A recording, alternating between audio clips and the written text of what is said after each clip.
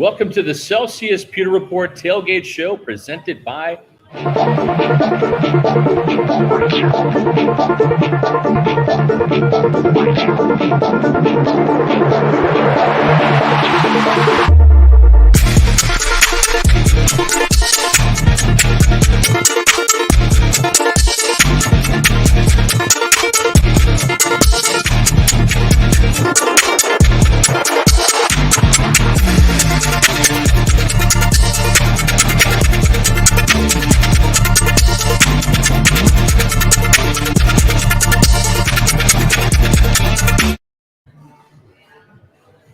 Welcome to the Celsius Pewter Report Tailgate Show presented by Rejuvenation live at Walk-Ons in Wesley Chapel. I'm Scott Reynolds, and alongside me is Bailey Adams from Pewter Report.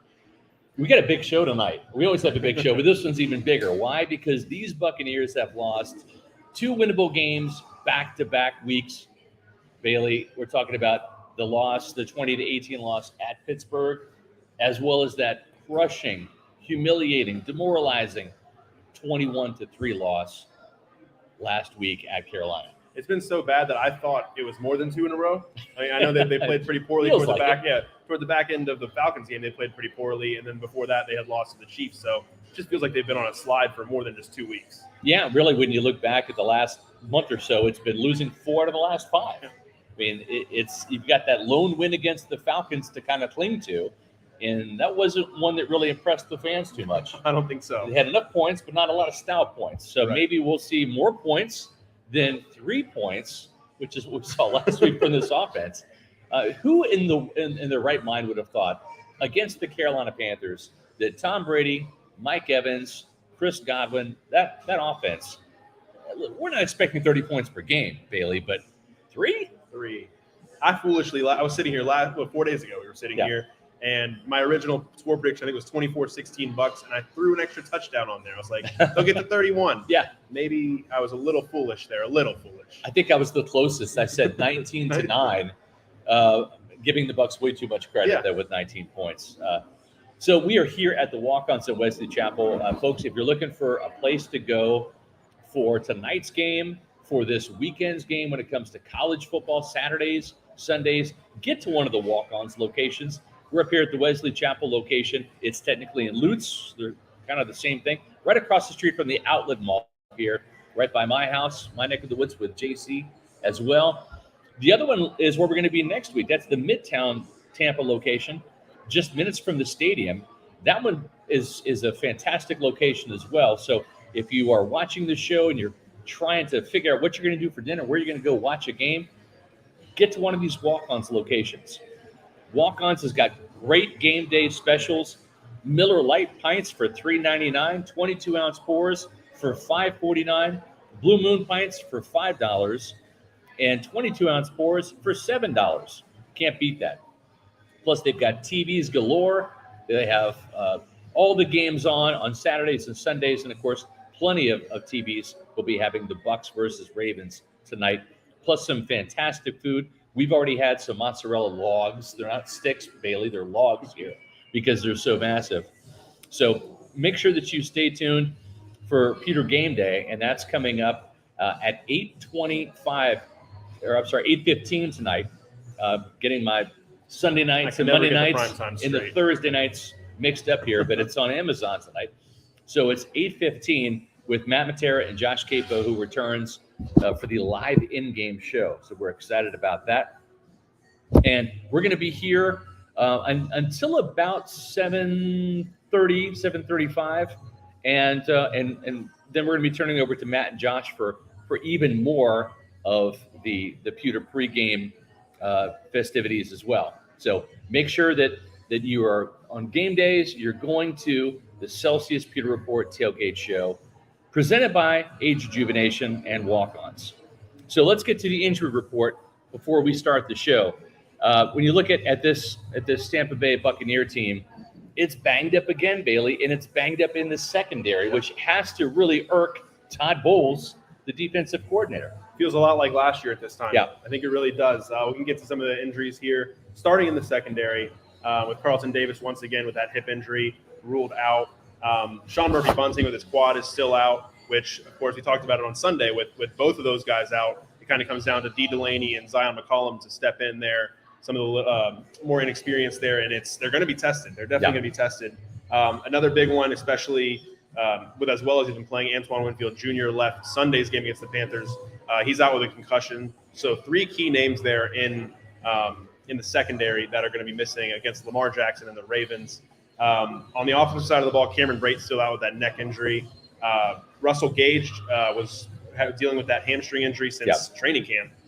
He's been ruled out. He will not be playing tonight. I'm almost at the point with Russell Gage, just sit him for a couple weeks, let the hamstring heal. It's not going to heal properly to the point where it needs to be. If he's out there practicing and playing in games, he's just going to keep re-aggravating it. Just treat him like Julio Jones at this point in time, and maybe we'll see some Julio tonight. Right. That's what I've wondered if that's what they've been doing with Julio. Julio, maybe in an emergency situation tonight with that knee injury, he is going to be active as far as all the reports have come out so far. He's listed as questionable, trending toward playing. We'll see how much we see of him. We haven't seen. He came back against the Chiefs, and he caught him 1 pass and only played maybe a few snaps. So we'll see how much we see of Julio Jones. The other big one, Luke Gedeke, with his foot injury, he's out, and Nick Leverett will start at left guard for the Bucs. Something people have been asking for a while now. I don't know if this is a little bit of a, hey, his foot's kind of bothering him a little bit. Let's give Leverett a chance here. Even if it happens by default, Bailey, this is a win, I think, for the Bucs fan base and for some of us in the media that have been calling for this move for quite some time now. Nick Leverett, Todd Bowles even said it. These guys were neck and neck throughout training camp in the preseason, and they're going to give the tie to the second-round draft pick. Yeah, I get that. At the same time, we've seen this experiment really fail over a couple of weeks here. I mean, we're 7 weeks into the season, 8 weeks now, and Nick Leverett comes into that game, and there's an immediate difference. Holes are getting opened up. Pass protection is more solid. And I even asked Byron Leftwich, was there a noticeable difference? How did these guys grade out? He said they were about even. I'm calling BS on that. I'm sorry. Yeah, I don't think so. I think it'll be interesting because you never want to you never want to be happy with an injury. But I think just the idea that everyone was going to have to sit through another game of them rotating between the 2 left guards. Yeah. If you're going to play Gedeke, fine. I think just stick with him. Right. The rotation of it just didn't make any sense to me last Sunday. And I know they said, we wanted to get both guys. They were kind of neck and neck, and they don't maybe want to have that quick of a leash. I wouldn't even say it's a quick leash with Gedeke at this point, but maybe they don't want to pull him and sit him for the rest of the season. So I think this injury kind of comes at a convenient time, I guess you could say, for the Bucs to kind of figure out if Leverett's going to be making that big of a difference at left guard. I personally think he might. We'll see tonight. I think we saw a little bit against the Panthers on Sunday. One final injury, Akeem Hicks with his foot injury is still out. Yep. He was potentially, he's back at practice a little bit, limited participation, was questionable. Todd Bowles had said on Wednesday that he was going to be doubtful and ruled out earlier today. So that's a long list for the Bucs. It is. And the Buccaneers made a couple corresponding roster moves for tonight. They signed safety Nolan Turner. They played him in a couple of games from the practice squad. They signed him from the practice squad to the active roster because there's not going to be Antoine Winfield tonight. You don't have Logan Ryan tonight, so they definitely need another safety there for depth. And also, too, they've been using D. Delaney at safety a little bit. They've got to use him at corner now because of the injuries to Winfield, who is not just a safety, he's also their nickel corner in nickel defense. So D. Delaney will have to man that nickel corner spot. That means Zion McCollum is going to see a lot of full-time duty there. And so they had to bring up, as a practice squad elevation, Don Gardner, who was one of the more interesting bright spots. Yeah. In the preseason, had an interception, almost had another one. That one was at Tennessee. So it'd be interesting to see how Don Gardner plays, if he plays any on defense, and see if this is a bounce-back game for Zion McCollum. Yeah, I think it definitely needs to be. I think this needs to be a bounce-back game for a lot of the guys. But Zion McCollum kind of getting thrown headfirst into the fire with a multitude of injuries at the corner position. But, he's got to step in. He's got to play. And he gave up the touchdown to Tommy Trimble last week. Yeah. He blew an assignment in one of the gaps for a long run. And he's got to play better. I know he's a rookie, but he's got to play better. The Bucs need him to. If he doesn't play better, that's a significant part of that defense that is just it's a disadvantage for you. Right. Well, we've seen Tampa Bay special teams play good this year and then not so good, especially that Pittsburgh Steelers game. One of their better players in special teams went on injured reserve. That's KJ Brett. Yeah. So the other move that they made was bringing J.J. Russell up from the practice squad to fill in at linebacker on special teams, and also to be in there. You've got Olukunde Fatukasi as probably that number 3 linebacker now with Britt out, but then you got J.J. Russell as number 4. So they made that corresponding move there to get them closer to full strength when it comes to special teams, defense, etc. Yeah. On the Ravens side of things, they're not nearly as banged up as the Bucs are. The only player listed and ruled out is Calais Campbell. As of right now, he has an illness and will not play on Thursday night. Mark Andrews, Rashad Bateman, and Gus Edwards all came into the day as questionable and all along have been believed to play. I know they said barring any setbacks pregame, they're expected to play. Yeah. And I know maybe the Bucs were quietly hoping that they would avoid 1 or 2 of those guys, but it doesn't look like that's going to be the case. So really, I mean, Marlon Humphrey comes in as questionable, but expected to play. Marcus Peters. There's a lot of questionable guys on the Ravens injury report, but it looks like most of them, if not all of them, will play, with Calais Campbell being that one guy who's ruled out. That's right, and we'll see the inactive list will be coming out soon, and we'll have that for you as soon as we get that list. As always, whether it's the Pewter Report podcast or the Celsius Pewter Report Tailgate Show presented by Age Rejuvenation here at Walk-Ons in Wesley Chapel. Celsius, the official energy drink of Pewter Reports. It doesn't get any better than that. Folks, I have had 2 Celsius today. Why? Because it's a late night tonight. It's these night games. I've been going since about 6 this morning, and the flavor I had this morning was the Tropical Vibe. It's fantastic. There's 3 vibe flavors: the Tropical Vibe, the new Arctic Vibe, and the Peach Vibe. And the one I had tonight was a cucumber lime. And so I like having the fruity flavored Celsius in the morning, like orange, kiwi guava, Tropical Vibe, peach vibe, grape. I had a grape the other day. In the afternoon, I like some of the non-fruity type flavors like cola and the cucumber lime. So there's a ton of variety at Celsius. That's the thing that I like, is the taste, but it's also packed with 7 essential vitamins. And the best part about Celsius is you can get them at your nearest convenience store, health and fitness store, grocery store, bodega, as Matt Matera would say, or you can go to Amazon and buy them in bulk. Use the subscribe and save option. They'll ship them right to your house, and you can save some money. So that's what I do. I don't have to go to the store to get Celsius. It comes right to my house, and I love that. If you're not sure which flavors you like or maybe even want to try, well, go to Amazon and click on the variety pack. Order that. It comes with a bunch of different flavors that you can try. Or if you want to go out and grab a couple cans, go to Celsius.com, click on the store locator, type in your address, and you'll find those convenience stores, those bodegas, those grocery stores, and those health and fitness stores that carry Celsius. Try a couple flavors, and then once you find those, buy them in bulk on Amazon and save some money. Got myself an Arctic Vibe here. Yep. Definitely needed it. That's right, yeah. When it's a night game, Celsius always comes in handy because it gives you the essential energy you need without the sugar crash, because there's no sugar and no preservatives. Well, there's a ton of beer here at the Wesley Chapel Walk-Ons. They carry Pirate Republic here. They've got the Pirate Republic Long John Silver. They also have the Take No Quarter IPA, but they've also got some amazing specials with Celsius, with the Walk-Ons at Wesley Chapel. Miller Lite pints, $3.99 for pints, and 22-ounce pours, $5.49. And again, Blue Moon pints, $5, and the 22-ounce pours for $7. So great game day specials, not just today, also this weekend too. Whenever there is a game day, come on down to Walk-Ons and get some cheaper beer as well as some fantastic food. A reminder that we're going to be back at the Walk-Ons in Midtown Tampa for next week's Celsius Pewter Report Tailgate Show. That's when the Rams come to town. That's right. It's going to be a 4:25 game.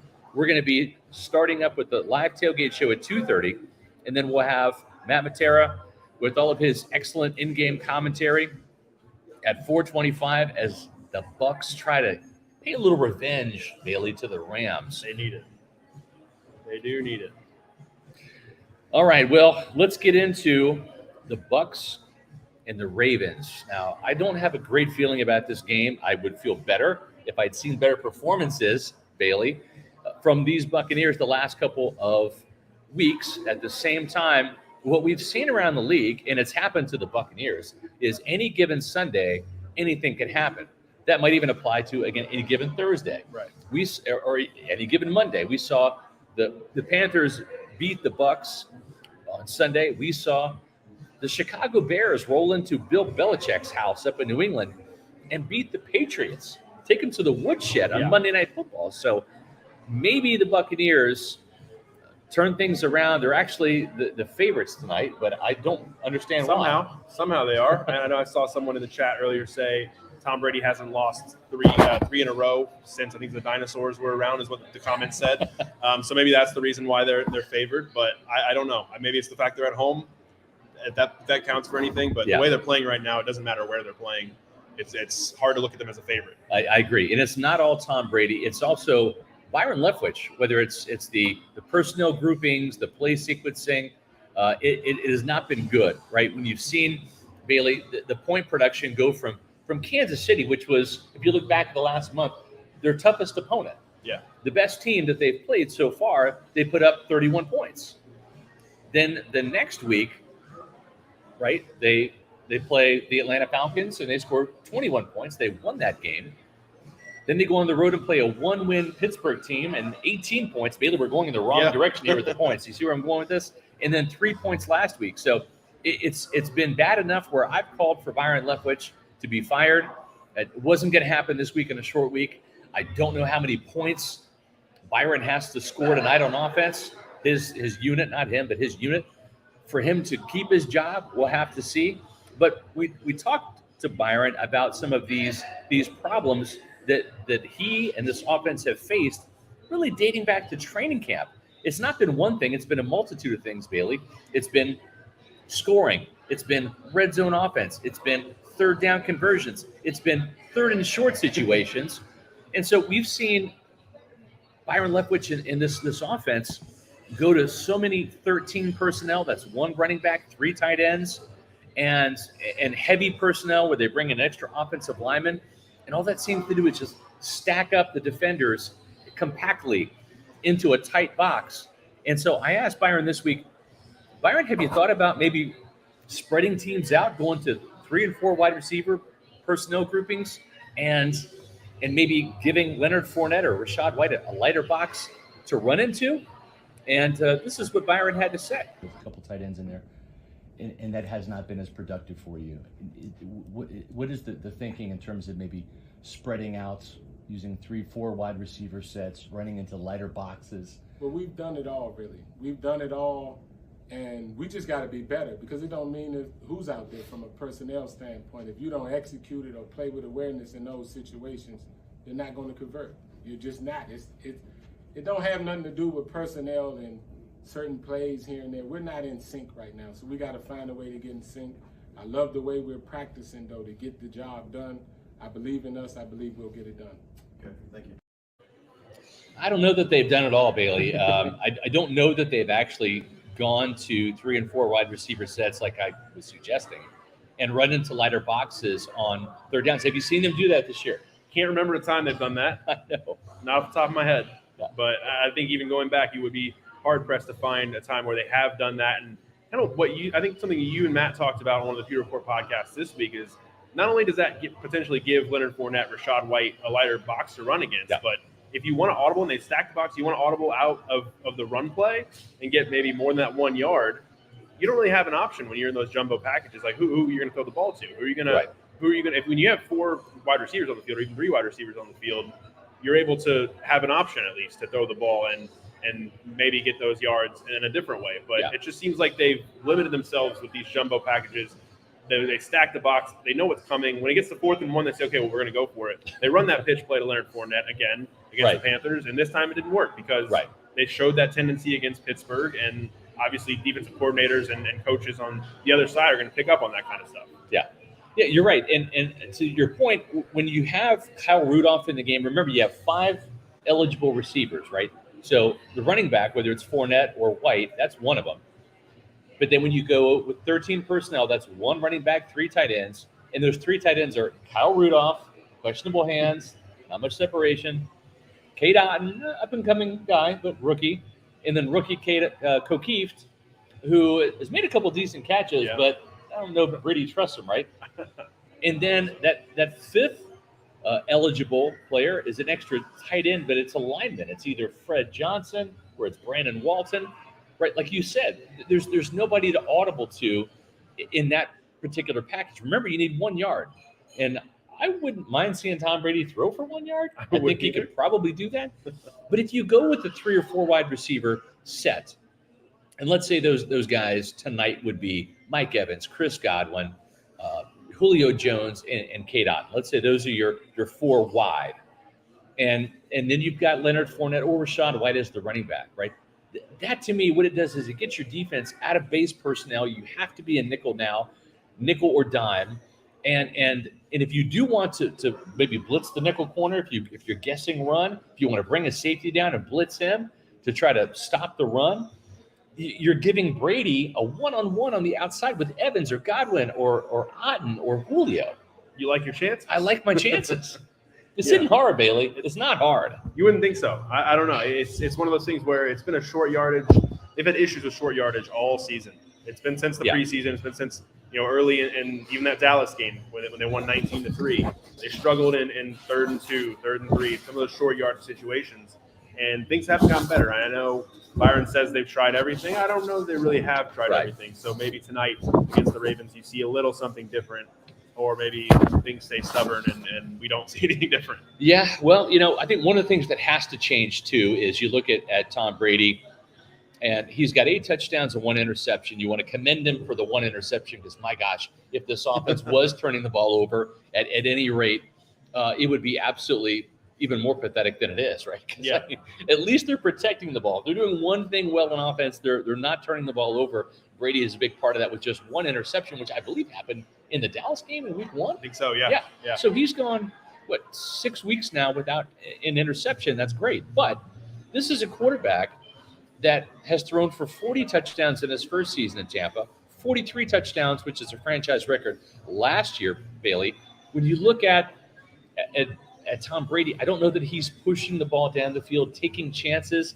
And at some point, don't you have to kind of do that to try to give your offense a jolt and maybe get some more explosive plays? I think there was an old coach that used to say, no risk it, no biscuit. That's right. I think there was a little bit of that in this offense, but it doesn't seem like it's really there anymore. And I know what really seems to be the issue with Tom Brady, I think it stems from that pressure on the interior. And I think, individually, some of the offensive line are playing well, playing pretty well. I know Tristan Wirfs playing really well. Shaq Mason's playing well. But as a unit, I think they've been prone to some lapses here and there. And I don't know that Tom really trusts the especially the interior, some of these new guys. I think Robert Hainsey's been doing a commendable job. Yeah. I think a lot of those issues have come from the left guard position. But even Donovan Smith in the last couple of weeks has given up sacks. Yes. And you see Brady quick to throw the ball away. I know that 3rd and goal keeps coming to mind against the Panthers, where it's 3rd and goal from the 8. I think at that time it was 14-0. Yes. Or was it 21-0 at that point?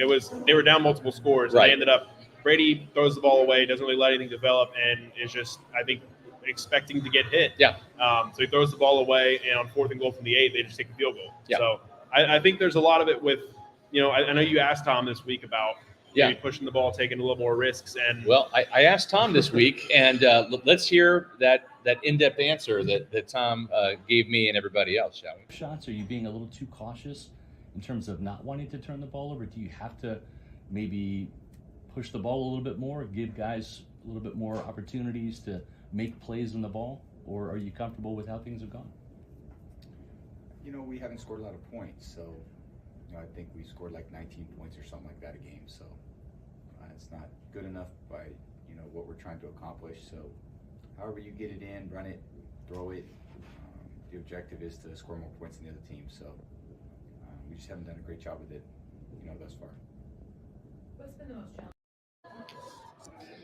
Yeah, it's kind of a nothing burger of an answer there from Tom Brady. I think he copied and pasted his previous answer from the previous question and just applied it to mine about points. I was being more specific about, you've been conservative. Do you need to be more aggressive? And didn't really want to answer that. So You got to score more points than the other team, Scott. that's true. And if they do, they'll win, Bailey. That's the good news. Maybe they've got that part figured out.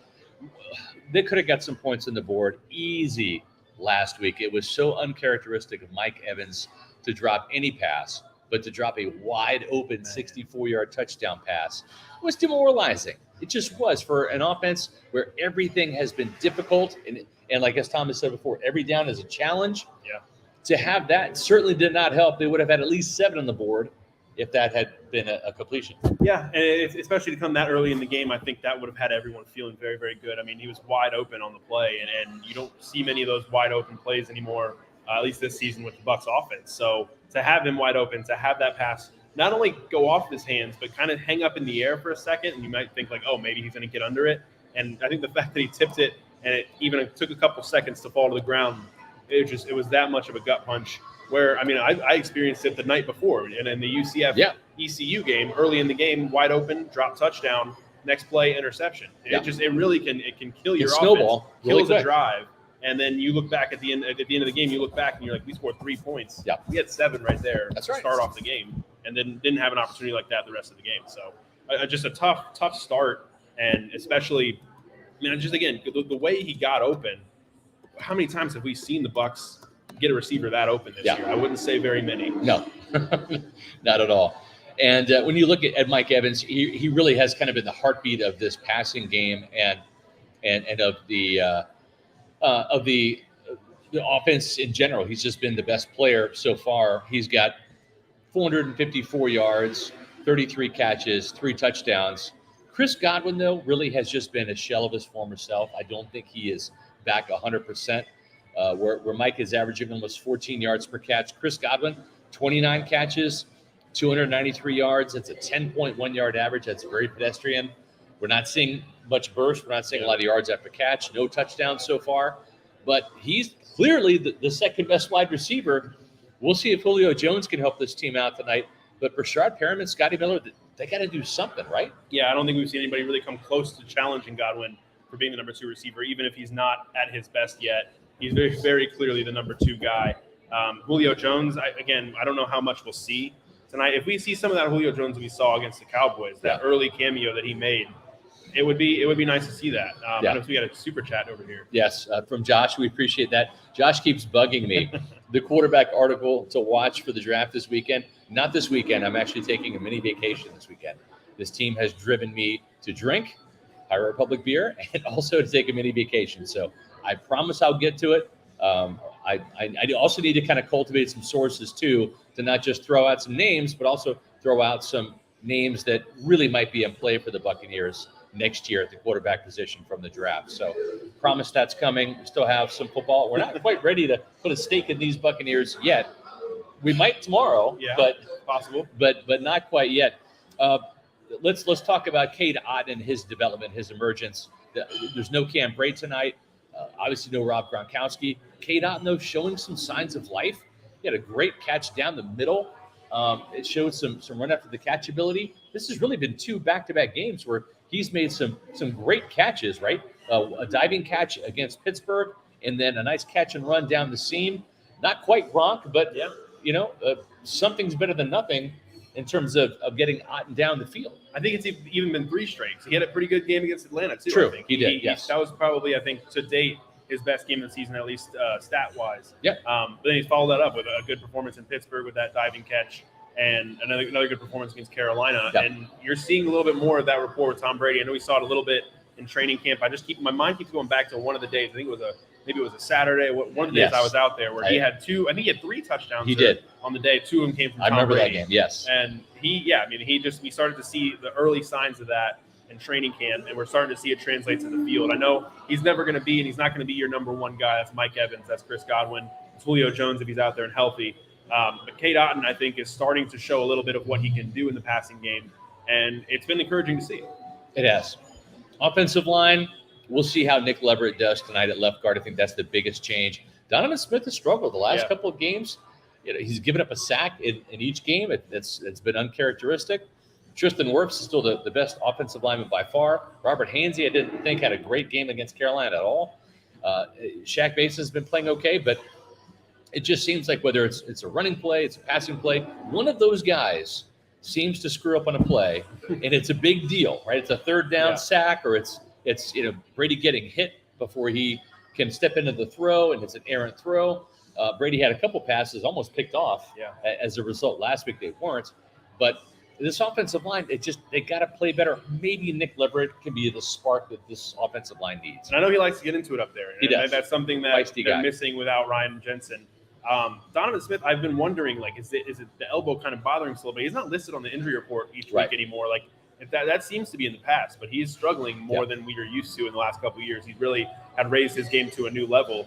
But I don't know if his elbow is still bothering him. I don't know if it's just bad matchups, bad reps, whatever it is. He's got to play better, especially at that left tackle position. But as a unit, I think they all need to play better. Yeah. It's hard to play much better than Tristan Wirfs is right now. I mean, Shaq Mason's, I think, also playing really, really well. But as a unit, I think they really need to be a lot better. And I think some of that starts with the scheme. Some of that starts with, when to pull the play side guard, when to do all that kind of stuff. But as a whole, I think they need to have a good game. They need to help Tom Brady feel a little more comfortable to hang in that pocket and maybe get the ball downfield a little bit more. One of the players that has been playing progressively better hasn't really caught up statistically yet because he had some stuff plays at the beginning of the season. But Rachaad White is really kind of starting to come into his own, getting more reps, taking some of those reps away from Leonard Fournette. I'd love to see it be closer to 50-50 tonight. I think it was 60-40 last week, and the week before that it was maybe closer to 70-30. So we're seeing more Rachaad White. That's a good thing, Bailey. Yeah, you just see a little bit more from him right now than you're seeing from Leonard Fournette. I think there's some of that burst, there's some of that vision, and you've seen little signs of why the Bucs liked him so much and drafted him where they did.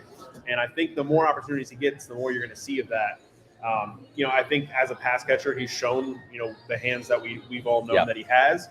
And you do wonder if his workload is going to increase a little bit. I know Leonard Fournette's their $7 million guy a year. And he's going to be their starter. But Rachaad White, they drafted him where they drafted him for a reason. Right. And the more you see of him, I think the better for this offense right now. Looking back at Leonard Fournette, I'm not sure that was the best investment.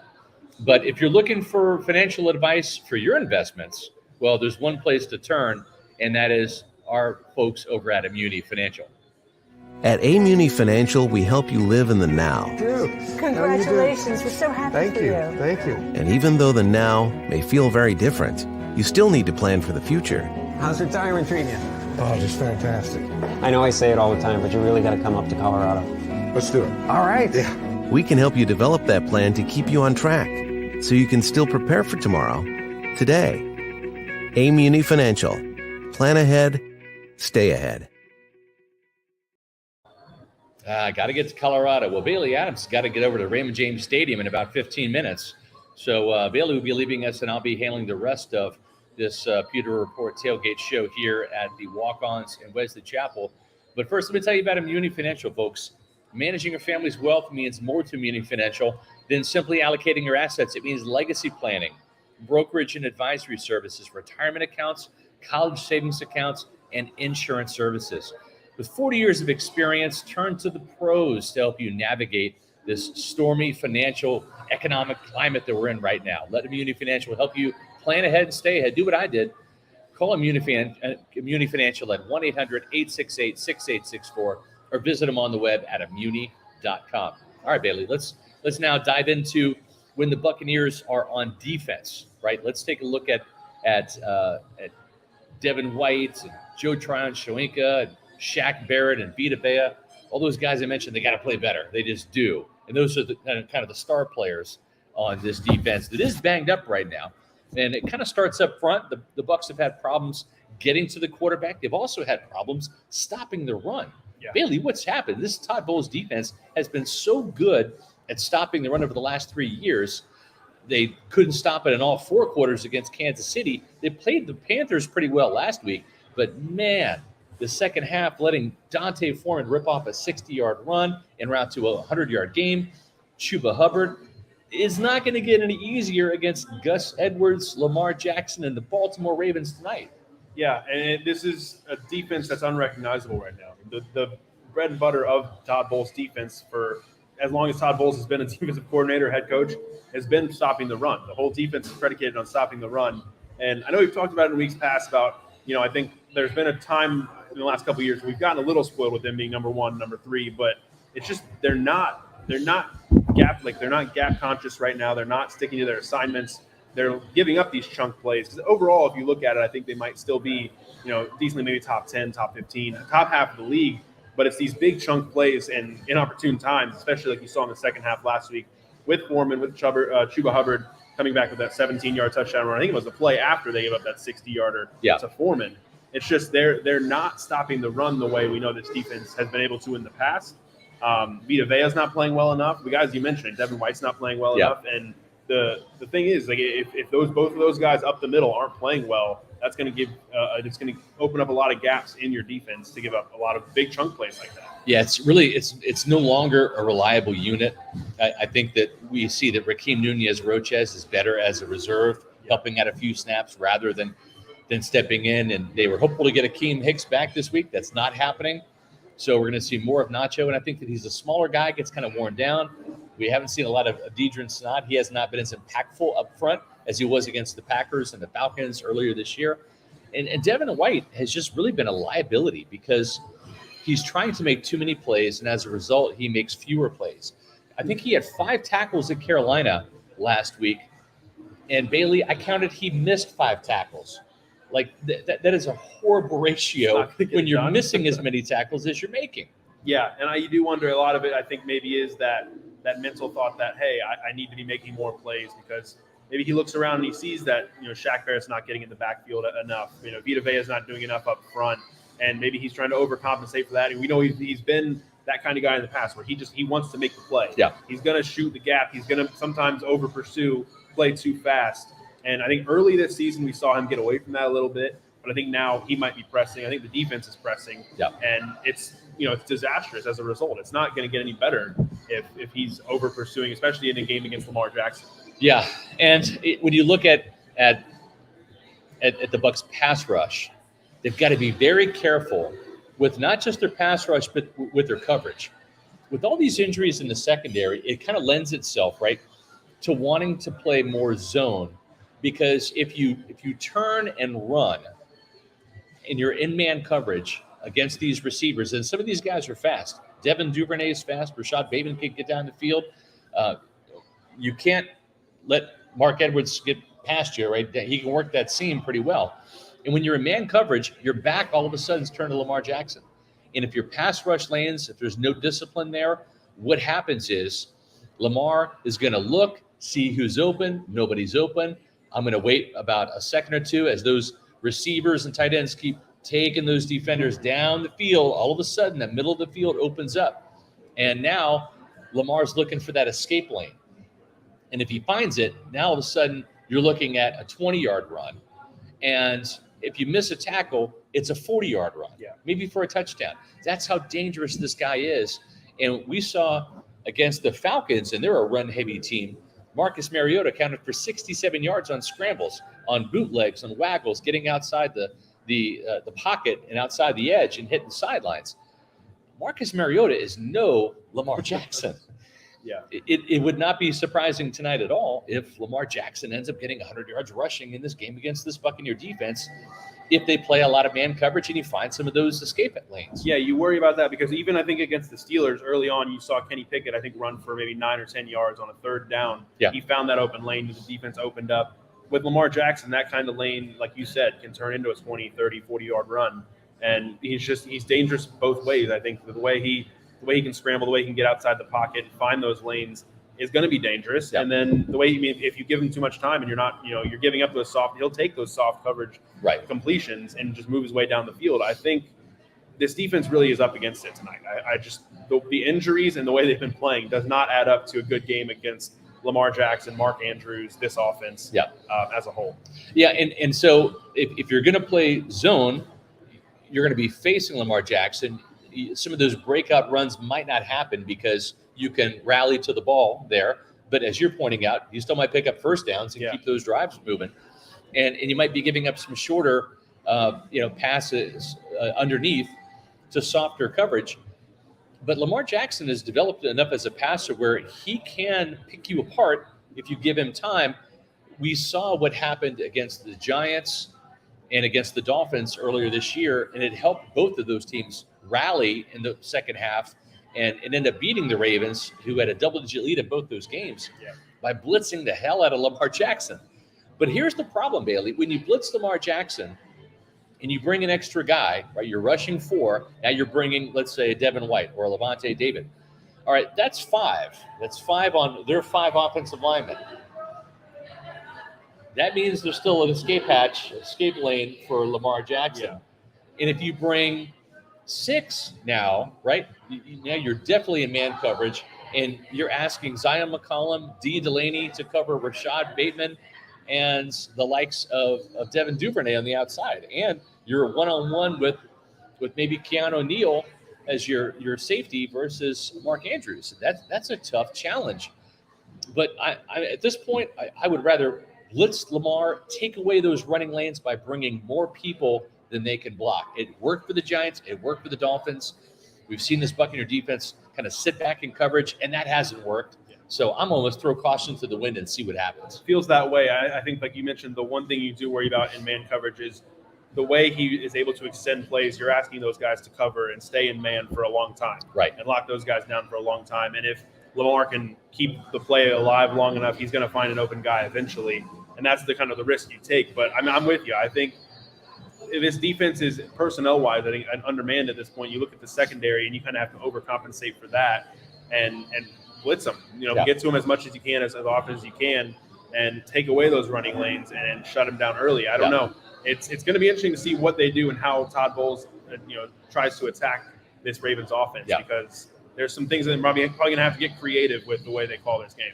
I agree. And, in the past, we've seen some unheralded defensive backs step up and make some plays. Go back last year to Carolina. Pierre Desir, former Colts player, had a big interception at the end of the game to seal that comeback win by the Buccaneers. Go back a couple years further, back in the old, yucky Buccaneer uniforms. I want to say probably 2018. And Andrew Adams, the former safety for the Buccaneers, he had 3 interceptions. He was a backup safety against Cam Newton and the Panthers. So the Buccaneers might need that type of performance from a Zion McCollum, from a D. Delaney tonight to help get this Buccaneer defense an edge, finally get a takeaway, something they have not had for the past 3 weeks. Maybe a guy like Don Gardner gets out there and comes up with that. Depending on how much he plays, how often he plays, you're going to need somebody to step up and make a play. Maybe that's Levante David, who you haven't seen with the same playmaking ability that he used to have. Devin White is maybe trying to make plays too much and maybe needs to get back to his assignment, stay with assignment, and let the plays come to him because he's a good enough linebacker where he can make those plays as long as he's not overdoing it. He's not over pursuing and just getting, playing too fast. That's what we've seen with him and his issues over the years. It's like that's been it. And if you have him stay on his assignments, continue to do what he's supposed to do, not try to do too much, you're going to see more plays out of him than if he's trying to do too much. He's not going to make any plays. Like you mentioned, 5 tackles last week, 5 missed tackles. Yeah. You're going to get some of that if he's doing the same thing. Yep. And when Devin blitzes, he's got to get home. He's got to get Lamar Jackson on the ground. Can't afford to miss against this guy because especially if you're coming from that A gap, guess what? If he sidesteps you, what's open? The A gap. And then it's a big run up the middle and possibly a big touchdown for Lamar Jackson. Last but not least, that guy right there, Joe Tryon-Shoyinka. He's fast. He's probably the fastest guy up front they have. He's got the ability to chase Lamar Jackson. He's got to seal the deal, get him on the ground. He's got to beat his blocks. He's got to keep contained. This guy's got to grow up and grow up fast. And tonight would be a great coming out party for JTS. And I think on the inside, the Bucs have to be careful when they play Logan Hall because he does have some good quickness and speed. He can apply some pressure to Lamar Jackson up the middle. But Bailey, when you look at Logan Hall, he gets run over in the run game a little bit. Yeah. So he probably is going to have to be a third down player. But when he's in there, he's got to make impactful plays on third down. Yeah, and I think you've got it right there. Is he's maybe not quite big enough yet to be as stout against the run as they need him to be. And going back to JTS, I think this was a guy that coming into the season, if you looked at PFF, you looked at ESPN, you looked all over the place. He was the breakout guy, the breakout candidate for the Bucs. Pick one guy who's going to have a big year. It's JTS. We haven't seen it yet this year. We've seen more of the same of what we saw last year from him, which was he gets back in the backfield and just fails to finish the plays. Right. And you can't afford to do that against Lamar Jackson because he's going to make you pay every time. Yep, exactly. We got some inactives to get to real quick, and then Bailey's going to head to the stadium. The inactives just came out. And why don't you read the Ravens inactives, Bailey? So the Ravens inactives, you got cornerback Jalen Armour-Davis, wide receiver Tylan Wallace, running back Mike Davis, linebacker Josh Bynes, guard Ben Cleveland, and defensive tackle Calais Campbell, who we mentioned earlier, has an illness and is out for this game. No surprises there. Maybe Bynes a little bit. He's one of their starting linebackers. But on the Buccaneers side, no surprises. Wide receiver Russell Gage, we talked about him being out with a hamstring. Sean Murphy-Bunting with the quad. Carlton Davis is out with that hip injury. Antoine Winfield Jr.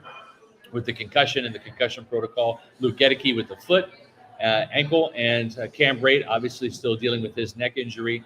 And, of course, Akeem Hicks was downgraded earlier today and is also out, still trying to make that recovery from a foot injury. Some of these guys that are banged up for the Buccaneers are old, and I'm old too, Bailey. I'm 50. And you know what? I felt like 50 a couple years ago when I was like 45. But now with the power of age rejuvenation, I've actually turned back the clock and I feel younger. I feel like I'm 40. And I want you to check out the presenting sponsor of the Celsius Pewter Report Tailgate Show, Age Rejuvenation, and what it can do for you.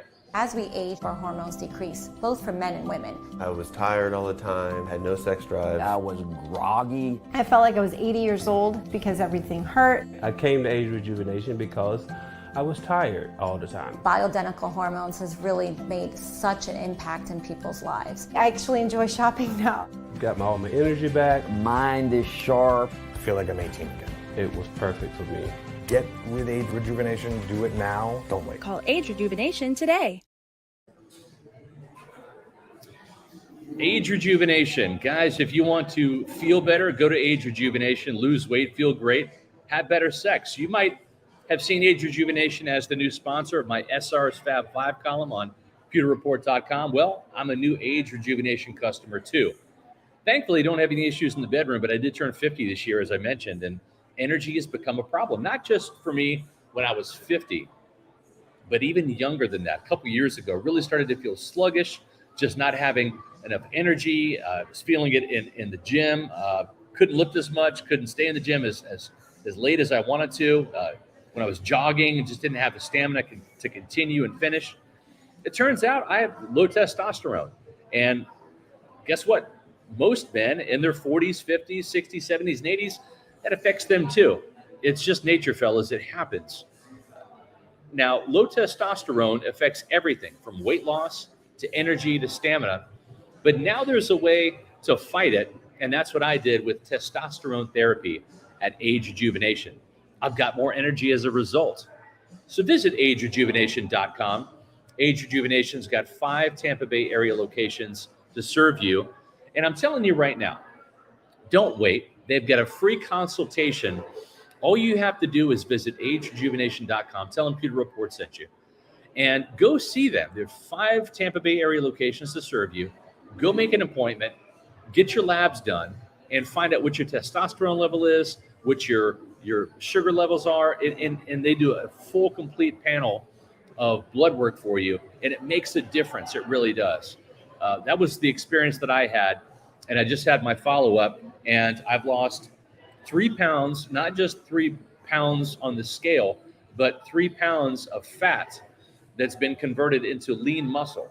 And I've been thrilled with the results that I'm getting. The first thing I noticed about Age Rejuvenation is better sleep, because it takes a couple weeks for the testosterone pellets, once they've kind of been implanted under your skin, to really work.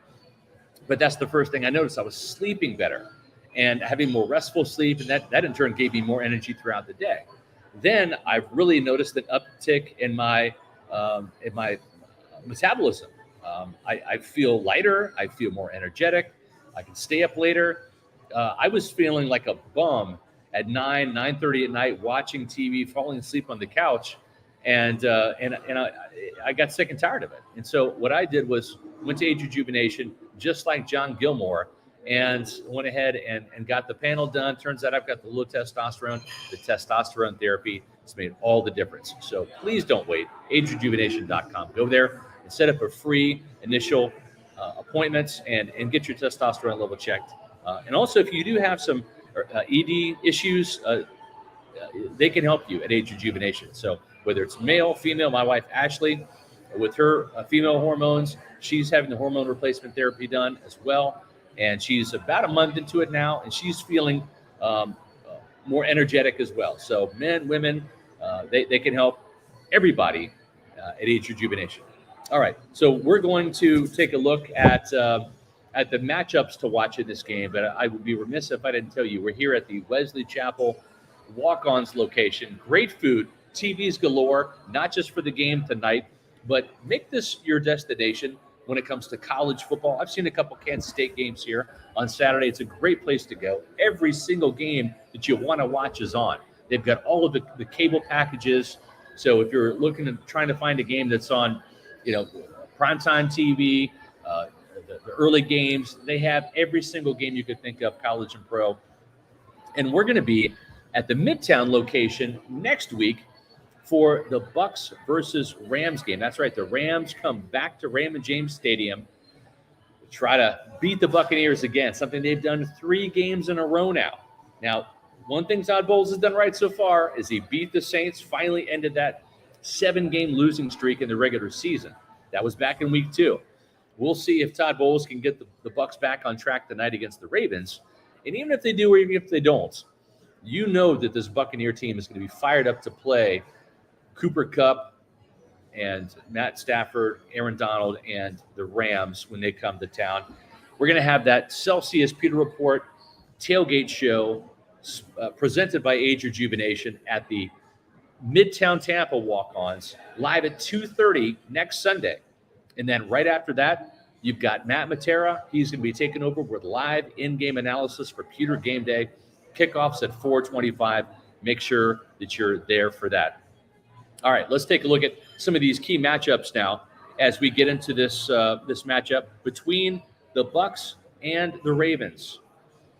And one of the matchups that I've highlighted, and it's a big one, when you look at, let's start with the Bucs offense. Mike Evans versus Marlon Humphrey, right? You've got a Pro Bowl caliber cornerback in Marlon Humphrey who already has 2 interceptions. The most interceptions he's had is 3 in a season. He's already got 2. He's off to a very good start. And he's got enough size at 6 foot, 197 pounds, and enough length to really pose some problems for even bigger receivers, like Mike Evans, who's 6'5". We've seen Mike Evans go up against big-time caliber cornerbacks as well and thrive. We just talked about the Rams, and, of course, Jalen Ramsey fits that category. Mike Evans, I think, is going to need a big game tonight against Marlon Humphrey just because we don't know if Julio Jones is going to contribute and how much he will be a part of the game plan, how effective he'll be from a health standpoint. Chris Godwin has been serviceable, but he's not back to the old Chris Godwin, that Pro Bowl caliber wide receiver that we've seen. So a lot of this passing game is going to fall on the shoulders of Mike Evans again, and Mike's got to really step up and play big. And he had a big game last week after the dropped touchdown in the first quarter. He got targeted, I want to say, 15 times. That's something that might have to happen again tonight for this offense to really get clicking. Donovan Smith, the left tackle, has struggled a little bit over the last couple of weeks, giving up a sack at each of the games against the Pittsburgh Steelers. Alex Highsmith got him around the corner for a strip sack. And last week, Brian Burns beat him on the inside for a sack. That's a matchup Donovan Smith has won in the past, but credit Brian Burns for his development. The former first-round pick in Carolina got the better of Smith. And I think Donovan's going to need a clean game tonight. He's going to be facing Justin Houston, who leads the Ravens with 4 sacks this season. At 33, Justin Houston's still getting it done as a pass rusher. He's got over 100 career sacks in his repertoire. I want to say 106. So this guy still knows how to get to the quarterback. He's on his way with 4 sacks to another double-digit sack season, which is something that he's had multiple times in his career, whether it was the beginning of his career in Kansas City, the stops that he's had in Indianapolis. I believe he came close last year with 8 sacks in Baltimore, but he's having a very good start to the season. Tristan Wirfs versus Jason Pierre-Paul. That's right, Jason Pierre-Paul, former Tampa Bay Buccaneer. He was signed by Baltimore to give the Ravens some pass rush help opposite Justin Houston, and he did that against Joe Burrow 2 weeks ago, getting his first and only sack this season, but still showing that when healthy, he can be a dangerous pass rusher, dropping Joe Burrow. Now, how effective Justin Houston and Jason Pierre-Paul would be without Calais Campbell, number 93, you see there on the screen, who's not going to play due to an illness. He's a big pressure guy up the middle to push the pocket towards one of those edge rushers. So Tom Brady not having to face maybe as much pressure up the middle without Calais Campbell, but has to be careful with both of those edge rushers, Houston and Jason Pierre-Paul. And I've given the edge in these 3 matchups here.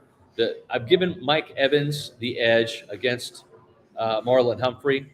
Actually, I'm going to change my mind. It's actually a push. I'm going to give Marlon Humphrey some credit. I think Mike Evans can win this matchup, but Humphrey's been known to rise to the occasion too. So that's probably a push, probably a draw. It's the same thing for Donovan Smith versus Justin Houston, and I'm sure that he's going to be getting a couple of reps against Jason Pierre-Paul as well. The Ravens will flip both of those guys from side to side, just like the Bucs do with Joe Tryon-Shoyinka and Shaq Barrett. So that's a push there. I'm going to give the edge, though, to Tristan Wirfs because he's just been an absolute monster in pass protection this year. Only allowed 3 pressures, no sacks. The Bucs will need another clean game from Tristan Wirfs for him to keep Tom Brady clean and shut down any pressure off of Brady's right side. Leonard Fournette versus Patrick Queen. This is some possible LSU on LSU crime. Both players are former Tigers. Leonard Fournette has seen some of his production give way to Rachaad White, who has made some progress as an interior rusher and also in the screen game and as a receiver. Rachaad White is coming on, but Leonard Fournette, if he wants to maintain the grip on that starting running back job, he's got to be more decisive, and he's got to run with more authority and in a greater sense of urgency when given the ball. He's going to be facing Patrick Queen, who is the Ravens' leading tackler this year.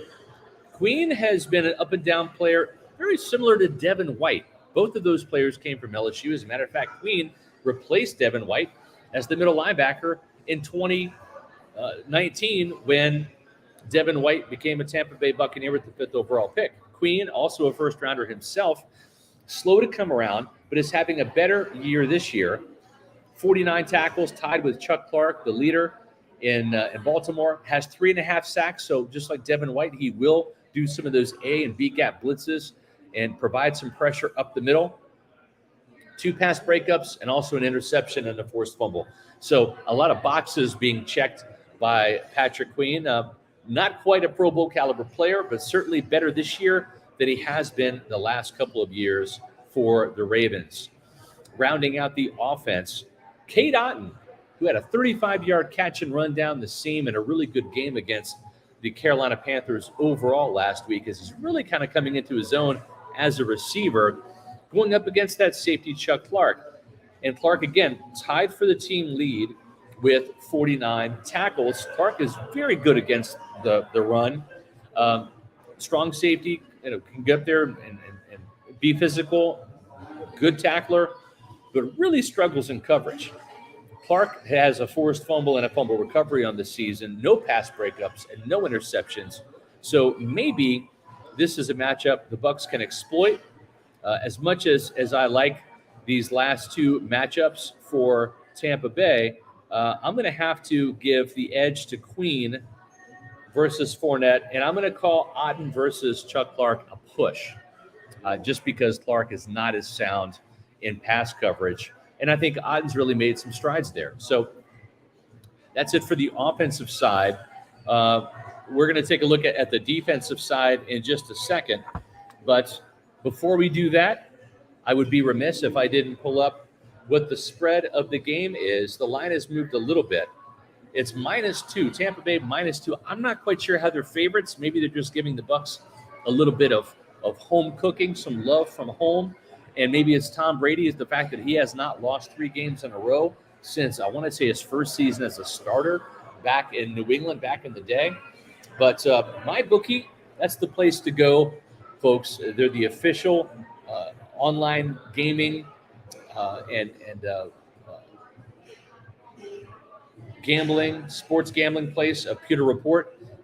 You know sports and you pick winners all the time, so why not get them paid at MyBookie when you hit on those bets?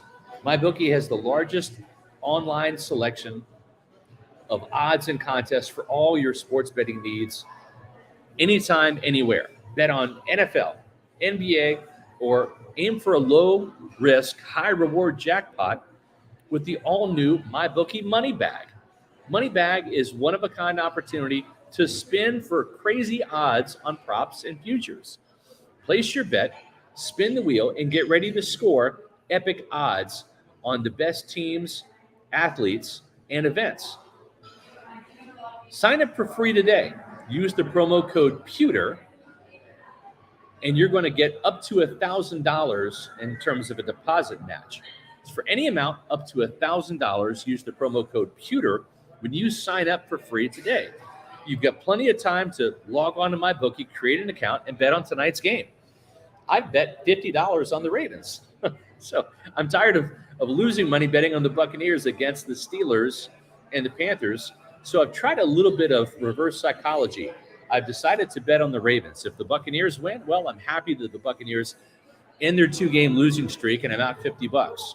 If the Buccaneers, if they do crap the bed tonight on prime time at home, losing another home game, well, at least I've won some money because I bet on the Ravens. But anytime I bet at MyBookie. Again, that's promo code Pewter to claim your deposit bonus, and any deposit now between now and Halloween, you're also going to grab 31 free spins at the MyBookie casino. So there's never been a better time to join MyBookie, create an account, use the promo code Pewter to double your deposit bonus. And if you do it between now and Halloween, which is Monday, you're also going to get 31 free spins at the MyBookie casino. That's right. Bet anything, anytime, anywhere with MyBookie. Now let's take a look at these key matchups, the Bucs defense versus the Ravens offense. All right. Shaq Barrett, he of only 2 sacks this year and over $17 million going up against Lamar Jackson. Now, they're going to move Shaq around. He'll play against Ronnie Staley on the right side. He'll also play on the left side, and they'll switch Joe Tryon-Shoyinka and him up a little bit. But the biggest thing Shaq Barrett has to do is harass Lamar Jackson. Get him to run. Not run for yards, but move sideways. Get him to maybe run into one of those other Buccaneer players that's trying to sack him. And I would say contain Lamar Jackson. The best opportunity that the Bucs are going to have to sack Lamar Jackson is to bring pressure, not just with 4, but to blitz him, but maintain gap integrity and also cut off the edge. Set the edge, cut off the pass. Don't let Lamar Jackson out of the pocket going side to side. And if that does happen, Shaq Barrett has got to use his speed to track Lamar Jackson down and prevent him from crossing that line of scrimmage and then getting a big gain on the ground, which he's capable of doing. Lamar Jackson is one of the most prolific running quarterbacks of all time. He's up there with Randall Cunningham, Mike Vick, and Steve Young. I mean, you're looking at Lamar Jackson. When it's all said and done, this guy could be the most prolific running, passing, dual-threat quarterback the NFL has ever seen. I'm going to give Lamar Jackson, who has rushed for, gosh, would you believe it? 510 yards, averaging 7.7 yards per carry with 2 touchdowns, including a 79-yarder. Lamar Jackson is having quite the year as a runner. But you know what? He's also having quite the year as a passer. With 1,397 yards, completing 61% of his passes. With 13 touchdowns, only 6 interceptions. And Lamar had 16 touchdowns last year. So with 13, Through 7 games, he's already on pace to smash what he did last year. As much as I like Shaq Barrett, he has not shown up this year the way the Bucs have needed him to. And Lamar Jackson has the edge in this matchup. Devin White versus Gus Edwards, the running back. I like Gus Edwards a lot. It's a shame that he had the knee injury last year, because I think he really could have provided the Ravens with some tremendous running, especially with the early season loss with J.K. Dobbins. Now Dobbins is still hurt.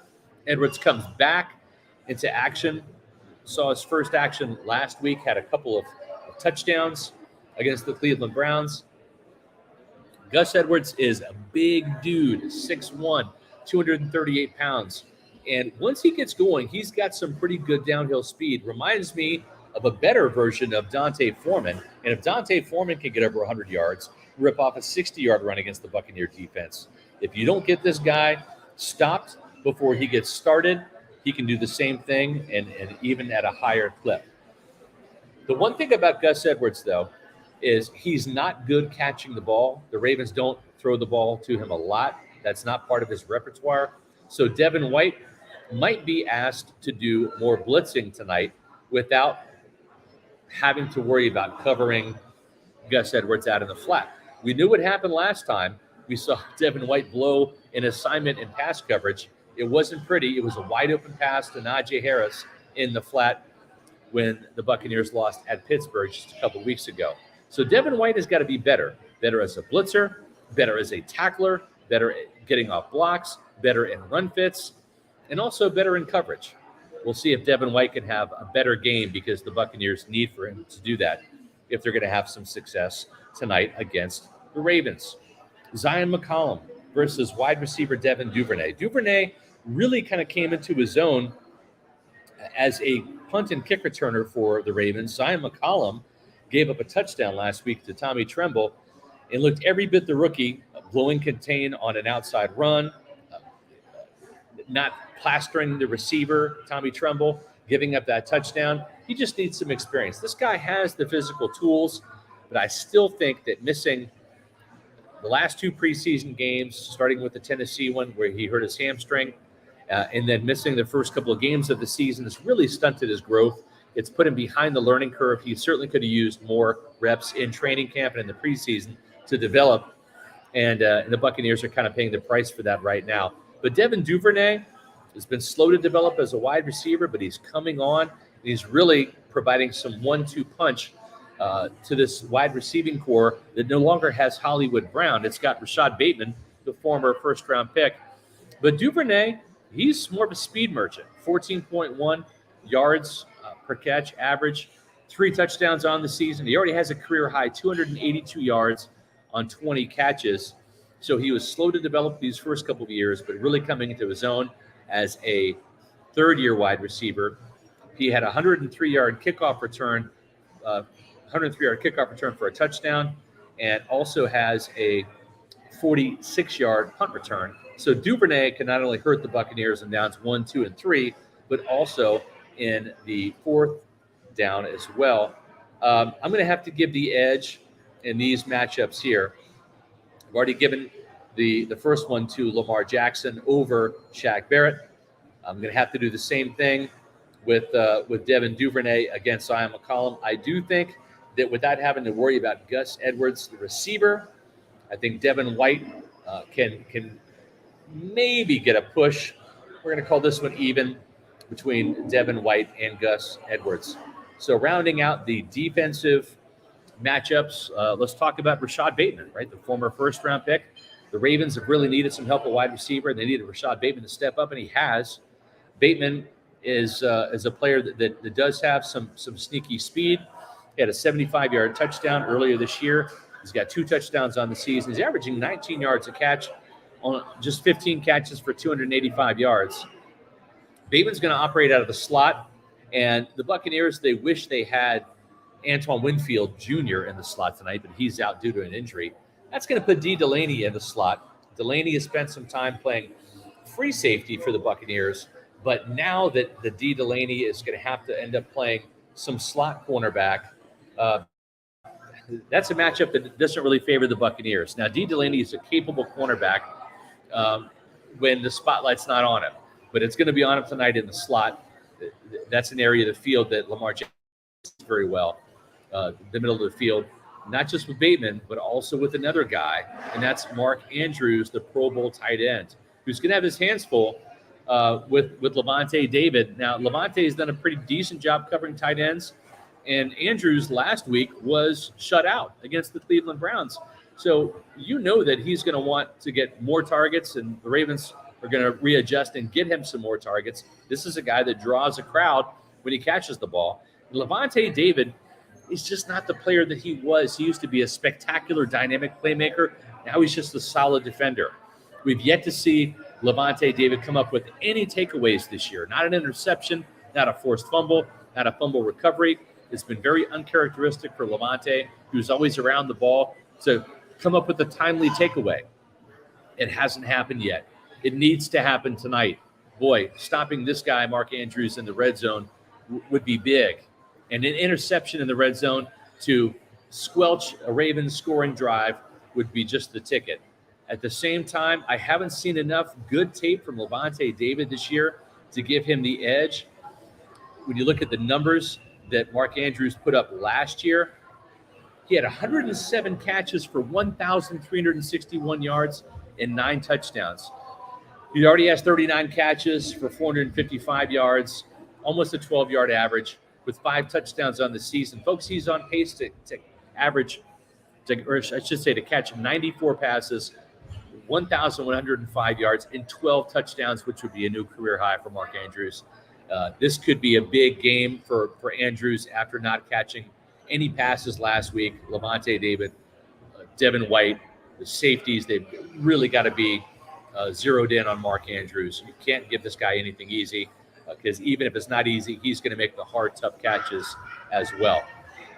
So that advantage is going to go to Mark Andrews. So I hate to have all these Ravens with these advantages, but you know what? The last couple of weeks, all the advantages have been for the Buccaneers and not the Steelers, and for the Buccaneers and not the Panthers. And you know what? It hasn't really turned out too well for the Buccaneers. It's been the exact opposite. So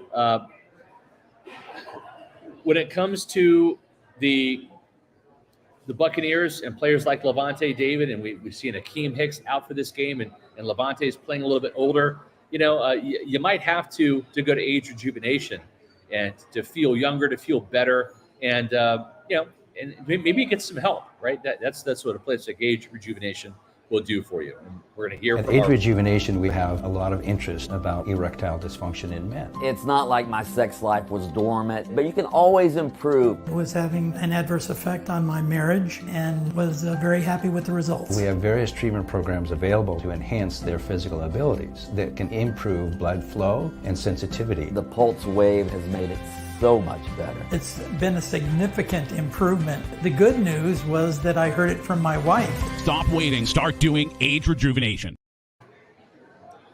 All right, folks. We'll see if the Buccaneers can get it up and keep it up tonight on the scoreboard. We appreciate everybody joining us tonight for the Celsius Pewter Report Tailgate Show presented by Age Rejuvenation here at Walk-Ons. We're here live at Wesley Chapel. We're going to be at the Walk-Ons in Midtown Tampa again next Sunday, live at 2:30 for our next Pewter Report Tailgate Show. Now let's continue with the Celsius Pewter Report Tailgate Show presented by Age Rejuvenation. Matt Matera and Josh Capo, they're going to be bringing you all of the action right up until kickoff. We do have a couple of pewter predictions to get to before we turn it over to Matt and Josh.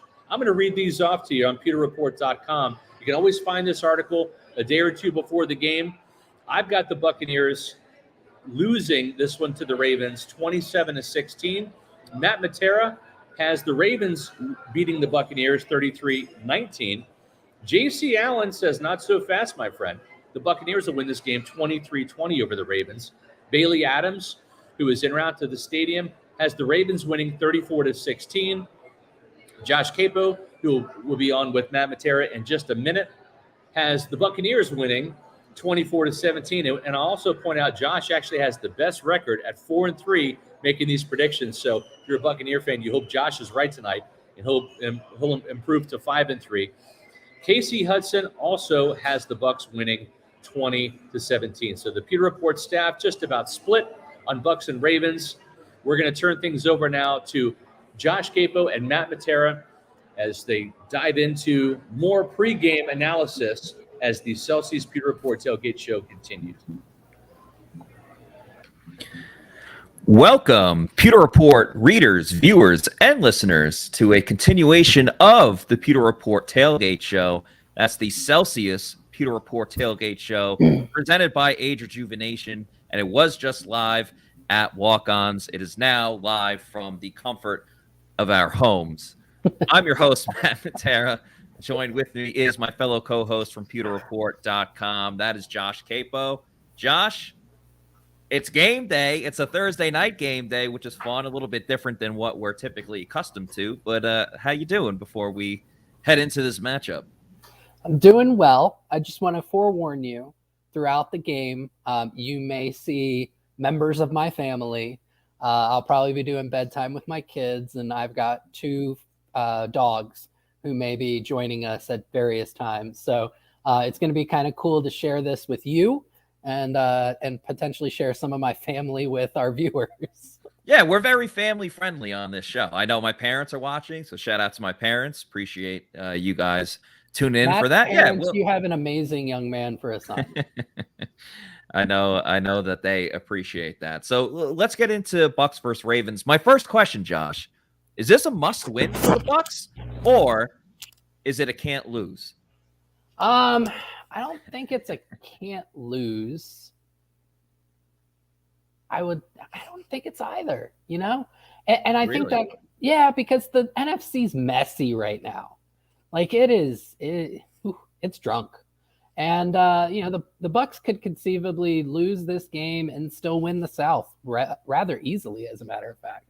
So, yes, you'd like to see it because you really don't want to see a 3-game losing streak. With that said, they're up against a formidable team.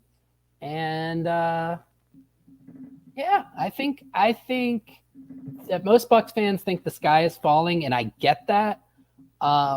But just the context with which that they're playing in terms of the conference, I don't think that it has to be that way. I would agree with Cali Bucs there. The confidence level, you definitely want to see that. You want to see them get a boost, but I don't know from like they're definitely out of it perspective that's necessarily the case if they lose tonight. Yeah, I think it's just more of the how can they possibly not be in first place when you look at the rest of the teams in the NFC South? And if I'm not mistaken, the Panthers play against the Falcons. So if the Bucs don't win tonight, the winner of that game, and I don't know what happens if there's a tie, but who really cares at that point?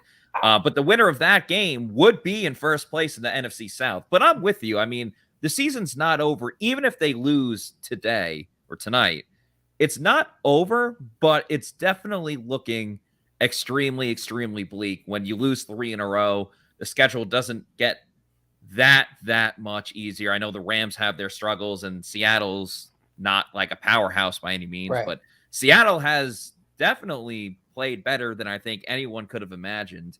And the way that the Bucs are playing, they could literally lose to anyone in the league because they played some of the worst teams in the league and have lost to them. So for me, going into this one, obviously, I think the first thing we all point to, and there's been struggles everywhere, offense, defense, and special teams, but the most glaring problem out of all 3 of those, I think without question, is the offense, whether it's Byron Leftwich, and obviously Scott has called for Byron Leftwich's job, many fans, and we appreciate the Pewter people in the comments, the chats, watching this with us right now. Many people have called for Byron Leftwich to be fired. There's a lot of issues with his play calling and the continuity and the predictability of it. And obviously the offense in general is just not performing, even when you have Mike Evans and Chris Godwin there. So for you, what's the biggest issue with the offense right now? Is it Byron Leftwich? Is it a lackluster offensive line, which maybe gets an upgrade today? Yeah. Tell me. So I'm sorry. I was laughing as you said that just because I'm pretty sure some of our readers are calling for my job right now after a couple of articles that I wrote this week, specifically detailing some things with regards to the offense. So I'll kind of put them out there. On the whole of the season, yeah, Byron's been pretty bad. And I totally understand the calls for his job. And I'm not necessarily disagreeing with that. I will say his play calling was much improved against Carolina. And I know many people, we're a results-oriented society, right? So the results were 3 points. So how could you say that Byron Leftwich was better when the offense scored its season low? And I get that. But from a process standpoint, if you look at the things that people wanted Byron to do, he did most of those things. And then it's unfortunate that just from a timing standpoint, execution was at its worst against Carolina. But, you know, you and I did a game a couple weeks ago against Atlanta where they had like 3 drives in a row where they went 3 and out. They didn't have a single 3 and out against Carolina, right? And there was a lot more first down pass calls. So I think that there was a step forward for Byron last week, and I hope that continues. I will say the things that I kind of detailed is I think that we need to see more Rachaad White and less Leonard Fournette. Yep. I think that I'm very, you never root for an injury, you know, Luke Gadecki's injury, giving Nick Leverett an opportunity. I do think the offensive line will be improved. And I think that with the improvements in the offensive line, I could see a lot more improvements coming from the offense overall. I'm very excited to see what Julio Jones can provide to the offense this week. If he is anything close to what he was in Dallas, I think that's huge and can provide a big boost. And I honestly think that the offense is going to kind of have a bit of a coming out party this week. Wow, that is very optimistic, but you are usually an optimistic guy. And yeah, there are a lot of changes this week, or maybe not changes, but just new players in and some players out because of injury. And Julio Jones and Nick Leverett are like the 2 big ones, I would say. Right. I just don't know what we're going to get from Julio Jones. And, you know, I tweeted before, like, it's one thing that he's playing in the game, but will he be a factor in this game? And we know who the top 2 options are for the Bucs with Mike Evans and Chris Godwin. And then after that, it's just been a number 3 by committee. You know, a little bit of Leonard Fournette here. I feel like I'm doing Mambo number 5. A little bit of Leonard, a little bit of Rachaad White, a little bit of Cade Otton. Russell Gage is not playing in tonight's game, but, you know, he would factor in here and there. And then occasionally we would see Jalen Darden on the field for a sweep that he goes out of bounds for, or Rashad Perryman really just taking up space at this point, which is fitting because he went to UCF, which I think has a pretty good, you know, aerospace program and everything like that. So fitting that he's just taking up space there. I have a question for you, since you said you're not sure what we're going to get out of Julio Jones. I just want to ask you, do you think he will get more or less than 27.5 receiving yards? And if you were to say, make that decision, on what app might you do that? Well, of course, Josh, you would, of course, go to Underdog Fantasy, which true. I made some picks earlier. We absolutely love Underdog Fantasy. I'll answer your Julio Jones question in just a moment. But it's so much fun to play on Underdog Fantasy. I'm a big fan of the pick'ems or the rivals that they have as well.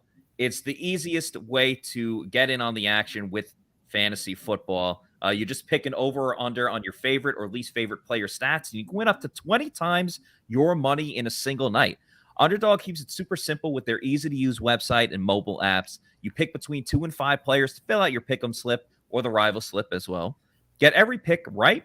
Take home some cold, hard cash using the promo code Pewter. Get your first deposit doubled up to $100 by Underdog Fantasy. Even if you learn from Plant City Math, you know that is a heck of a deal right there. Pretty damn good deal. Once again, the promo code is Pewter. That's Pewter. And go win some cold, hard cash. Pick 3, 4, 5, whatever you want to do. You can double or triple that without question.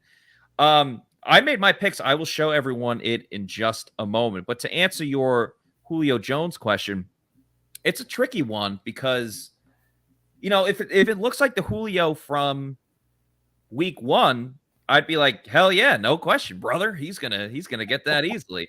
But he looked like a shell of himself in the Kansas City game. I mean, he made 1 catch, got that first down, which was key. but he just looked hobbled throughout, and he's missed a lot of time. But what concerns me is that they didn't officially pull the plug from him.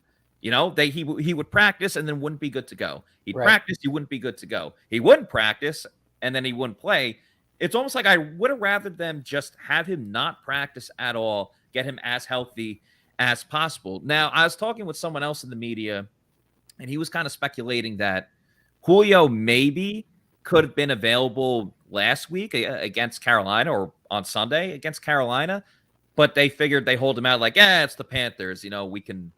I think we all kind of felt that about Carlton Davis too. Yeah, that too. He obviously he was a late downgrade. You know, the injury report when they play on Sunday comes out on Friday, and he was questionable, and then they downgraded him to out on Saturday. Kind of similar to Akeem Hicks, where he was questionable for the game with the foot, and then earlier today around noon they downgraded him to out. But for this underdog fantasy bet, I'm going to say under, because I don't trust anything with the Bucs offense right now, and I don't trust Julio Jones. I don't care that he's, you know, suited up out there to go play. You still have to prove it. You still have to, you know, beat the Ravens defense, which is a pretty solid defense. You know, they're great at turning the ball over. They have 14, which is second best in the season. But let's get to my underdog fantasy picks, and feel free to judge them to everyone in the chat. And of course, Josh, yourself. So I made 4 picks. Ooh, three for the Bucs and 1 for the Baltimore Ravens. I'll start with the Ravens. I took Gus Edwards higher than 45.5 rushing yards. I think that's easy. Yeah, I think that's so easy. He's their number 1 running back. Obviously, Lamar Jackson is a huge factor in the run game, but we've seen the Bucs where even if they're solid for, you know, a half, there's always some type of letdown, some type of, you know, missed assignment, and it let Deontay Foreman, let Chuba Hubbard run wild on them. That's why the 3 out of the last 4 games, teams have rushed for over 150 yards against them, which is not a good sign. So 45.5 seems like almost nothing for Gus Edwards. Tom Brady, I'm taking lower than 286.5 passing yards. We'll see how this game goes, but, you know, Brady can drop back a million times. It's just a matter of whether he's going to be able to complete passes down the field. There's been a lot of complaints about Brady. He's not turning the ball over, but he's not pushing it down the field. The Bucs have lacked explosive plays all season long, so wouldn't be shocked if that didn't hit. I picked higher on 3.5 receptions for Cade Otton. I think each week he's shown that he's, you know, becoming a maybe not a number 1 target, but a guy that you can turn to, especially on 3rd down in this offense. He came up big last week, but it was in the second half of the game. I think they tried to get him involved even earlier. And last but certainly not least, the MVP of the Tampa Bay Buccaneers, Ryan Suckup, higher than 1.5 field goals. So he just has to hit 2. And we've talked a lot about how the Bucs have struggled in the red zone. They have not turned a lot of their, you know, red zone opportunities into touchdowns. They've had to settle for field goals. Todd Bowles, I'm still trying to figure this out, why they attempted a field goal when they were down 2 scores in the 4th quarter, why they elected for a field goal. But if they get into that type of situation again, I can see them not reaching the end zone often. I do think the Bucs will score at least 1 touchdown tonight, but again, multiple times they settle for field goals, so Ryan Suckup just needs 2. So those were my picks. One last time, Gus Edwards, higher than 45.5 rushing yards. Tom Brady, lower than 286.5 passing yards. Cade Otton, higher than 3.5 receptions. And Ryan Suckup, over 1.5 field goals made. So you and I are pretty darn close. I have 4 as well. Nice. 3 of them are the same. So I have Gus Edwards higher than 45.5 rushing yards. I have Cade Otton higher than 3.5 receptions. Everyone's on Cade Otton today. Yeah. Whether it's local Bucs media, other Bucs fans. I've seen a lot of people high on Kate Otten today. Yeah, I just want to point out I was high on Kate Otten since the draft. So there you go. All right. First in, I'll be last out. Winners write the history books. That's right. Ryan Suckup higher than 1.5 field goals. And then my fourth, I'm taking the over on Mark Andrews 4.5 receptions. So. Yeah, he was a guy that we talked a lot on yesterday's podcast where I was saying, and Scott alluded to it. I mentioned it on the podcast. Scott mentioned it during the Pewter Tailgate show. By the way, shout out to, well, we still are on the Pewter Tailgate show, but earlier on the Pewter Tailgate show. By the way, shout out to Scott and Bailey. Did another fantastic job on the show today. But he alluded to the fact that Mark Andrews did not have a catch last week. He had 2 targets, no receptions for no yards. And he's one of their best options on the team. Obviously, great chemistry with Lamar Jackson. So very similar to how last week going into the game against Carolina, everyone was like, why isn't Mike Evans getting the ball? You have to get Mike Evans the ball more. And Todd Bowles is like, we talked about that. We're going to get him the ball even more. And then even after that drop, he still made, 9 receptions for 95 yards, something along those lines. 15 targets.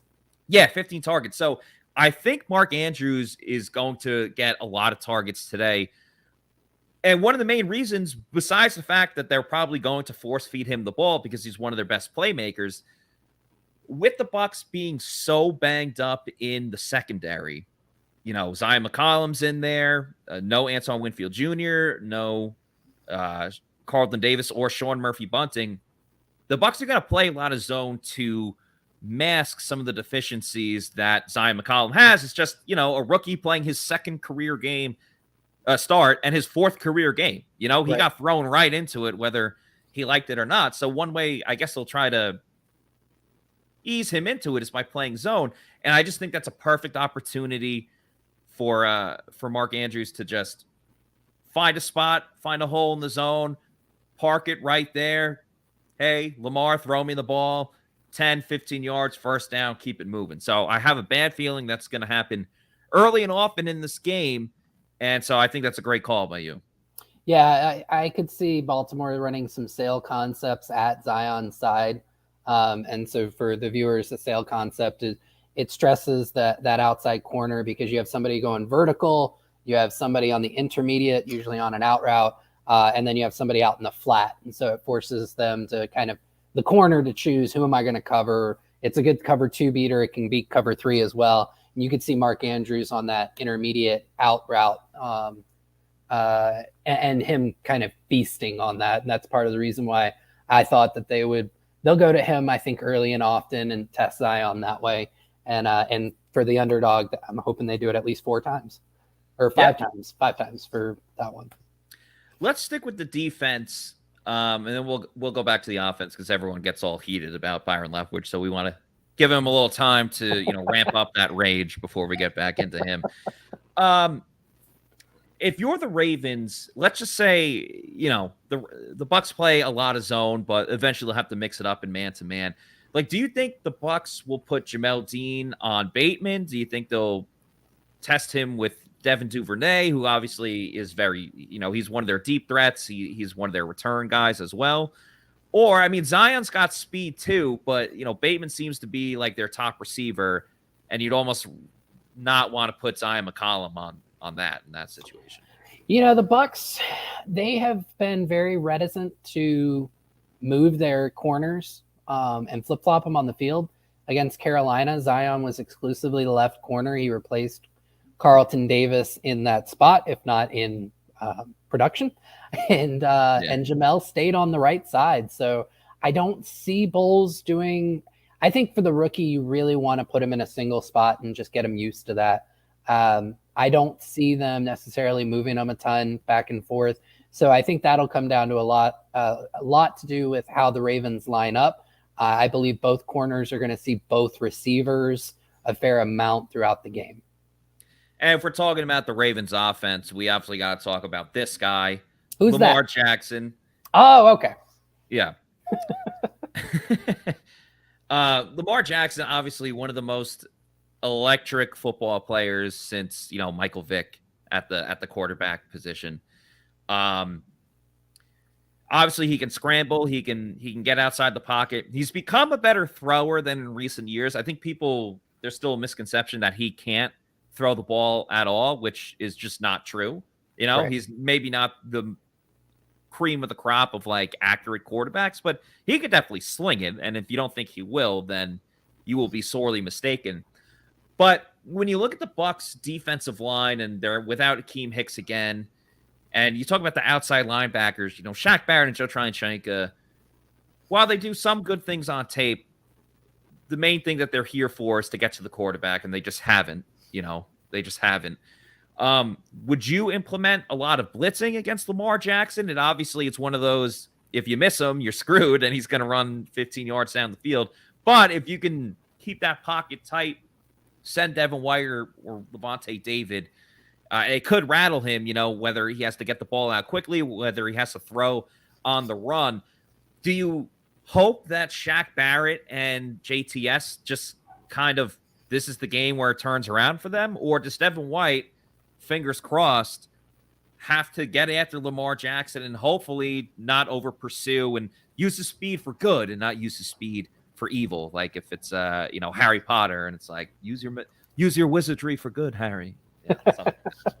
Or Spider-Man's with great power comes great responsibility. Yeah, that was the other one I was thinking of. Yeah, I think so. I don't think the Bucs can win with 4. They just haven't proven it this year. I do think Todd Bowles said something very interesting in his post-game press conference on Sunday. Was it Sunday or it might have been Monday? But somebody had asked him about Shaq not getting home. He's only got 2 sacks, and they came in a single game, and he's been kind of disappointing. And Todd said, well, he hasn't had an opportunity to rush the passer. And I thought that was really interesting. So I did some digging, and I think against Carolina, that absolutely was true. We talk a lot about how despite the struggles of Luke Gedeke and the offensive line, Tom Brady really hasn't been sacked that much this year. And everybody goes back to, it's pretty obvious why. His time to throw is elite. It's like the best in the NFL, right? It was like 2.21 seconds. PJ Walker against the Bucs, his time to throw is like 2.34. And the Panthers' game plan to just basically take away the Bucs pass rush with a lot of screens, a lot of quick hitters. I think there may have been 2 or 3 throws that went deep. And so I went looking. I'll ask you this. If you had to guess how many times Shaq Barrett got to actually rush the passer on Sunday, how many times do you think it was? Okay, so defensively, the Bucs, I believe, were on the field for 50 snaps, if I'm not mistaken. That sounds about right. Yeah, so Shaq. And Shaq, I'll give you, he had a total of 49. Wait, nope, that's the wrong one. He was on the field 32 times. He had 32 snaps. Wow. Okay. Well, I know he was in coverage a couple of times, and you got to factor in the run play. So, man, I'm nervous to say like a number that's so egregiously off. I'm going to say 21 times. 15. Damn, 15 was going to be my first guess. Damn it. Damn it. Damn it. 15. He only had an opportunity to rush the passer 15 times. Now, he got 2 pressures. And I know a lot of fans, they go sacks, but 2 pressures on 15 pass rush snaps is actually a really solid rate. Right. And I get it. Ultimately, they lost. Ultimately, they allowed 21 points to the Panthers. This is a guy you're paying almost $20 million a year to. He's got to show up. I get all that. But the opportunities have to be there. And I really don't want to see Shaq Barrett dropping into coverage a ton tonight. I want to see them bring the house. The 2 games that Lamar Jackson has struggled the most in over the last year or so.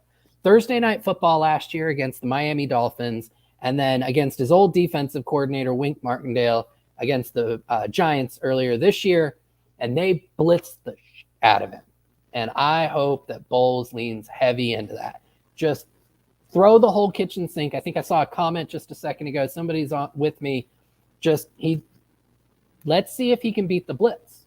So I want Barrett on him. I want JTS on him. I want Vea and Hall, and I want Devin White running downfield at him like a missile. And If you lose, if you give up points doing that, I'm fine with that. I think it's a solid game plan. It's high risk, it's high reward, but let's bring some Arians back into this team. No risk it, no biscuit. And I think the Bucs are at the point where they're in a little bit of desperation mode because they've lost 2 in a row, and there's the rumors about heads rolling and coaches getting fired and things of that nature. At the end of the day, by the way, on Amazon Prime, they're showing Marshawn Lynch dressed up as a pirate with Captain Fear. Yeah, they had Big Nasty on earlier. Oh, did they? Nice. Yeah, they did a little feature on Big Nasty. I thought that was pretty cool. I remember, just a side note here, I remember a couple of years ago, I just more than a couple of years ago, but I was working like for the Bucs, just like game day stuff, like the How May I Help You people or whatever. And before the game, there was a big meeting one time. We're going to do like a team building icebreaker thing. So they asked a couple of people trivia questions, whatever. And a couple of people were brought up, and I'm sitting next to my buddy. They're like, "What is the name of the Bucs mascot?" And I turned to my buddy. I'm like, "I don't know, Jeff," or something like that. I knew that wasn't the answer, but I was just like, "Oh, I actually don't know what his name is." Yeah, now it's Captain Fear. I'll never forget it now, but I don't know. I just always thought it was funny to just give out a random name. Marshawn looks amazing as a Buccaneer, as a legit pirate. Maybe he should come out of retirement for a game. I think if they do another Pirates of the Caribbean, he's got to do a cameo. That would be so awesome, and everyone would love it. And Disney definitely has the budget for it. Yeah, could you imagine Marshawn and Captain Jack Sparrow just going back and forth? That would be phenomenal. Entertainment. That would be fantastic. I would definitely want to see that. And they should make another one because Johnny Depp is hot in the streets after he won that big trial against his ex-wife. So it's why not do another movie? Johnny Depp is going to make a huge comeback. I feel it very much. I think he is. Yeah, absolutely. Yeah, maybe they'll do a promo on the ship at Raymond James Stadium. So that'd be. I love that. That is awesome. Yeah. David with a good comment here. He said, the last 3 games, Lamar's QBR is bottom 3 against the blitz. That's the complete flip side of Matt Stafford last season when it's don't blitz against Matt Stafford. Right. He's great against the blitz. And then they did. And they lost and the season was over. This time, they got to send it. And, for better or for worse with Devin White, he's fun to watch when he's blitzing after the quarterback, whether or not he wins that battle or beats the running back on the play. Yeah, no pun intended, but you got to let your horses run, right. With Devin White. And again, I think you got to go down swinging. I think you can't leave any stone unturned, whether it's the defense, whether it's different play calling. You have to do something different because things are not working for the Bucs on either side of the ball. And it's frustrating too, because, I was looking at the stats and everything, and, stats help explain a lot of stuff, but sometimes they can be misconstrued. For example, the Bucs defense is allowing 17.7 points per game.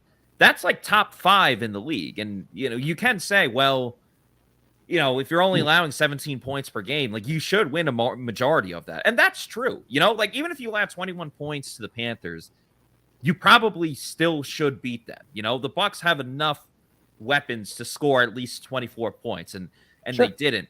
But I don't think that tells the whole story of the way the Bucs defense has just broken down in the second half. And again, allowing these huge chunk yard plays and allowing these 3rd and longs. They obviously was a huge issue against Pittsburgh, but then even last week, Josh, I think it was the last touchdown to make it 21-0 at the time, or 21-3.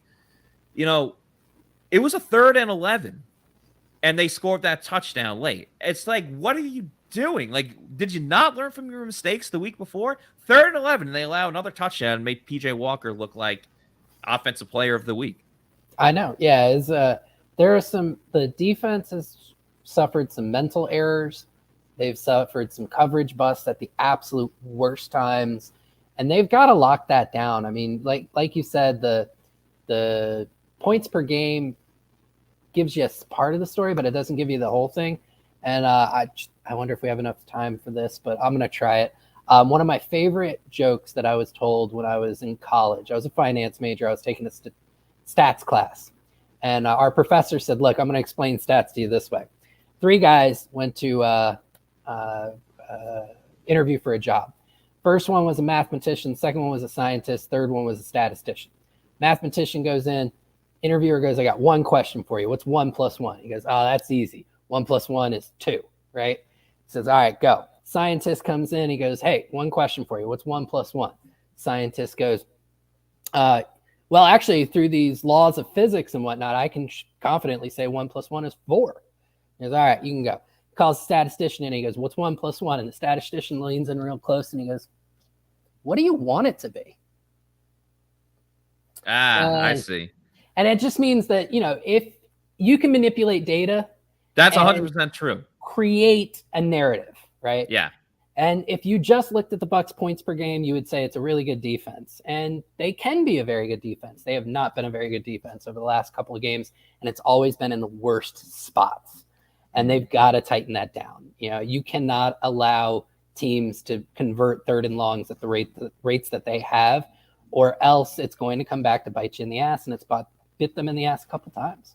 Yeah, that's a great point, is you can use stats no matter which way and be like, all right, well, they get a lot of turnovers, but they're last in the league in 3rd down efficiency. And I think that's what's really killed the Bucs on both sides of the ball, is really the situational football, whether it's the long 3rd downs, whether it's the Bucs offense, 3rd and short, not really being able to do that. We're going to get back to talking about the Bucs offense in just a short moment. But first, we're going to hear a message from our friends at Age Rejuvenation. As we age, our hormones decrease, both for men and women. I was tired all the time, had no sex drive. I was groggy. I felt like I was 80 years old because everything hurt. I came to Age Rejuvenation because I was tired all the time. Bioidentical hormones has really made such an impact in people's lives. I actually enjoy shopping now. Got all my energy back. Mind is sharp. I feel like I'm 18 again. It was perfect for me. Get with Age Rejuvenation. Do it now. Don't wait. Call Age Rejuvenation today. Look better, feel better, and have better sex by using Age Rejuvenation. You see John Gilmore on the screen there. He's not just a spokesperson. He's a client as well. Scott Reynolds of Pewter Report has talked about that, he's 50 years old, but he feels like he's 45. And he's lost weight using Age Rejuvenation as well. So go to agerejuvenation.com. See what plan is best for you, whether it's testosterone therapy, peptide therapy, or stem cell 2. So Age Rejuvenation, check it out. One of the head sponsors of the Pewter Report podcast. All right, let's get back to everyone's favorite offensive coordinator, Byron Leftwich, and the Tampa Bay Buccaneers offense. Josh Q, as some call you, if that is your real name. What would you do if you're the Bucs offense facing the Baltimore Ravens defense? How would you attack it? What differences do you want to see from the Bucs offense? Because I do think they made a concerted effort to at least try to do things different last week, whether it was throw a little bit more on 1st down, whether it was run sweeps or counters or misdirections. It was a couple little things that ultimately didn't work in the end, but they at least tried to mix it up. So what do you want to see? All right, first drive, I want them to go up tempo, very little huddle, lots of shotgun. You can still run out of shotgun, right? They actually run more successfully out of shotgun.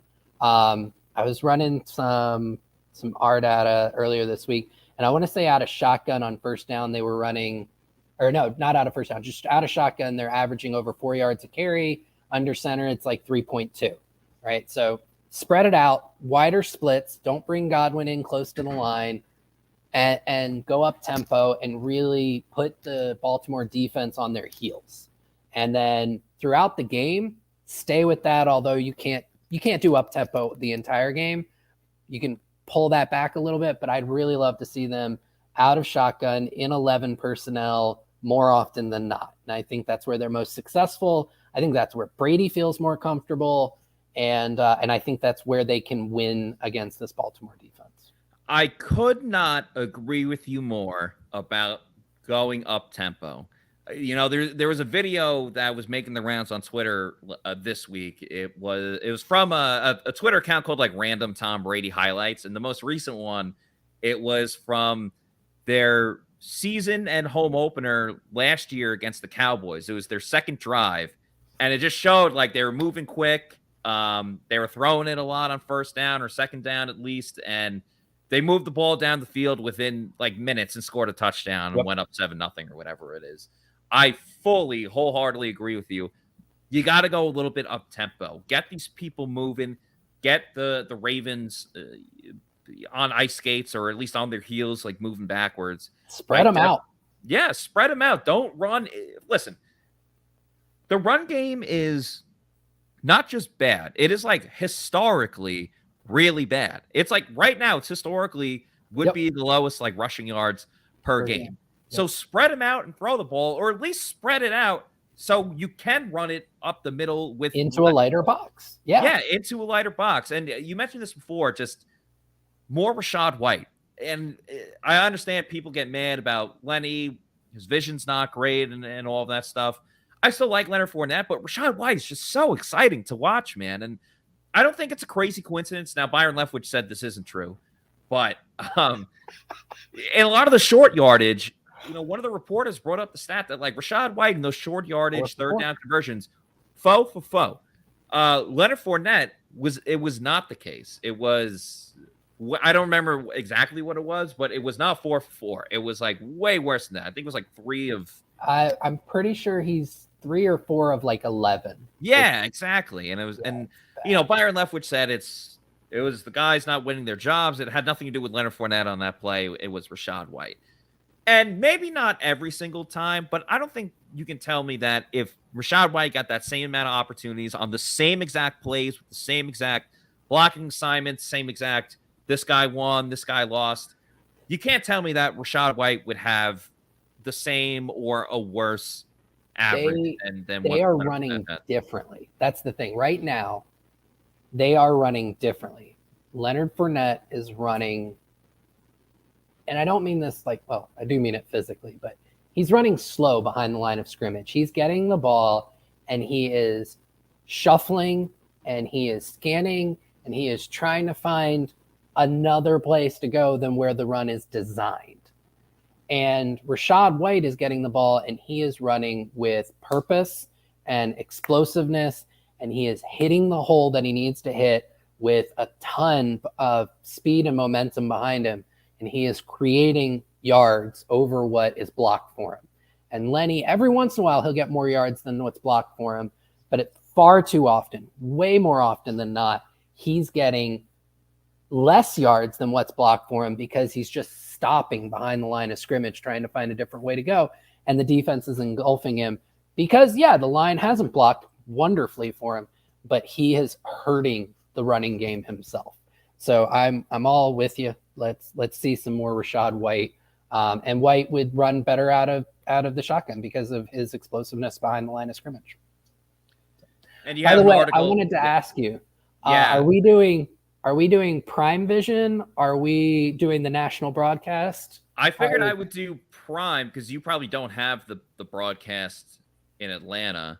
Yeah, no, it's on Amazon. So yeah, exactly.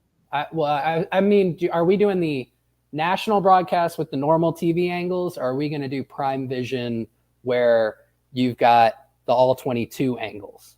Oh, I was going to do the national broadcast, but if you want to do the all 22, we can try that. Yeah, I got to see how to get that on my TV.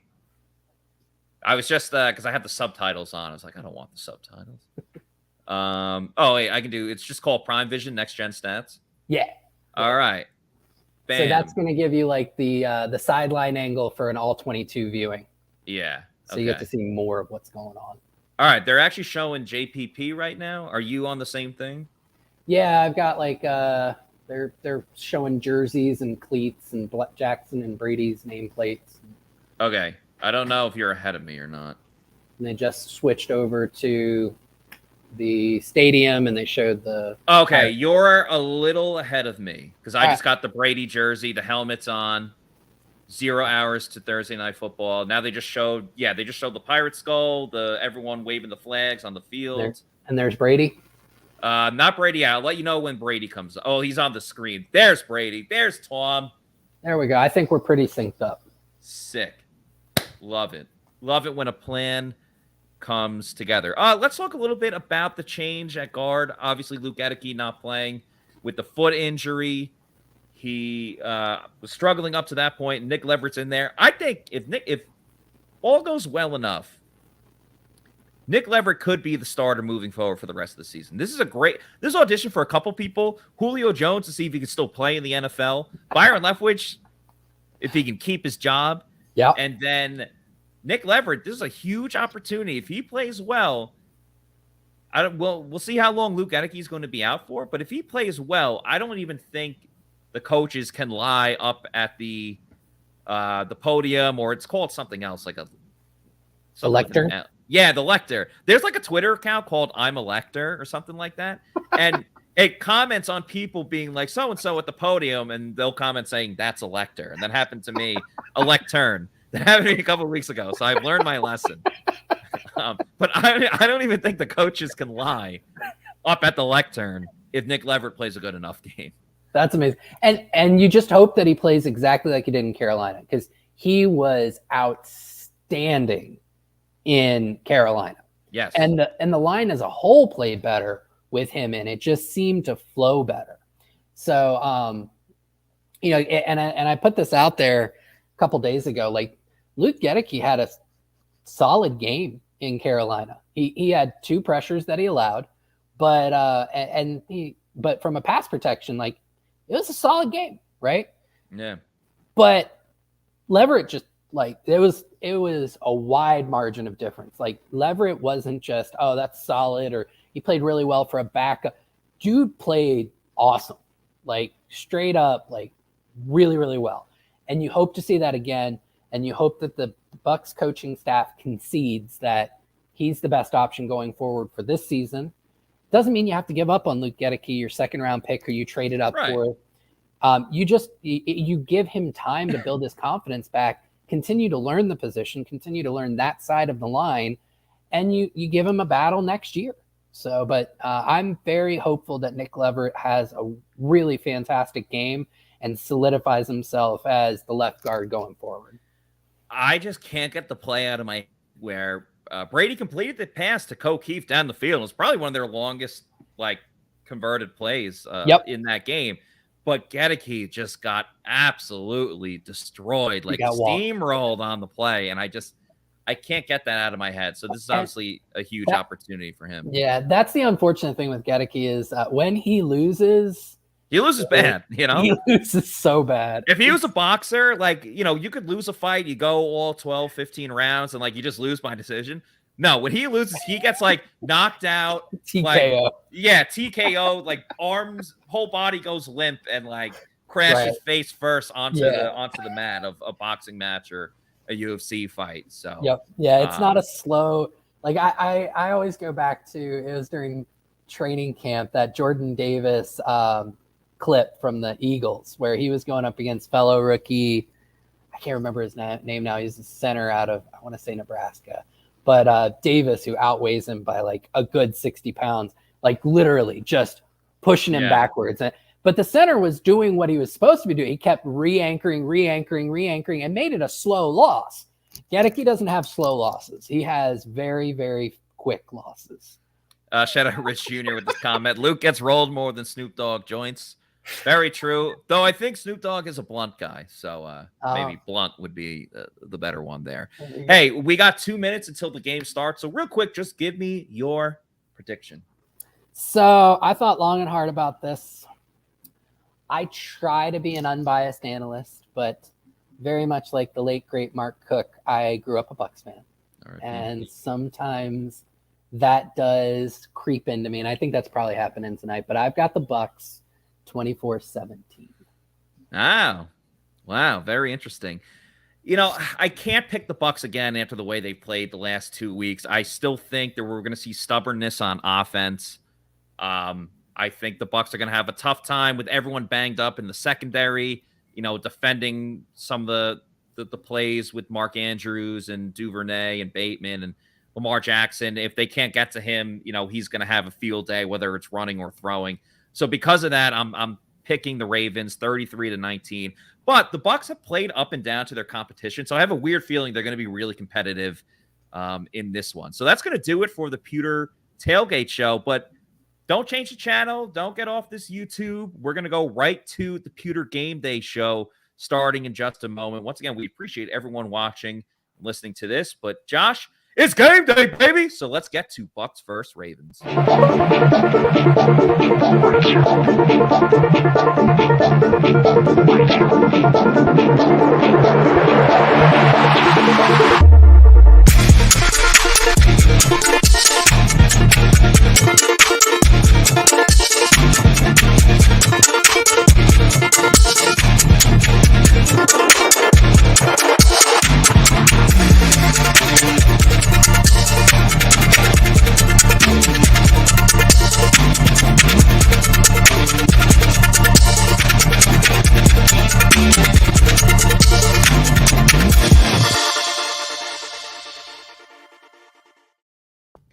Welcome, Pewter Report readers, viewers, and listeners to a brand new edition of the Pewter GameDay Show. That's right. It's a special Thursday night football edition where the Tampa Bay Buccaneers are about to play against the Baltimore Ravens. The Bucs have lost 2 games in a row, and I believe 4 of their last 5, so they are going to try to get back on the winning track. I'm your host, Matt Matera. Joined with me is Josh Capo, PewterReport.com, where we will be giving our live in-game reactions and analysis to everything we are seeing on the screen. And what we're seeing right now is the Bucs are going to play some defense first. Jake Camarda is about to kick off for the Bucs, and the Ravens will receive, so the Bucs will get the ball to start the second half. Josh, you ready for this? I'm ready, baby. Camarda just kicked the ball into the end zone. Devin Duvernay is going to return it. Oh, God, can the Bucs make a play? J.J. Russell in pursuit. Got the corner. John Gardner as well, and Duvernay gets to the corner for – it's tough to tell with this all-22 angle a little We bit. may need to go back, yeah. We might, maybe first commercial break, we'll get to that. But the Ravens do head onto the field. Lamar Jackson, their starting QB. By the way, appreciate everyone watching and listening to us here in the chats. We got some predictions here. TB12 Goatman says Bucs going to win 13-10, but Tom thinks the Bucs are going to get absolutely annihilated, losing 38-3. Jackson is in shotgun here. He's got Bateman to his left, Duvernay and Andrews to his right, with Kenyon Drake in the backfield and Patrick Ricard as well. Lamar drops back, throws. It's caught by Andrews across the middle. They are already up past the 40, not at midfield just yet, but we talked about Mark Andrews going to be a concern, and he makes an impact literally on the first play. Yeah, it looks like it was cover 1, if I read that. Yeah, it was cover 1. Andrews just got leverage on Keanu O'Neal there on a crosser. Yeah, he got that inside shoulder, 2 yards of separation. Yeah, and then it was just it was a foot race that he won. So yeah, I don't foresee the Bucs using a lot of cover 1. I think you're going to see more cover 3, but and that's probably why. Fake handoff to Drake to throw to Andrews again. So you're already halfway to your receptions for Mark Andrews. This goes for a much shorter gain though. Yeah, 40%. I need him to get 5, so he's 40% of the way there. All right. You should be feeling pretty good about that one. That was a 5-yard gain for Baltimore. So the Bucs already improving. They did not allow a first down on that first play. Yeah. I love the silver lining you got there. Some people in the trash are trash. They're saying that Prime is trash. Some people in the chats are saying that it's blurry on Amazon Prime. We're watching right now on the Prime Vision with the next-gen stats and the all-22 as Jackson throws the play action there. On a blitz, I couldn't exactly tell, but it forces Jackson to get rid of the ball quickly and goes for no gain. I couldn't see who was on the – was that Devin White? I think it was Devin White, and I think that was supposed to be a design screen. It was just a slow developing one off the play action. Yeah. And White was able to hurry up Jackson. At first, I thought he was throwing it into the dirt, but he actually got the completion. Yeah. I think they may have lost a yard or so there. might have gained. Yeah, the screen says -4 yards. Oh, there you go. Yeah, third and 9 coming up. All right, this is huge for the Bucs, Josh. This has been the Achilles heel for the Bucs, is getting off the field on third down. We'll see what they can do here as the play clock gets down to 4, 3, 2. Lamar calling for some stuff. They get the ball off. Bucs send a blitz. He throws. It is incomplete. A nice job by Levante David. We've been calling for LVD to do something. Keanu Neal in there as well. And the Bucs do their job, Josh, and they get off the field on third down. Let's see the replay here. Yeah, so I think you see Devin White come in. They brought 5, so that's a blitz, and they just protected the middle of the field. You saw Levante there and Keanu Neal also there to help. And what's really nice is Levante knew Neal was there so that he can make a play on the ball and not have to worry about making a tackle. Yeah, nice diving play there. Ravens have to punt it. Our favorite kick return. Oh, no! D. Delaney bumps into Jalen Darden, and it's muffed, and the Ravens recover it inside the 5 just when we thought that something could go right for the Bucs. It absolutely does not. Friend of the program, D. Delaney. Hey, we have to call it like we see it. Did he get pushed a little bit? He did get pushed in the back. It goes off of Delaney, and neither Delaney or Darden can recover the football. So we talked about how the Ravens were second in the league with 14 takeaways. They get their 15th right here, and just, again, opportunistic. And, Maron. You've got to communicate better. I mean, you would assume what the hell is that? I want to assume, and I'm like, maybe my memory just like I'm blacking out, but if Darden's calling for that fair catch, he's got to be able to yell it out where Delaney gets out of the way. Yeah, that's terrible miscommunication there. Lamar Jackson gets stopped. Hey, Shaq Barrett, look at that. Shaq Barrett makes a play. And you know what? Bucs got to stop here. That helps us with our over field goal. So, get a little field goal fiesta early on in this game. Well, we've got Ryan Suckup. Yeah, that's true. Well, I bet separately. Oh, that's right. You have Tucker. On that one. No, I have Suckup, but I bet separately just over 3.5 field goals. I gotcha. All right. Well, yeah, I'll definitely take a field goal with this kind of field position. Yeah, without question. I'd love a turnover. Absolutely. Yeah. Bucs could definitely use that. Ravens had 5 wide. They use a guy in motion, throws to the left. It's caught. Gets down to the 4-yard line, but it will be 3rd and goal, and we'll see again, 3rd down if the Bucs can get a stop here. They were successful that first time as the coach is holding back D. Delaney. Opportunity for him now to make a big play after his costly mistake. Yep. Now, Bucs were protecting the goal line on that. The Ravens wanted to pick up a few extra yards. They were hoping for a little bit of yak, but it was a good job by, I think, Mike Edwards to bottle it up as soon as he caught it and force this 3rd down. They got 3 receivers to the left. Duvernay goes in motion now to the right where Mark Andrews is as well, and Kenyon Drake in the backfield. Bucs send a blitz. He throws to his right. It is knocked away. Zion McCollum makes a great play in the end zone, I believe defending Mark Andrews, and that's another huge stop. Yep. For the Bucs on 3rd down, Josh. And what's more is you love to see the life out of the defense, right? Yes. I mean, look at McCollum after he makes a fantastic play.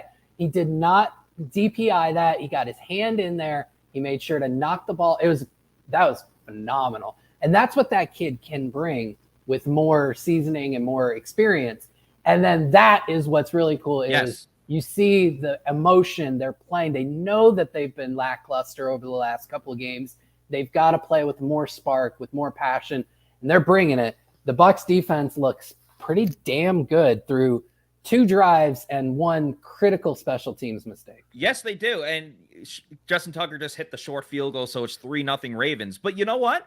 That's a win for the Bucs defense right there. They got off the field, crappy turnover. Listen, stuff happens, and then Bucs doing a great job in zone right now. Levante David makes that key play on the first 3rd down. Zion McCollum with the pass breakup there on the 2nd down. So, Josh, I'm really liking what I've seen from this defense early on. They look energized, man. Yes. They look energized like they just drank a Celsius energy drink, which is the presenting sponsor of the Pewter Report podcast, the Pewter Report Tailgate show, and right now the Pewter GameDay show.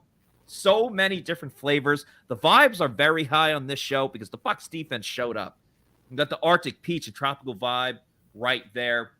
There's so many different varieties of flavors, as you can see here, too. You got the, sparkling peach mango, sparkling wild berry, watermelon. You can get a cola flavor as well, or the cucumber lime. So awesome flavors there. 7 essential vitamins. That's the key because it's a healthy energy drink that you are drinking. Gives you that essential energy, whether you have a big workout, maybe an important work day, a long drive, or maybe you're a little tired and you want to stay up to watch the Bucs, even though they're a team that's reeling right now. Have a Celsius energy drink. It'll help you out. Now, where can you get Celsius energy drinks? That is a great rhetorical question. I don't even know if that's rhetorical, but I'll tell you. One, you can go to the Celsius store locator and find out where there's one near you. And they're all over the place now. They're at your local convenience store, your Walmarts, your Targets, your gas stations, even at your bodega. There it is. Go right next door, get one right now. But you know what? If you don't want to leave your house, you're like, listen, I'm watching the Bucs right now. I can't get up and get a Celsius. That's fine too. Go to Amazon. Hey, the game's playing on Amazon right now. How awesome is that? Go to Amazon. You'll save money. Have it sent to your house or apartment every 2 weeks, 3 weeks, whatever you want. Once a week too. Don't matter. Your preference. It'll send it straight to your house or apartment. Get the variety pack because variety is the spice of life. But, it's your life. You can pick what you want to do. Just make sure you're drinking a Celsius energy drink. The presenting sponsor of the Pewter Report Tailgate Show, podcast, and Game Day show. The Ravens are about to kick off here. We will finally see the Bucs offense on the field unless I don't even want to say it. But hopefully we'll see the Bucs offense here. 11:03 to go in the first quarter. Let's get to some of the comments here. There's one I can't say. Those are the best. Yeah. Go Taser says a buck stop on 3rd and long in this economy. Special teams disaster immediately follows. That makes sense. Mark says, why isn't Vea in there though on 3rd down? That's up to the coaches. I don't really know, especially they just had 2 drives, so maybe it was 2 in a row. But appreciate Mark donating to the website as well.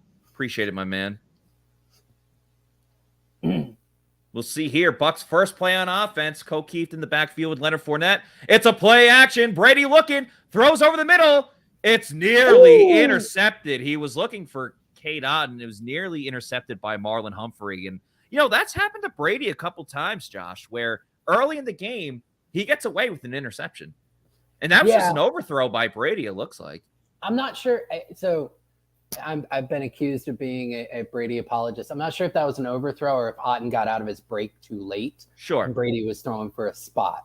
So it could have been one or the other. I'm not going to say it's definitely that Otton was out of the break late. I'm just saying it could have been that. Run with Leonard Fournette on 2nd down. He does a good job running to the right and then cutting to the middle. So that's a solid 9-yard gain right there. So we got the infamous 3rd and short. What are the Bucs going to do on offense? I don't know what they're going to do, but a couple things. Make us miserable. Yeah, a couple things on that one. So don't love the play call of running on 2nd and long.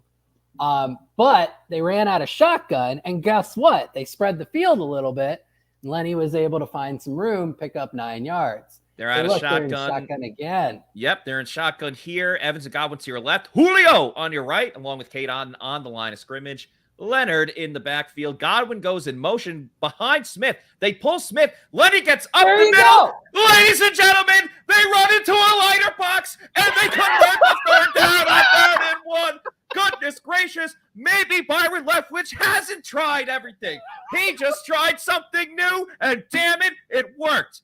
The cap on my pen just came off because no cap. They changed it up.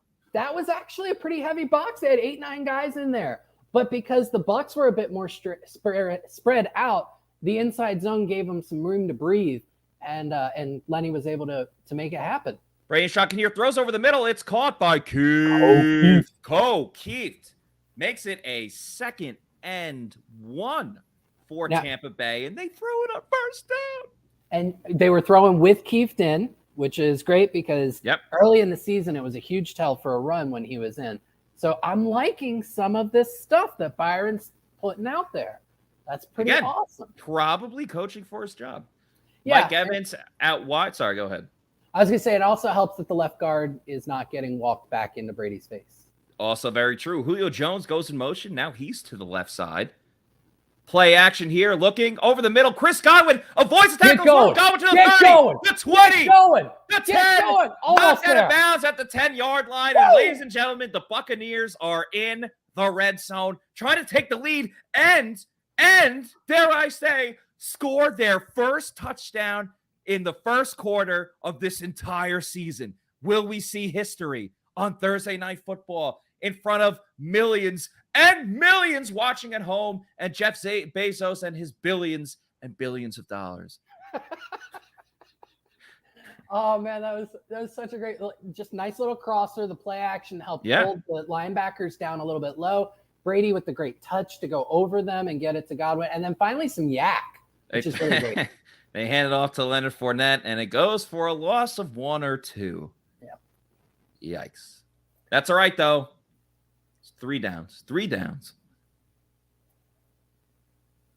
So not spread, not up tempo like you and I wanted, but definitely some wrinkles. Yes. That I don't think Baltimore was quite prepared for.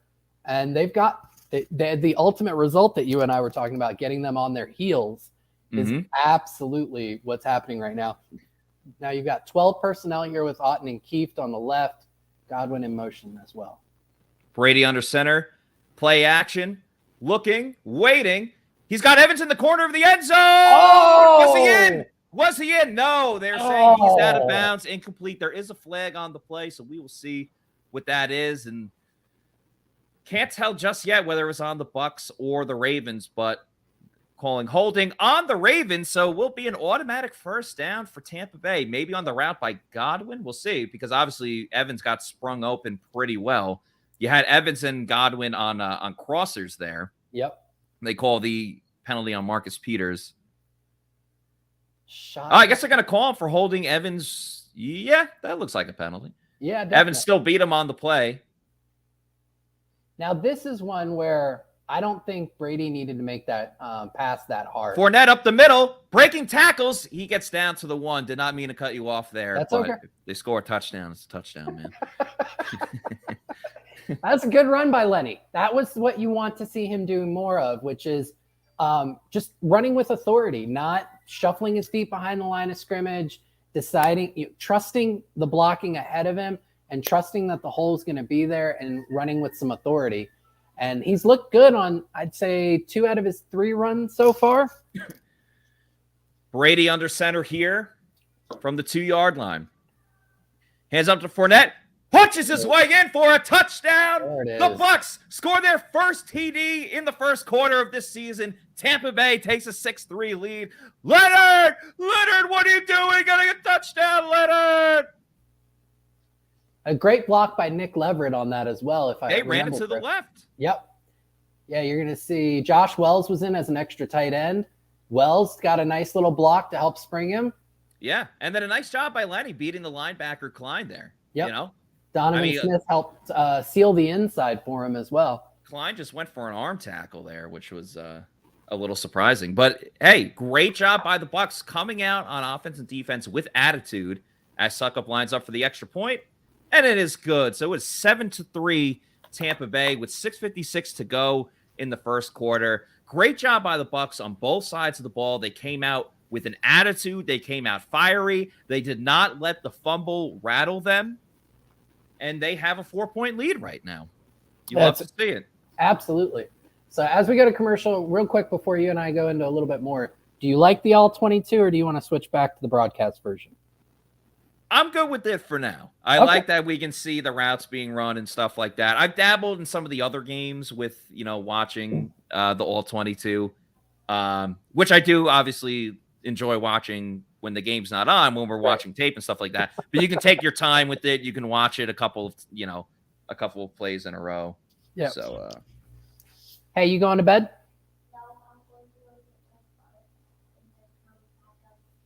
Okay. Sorry, that was my daughter. It's all good. So yeah, no, I think if you're a Bucs fan through the, this first couple, they've looked great on defense. They've looked great on offense. They've looked very Bucs-like on special teams. Yeah. Can't win in all three phases, just two of them. So no, I really enjoyed the drive. Did they do everything I wanted? No, but a lot. There were quite a few first down runs. There was a ton of play action, which Brady's like one of the lowest play action passers in the league this year, even though he's one of the highest rated passers on play action in the league this year. Doing, just kind of doing a lot of the things that a lot of people have been caught, very smart people, not myself, but much smarter than me, have been calling for, running away from their tells and, lots of shotgun. They were running out of shotgun successfully. When Kieft was in, they were throwing the ball. Just some really innovative things that you would hope to see going forward. And what do you know, when they do that stuff, they score touchdowns. It's truly a beautiful thing. It's exactly. truly an absolutely beautiful thing. That's really fun to see, as they're showing a lovely skyline of Tampa right now. That makes me happy. I'm sending out a tweet here. It's funny, when we're on this live stream, I forget to tweet and stuff too. Because I'm not sure what the decorum is. Yeah. So, all right. So fans, their first TD in the first quarter. So what I'm interested in, and Matt, maybe you can post them in a little bit because I know we're going to have to go back to the call here. But the fans who posted comments of what they thought the score was going to be, kind of like one of those win probability added charts throughout the game. Are you shifting your score projections? I'm assuming the guy who thought that the Bucs were going to lose 38-3 has definitely shifted them, since I don't think the Bucs can get -4 points from here on out.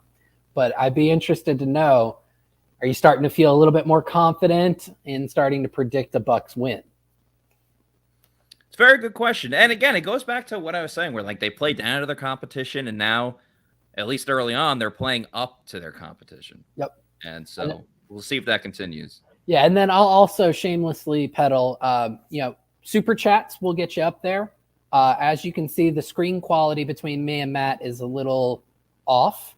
So some of those super chats can hopefully go to getting me a decent camera. Yeah. And if you super chat us, we will make sure we put it up on the screen ASAP. As the Ravens start their second drive, Jackson drops back the pass, completes it to Oliver for a short gain. They had Patrick Ricard in motion on a wheel route, and that man's 300 pounds.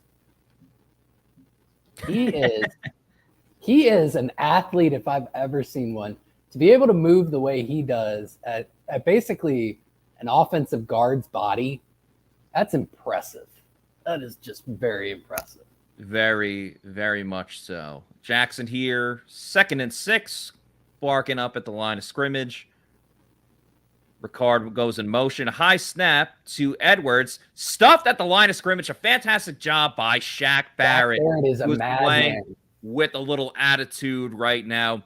By the way, shout out to Schweppes here. Says, hey guys, first time watching PR Live Game Day show. Loving it. Shout out for all the amazing work you're doing each week.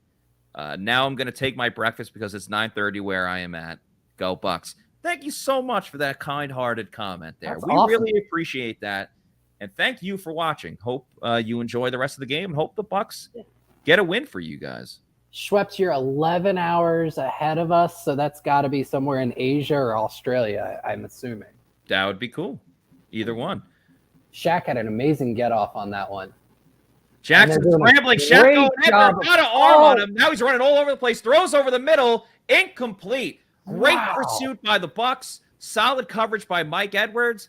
Shaq came very, very close. This is a great job right now by the Bucs defense. Clack 5 White says, scary, but good job. D. Watch Shaq. He beats him, but look at him contain. They kept it contained. They're keeping him inside the tackles, and then eventually he does miss that one tackle, but fantastic job just overall keeping the containment around Lamar Jackson, and forcing another 3 and out. This Bucs defense is on tonight. Yeah. Jalen Darden catches the punt. Runs up the middle. By God, up Jalen the middle! Up the middle! It was so close. What? It was so close. What is going on right now, by the way? Shout out. Schweppes right now is in Tokyo. So very cool. Right. Watching from Tokyo. Clack 5 white. Good job, Darden. That's Shiv. right. Darden. Mr. Smith. Darden to the 37. Darden got to wrap the ball up or are you going to fumble one of those? Yeah. That did come close. Mr. Smith, how about that, haters? Yeah, you and I were the only guys that were on Jalen Darden. I was not happy with how he played last week, and I got on his case. You held firm and you held strong. So how you like you now? What's interesting is as a returner last week, he was fine. It was that pop pass where he ran scared. And he's just got to stop. If he does what he just did there, he's got the speed, the athleticism, the shiftiness. He's got everything he needs to be successful as a returner. He's just got to, not play scared. And to Schweppes in Tokyo, I'll tell you why I happen to kind of know that. My best friend is a bit of a nomad. He has lived on almost every continent in the world. And so in order for me and him to talk from time to time, FaceTime and whatnot, I have learned a variety of time zones and kind of locales that go along with them. So, but thank you, Schweppes, for watching all the way from Tokyo. I hope you're like Dana White, the UFC president, for those that don't know. Obviously, there's a lot of international fighters. So in his office, he has clocks for New York, London, Brazil, Japan, Australia, like all these different places. So when he can be like, oh, all right, this is business time, I can talk to someone in Brazil right now, or whatever it is. Yep. So also probably helps him with the salutations, not saying good evening when it's like 4:00 in the morning with somebody. Yeah, simple. Hey, how's it going? Yeah, it's pretty good. That covers everything. West side here says Tampa Bay LFG. That's right. I don't think that this, from an offensive and defensive standpoint, this game could have started any better than it has. This is the Bucs team that everyone expected coming out of training camp. They are firing on just about every cylinder right now. And you hope that it continues. Yeah, all they needed was to get smacked in the mouth 2 weeks in a row. Yeah. Change.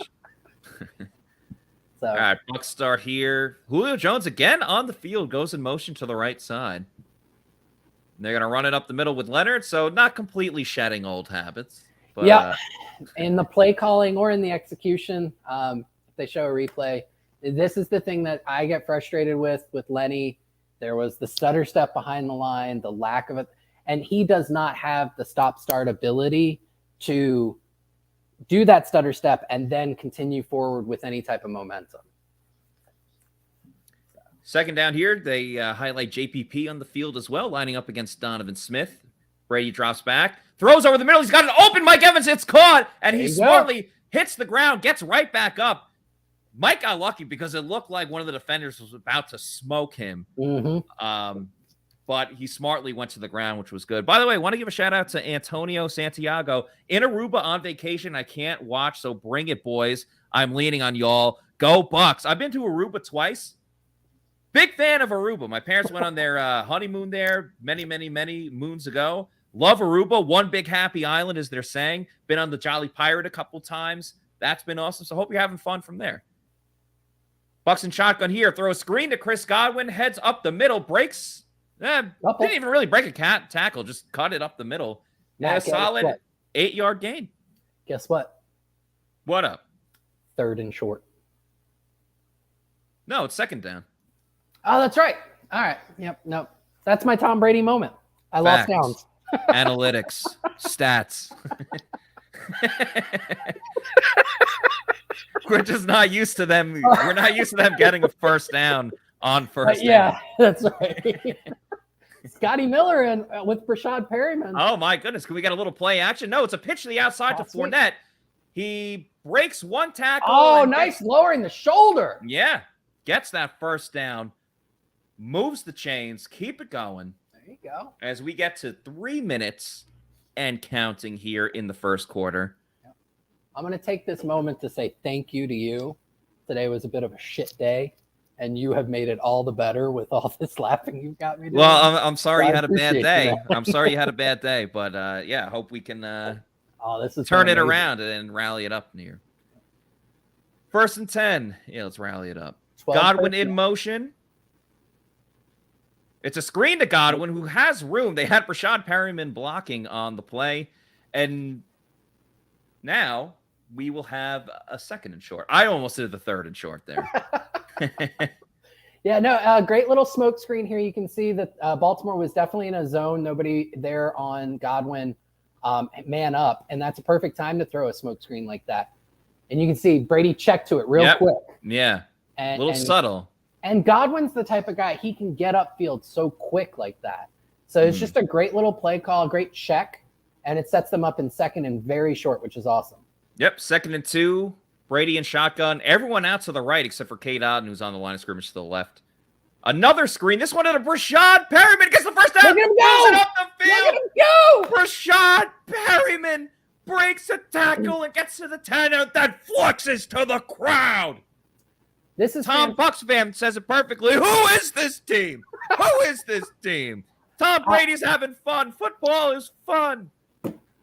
Matt, if this continues this way, I want to take my Byron Leftwich made progress article, and I want it to become the masthead of PewterReport.com. You should just write a follow-up to that article and just say, I was right. And Yeah, then told be you so. For more, check out the last one. What was that, though? They try screen to Rashad White. It was thrown behind him and didn't really have a chance from the beginning. Yeah, I think they also went back to the well too many times. That's 3 screens in the last 3 plays.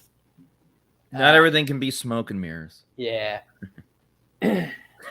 Great response from Eater to Tom's question. He says it's Leverett's team. And that's, you know what, that's a great point, though. I mean, a lot of what they've been doing has been a quick game, but they've gotten the time. I mean, look at it. Brady looking, throwing towards the end for Evans. Oh, so through the hands. I thought maybe he got pulled for a second. But that'll set up a 3rd and 12 with 34 seconds to go here in the first quarter. A very exciting first quarter. Yeah. What will Byron Leftwich, who they're showing on the screen right now, what will Byron Leftwich call? So I'd love to see them run 11 personnel, put trips to the left, and try and get Julio on a corner route. Okay. Yeah, have not had a Julio Jones sighting just yet in terms of making a catch or getting a target. Brady looking towards his left, moves up, throws over the middle, way too high for Cade Otton. Bucs will have to settle for a field goal as the field goal fiesta continues. And that'll help my underdog fantasy. But all these passing yards for Tom Brady won't help. But that's okay because I would rather the Bucs win than me hit my underdog fantasy bet. There you go. Team MVP Ryan Suckup comes onto the field. This has to be a 31-yarder. Yep. Right into the pirate ship that Marshawn Lynch was on earlier today, or whenever they filmed it. So you know Ray J better than I do. Is that the south end zone? I don't do directions. The kick is good. Bucs lead 10-3. Yeah, I do believe that is the south end zone. I'm not 100%. Yeah, I'm not 100% sure, but I should know. I was at every game last season. The kick is good. Bucs are up 10-3 as Tom Bucs fan. Well, Shaggy, let's go to Shaggy first. Says best first quarter of the season. Without a doubt, Shaggy, you are so right. Tom Bucs fan. Suckup is Mr. Consistent.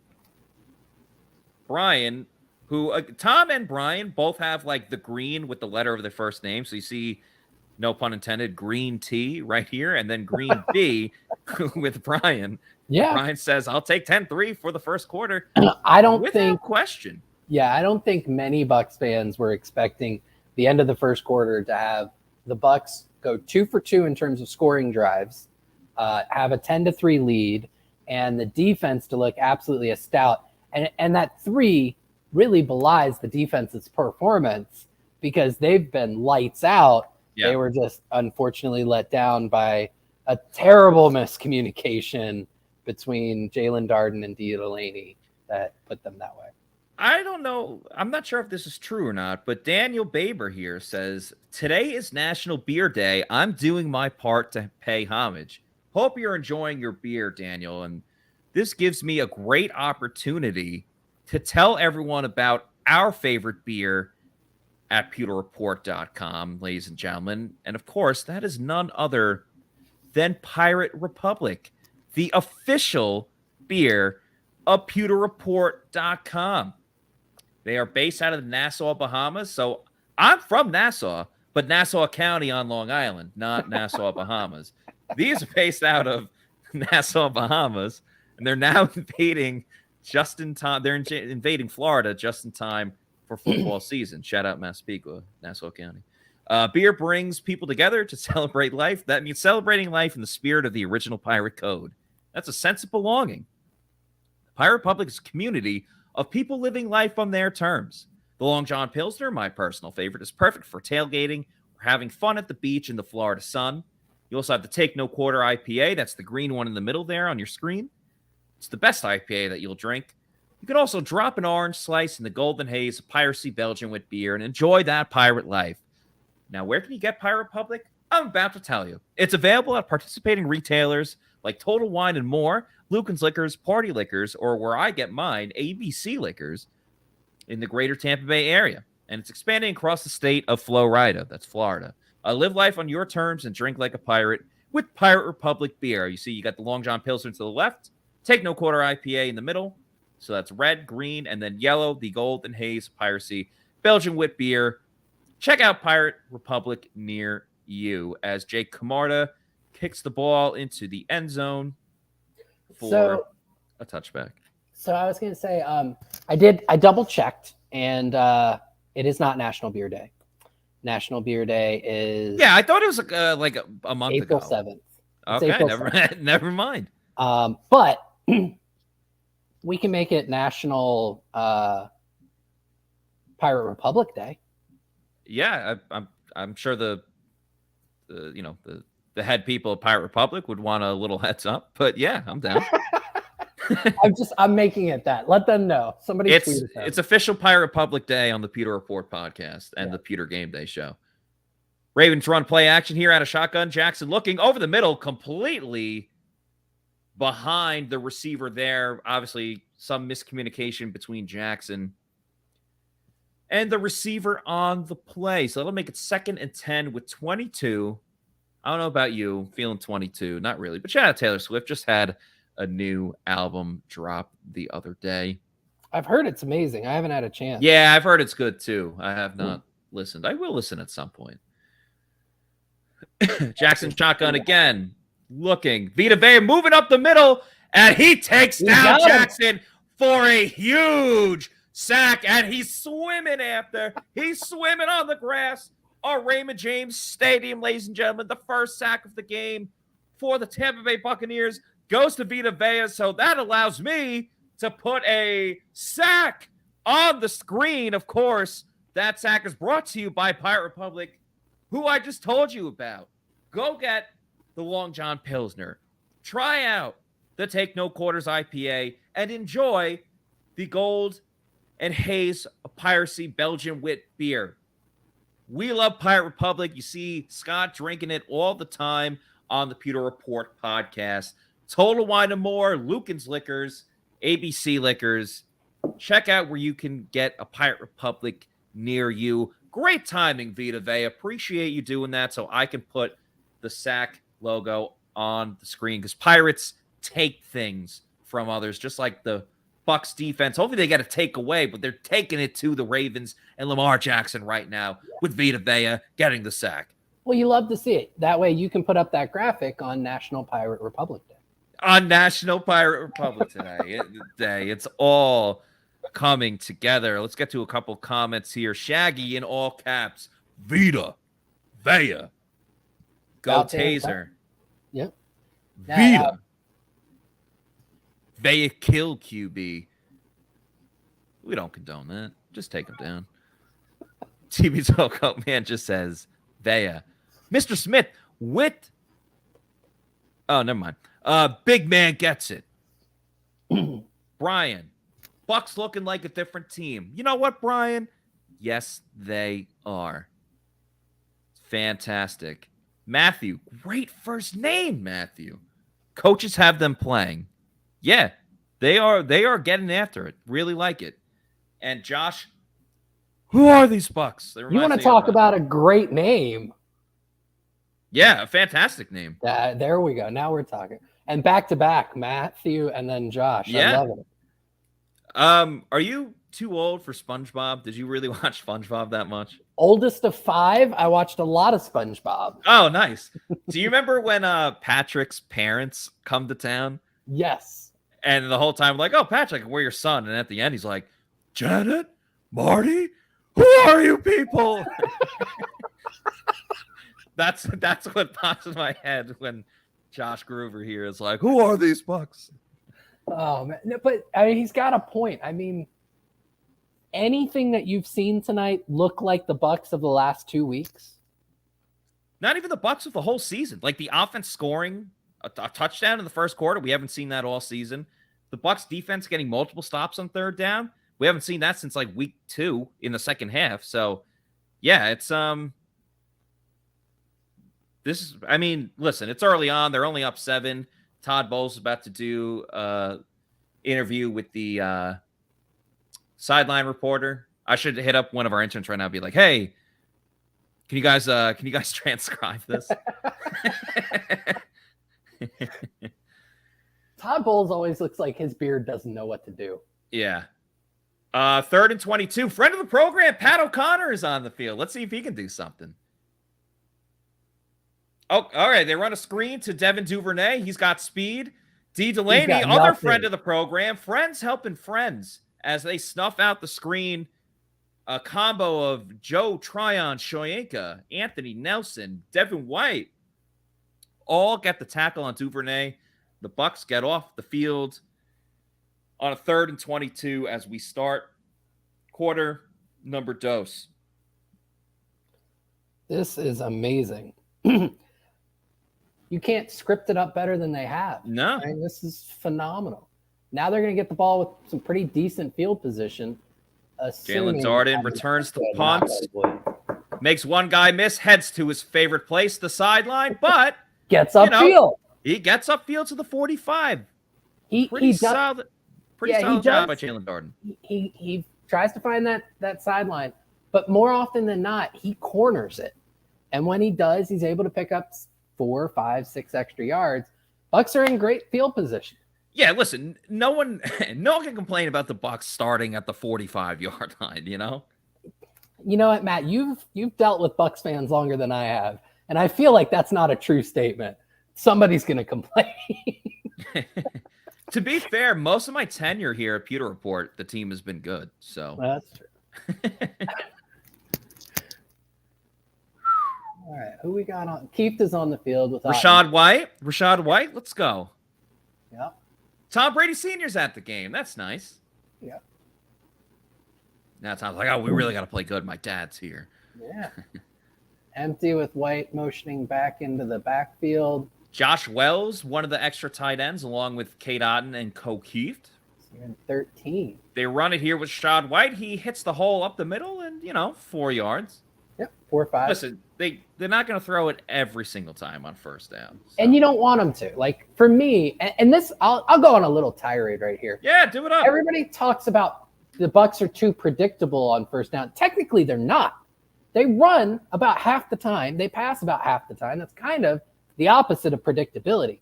I want them to be predictable. I want them to pass the ball about 70% of the time on first down. I want people to know it's coming. I'll shut up now for this play. All right, another run to Rashad White. He tries to break a tackle, gets about a yard or two up the field. So 2 runs in a row. He'll set up 3rd and medium. Yeah, some penetration to where it looks like his design gap was. He did a really great job of just kind of twisting his hips and pushing through to the backside gap. Got a couple yards out of it. So Tom Brady already over 100 yards. There you go. Sorry. Just to end my rant, though, the Buffalo Bills pass the ball on first down more than anybody else in the league. They are super predictable, and it still works because they do what they do well. They do it a lot. Third down here. Brady throws it quick, and it's knocked away. He was looking for Chris Godwin. A nice defensive play there. Yeah, it looks like the blitz got to him. Trying to see if I can back it up a second. Oh. Yeah, it seemed like a blitz was coming, so Brady got it out very quick. Yeah, he did have to get it out quick.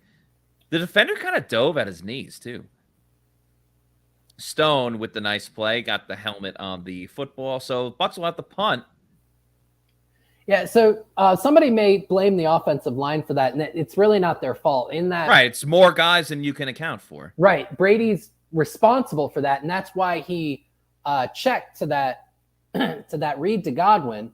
That was a check where Godwin's supposed to pull up short on the hot read, and it was just a great play by the Ravens there. Oh wow, they're gonna great field position. Yeah, you didn't see me. I was going like this, you know. Your boy, Jake Camarda. Oh man, that's gonna help the Pena stats. There you go. And he had a good game last week too. He improved his EPA for the season. He's almost to 0, which would mean he's at least having an average season. Shaggy says, Camarda, wow, good special teams play. And Ramon says, well done, Camarda. Yep. That's what he does well. Like, that's why the Bucs drafted him, is because Camarda has this awesome ability to pin people deep on shorter punts. Sorry, and, my dog inside. No, you're good. What type of dogs do you have? So we have a boxer pit mix named Lila. Nice. And then we have a chocolate lab named Boone. Lila and Boo. Boone. Yeah. So one of our favorite places on earth is Boone, North Carolina. Cool. It's where my fiance went to college at App State. And so that is where his name comes from. Nice. Shout out App State. Everyone remembers when they beat Michigan all those years ago. Yeah. They had a big win earlier this year. Got college game day to Boone. Yeah, every season they upset a Division I program. It's like, why would you play App State in the first week? Shiv says Leverett making a huge difference today. Absolutely. You haven't heard his name, and that's a good thing. Christopher said, I thought maybe you named the dog after that. Not quite. No. Is Boone an alcohol? I never heard of it. Yeah, I mean, unless he thought you said booze, which that would be one thing. Or I know one of my friends, when we were kids, he had a dog named Buca, and it was named after Sambuca, that drink. So R.I.P. Buca. Lila's had an evolution of her name. So it's Lila. We inherited that name with her. A neighbor of ours asked us to take her in because she just had too much going on. So, and then we started calling her Lila Bell, and now we just call her Bells most of the time. So yeah. It's interesting how those things kind of evolve. Psycho Killer says Boone is a wine. All right. Wow. All right. We'll have to try it out sometime. Get Boone. Christopher says the alcohol is named Boone's. Okay. All right. Well, hey, this is partially why we do this, so we learn new things. There you go. It's curious. They don't have Andrews out there. Oh, they don't. Gus Edwards broke a tackle from Carl Nassib and gets above the line of scrimmage and gets a first down as well. I guess they'll stop people from being like, Carl Nassib and Anthony Nelson should be starting over Shaq Barrett and Joe Tryon-Shoyinka. No. Keanu O'Neal missed 2 missed tackles. Keanu O'Neal and Carl. I don't know if you watched a lot of Jimmy Neutron, but there's that teacher. Well, Jimmy's friend was Carl, and then the teacher would be like, Carl. Shaq Barrett here on the blitz. Shaq Barrett having the game of the season for himself. He came out ready to go. Oh my God, he's doing the Ray Lewis dance. He's doing the Ray Lewis dance. Shaq Barrett trolling the Ravens, doing the Ray Lewis dance. Oh my God, I love it. By the way, Ray Lewis won a Super Bowl in Tampa. For the Ravens, but in Tampa. They beat the Giants. That is so awesome. Barrett's low-key done some trolling this year. Yeah. He's low-key done some trolling between that and then what was the other one? He said somebody's offensive line wasn't that the Chiefs. That's right. Yeah. Backfired against the Chiefs. Yeah, it did. Let's hope it doesn't here. Throw to Andrews here, caught at the 20. He looks injured on the play too. That. Yeah, he is nursing that. I think that's his third catch. And I have him over 3.5 or 4.5. Yeah, that's, you do. Ooh. Oh my God, that was so funny. Not Mark Andrews getting hurt, but Shaq Barrett. I love that. Oh, beyond the sticks, they got it. Oh, a little ahead of me. First down for the Ravens. DeMarcus, not DeMarcus. Is it DeMarcus? No, it's Robinson. I know that. Here's to you, Mr. Robinson.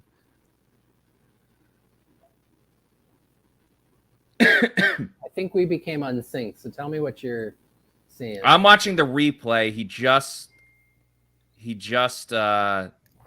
All right. The next play, he throws it to Robinson again, who got tackled by Levante and Zion. Okay. Yeah, that's where I'm at now. Cool. Right. By the way, my friend had another dog named Licorice after Bucca, so RIP Licorice as well. Oh. Food and drinks. There you go. Or desserts and drinks. We had our first dog was a basset hound named King. Oh, wow. Yeah. He tore the hell out of our first apartment. Ooh, buddy. Jackson keeps it here, runs for, oh, man, he got clobbered on the tackle by Devin White, who then comes up like so pumped that he tackled Lamar Jackson after getting a first down. Right. That totally didn't make sense. Yeah. I guess because he ran down like one of the fastest dudes in the NFL. I don't know. Yeah, I guess. Got limited on him. And he banged into Jamel Dean, too. Yeah. So Ravens moving a little bit better here on this drive.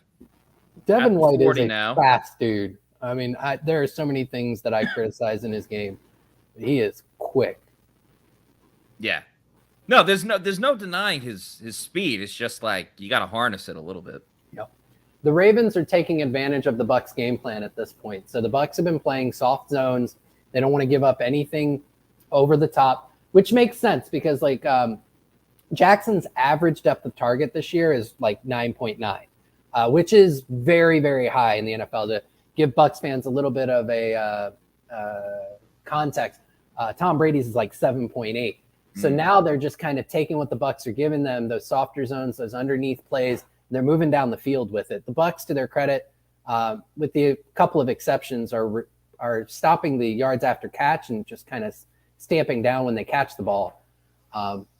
Run by Edwards there, gets him a couple and sets up a 3rd and short. But it's a smart adjustment by offensive coordinator Greg Roman. Nacho getting involved there. He always brings the energy. He does. Mike Edwards, too. Shotgun here. They run it with Edwards, who just gets enough for the first down and a couple extra there. Nacho and Will Golston on the tackle. So the drive continues for Baltimore. Bucs aren't out of the woods yet. They're only up by a touchdown. And Baltimore's over midfield now, or just at it. Nice vision by Edwards to see the hole, cut, and get to it. Yeah, you see him. And this is how the Bucs should run the ball. Look at what the Ravens have there. They're spread out. They're going with the screen here. And they're going to only get a couple. It's a good job by, looks like Levante David or Shaq. Yeah, Levante David to shut it down, although there's a flag now. Yeah, D. Delaney, friend of the program, makes the tackle too. We'll see what the penalty is, though. But you see the Ravens spread everything out. They go into shotgun. They had a real light box.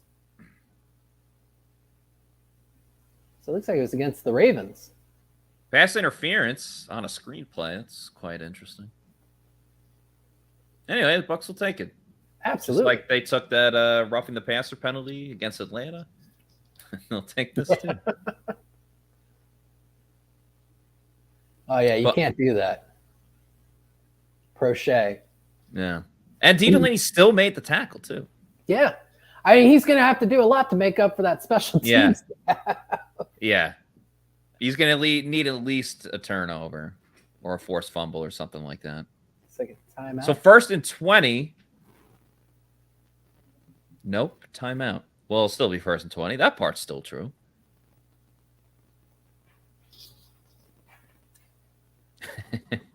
I can't tell what Harbaugh's saying, but he looks angry.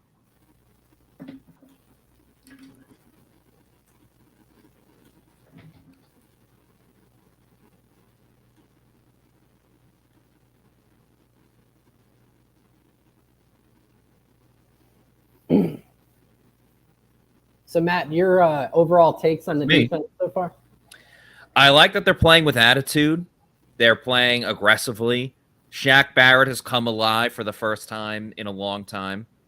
Thank you very much. I love what we're seeing from the linebackers outside of Devin White cheering after tackling a guy after getting a first down. But I love what I've seen from Levante David. Yeah, I think Zion McCollum, while there's going to be some, growing pains still, kudos to him for that. Kudos to him for that big play at the goal line. So, hey, I'm liking what I'm seeing. There hasn't been too many breakdowns. Nope. Pass rush has looked really good today. Yeah, pass rush has been fantastic. And, look at JTS got some penetration there. 1st and 20, so.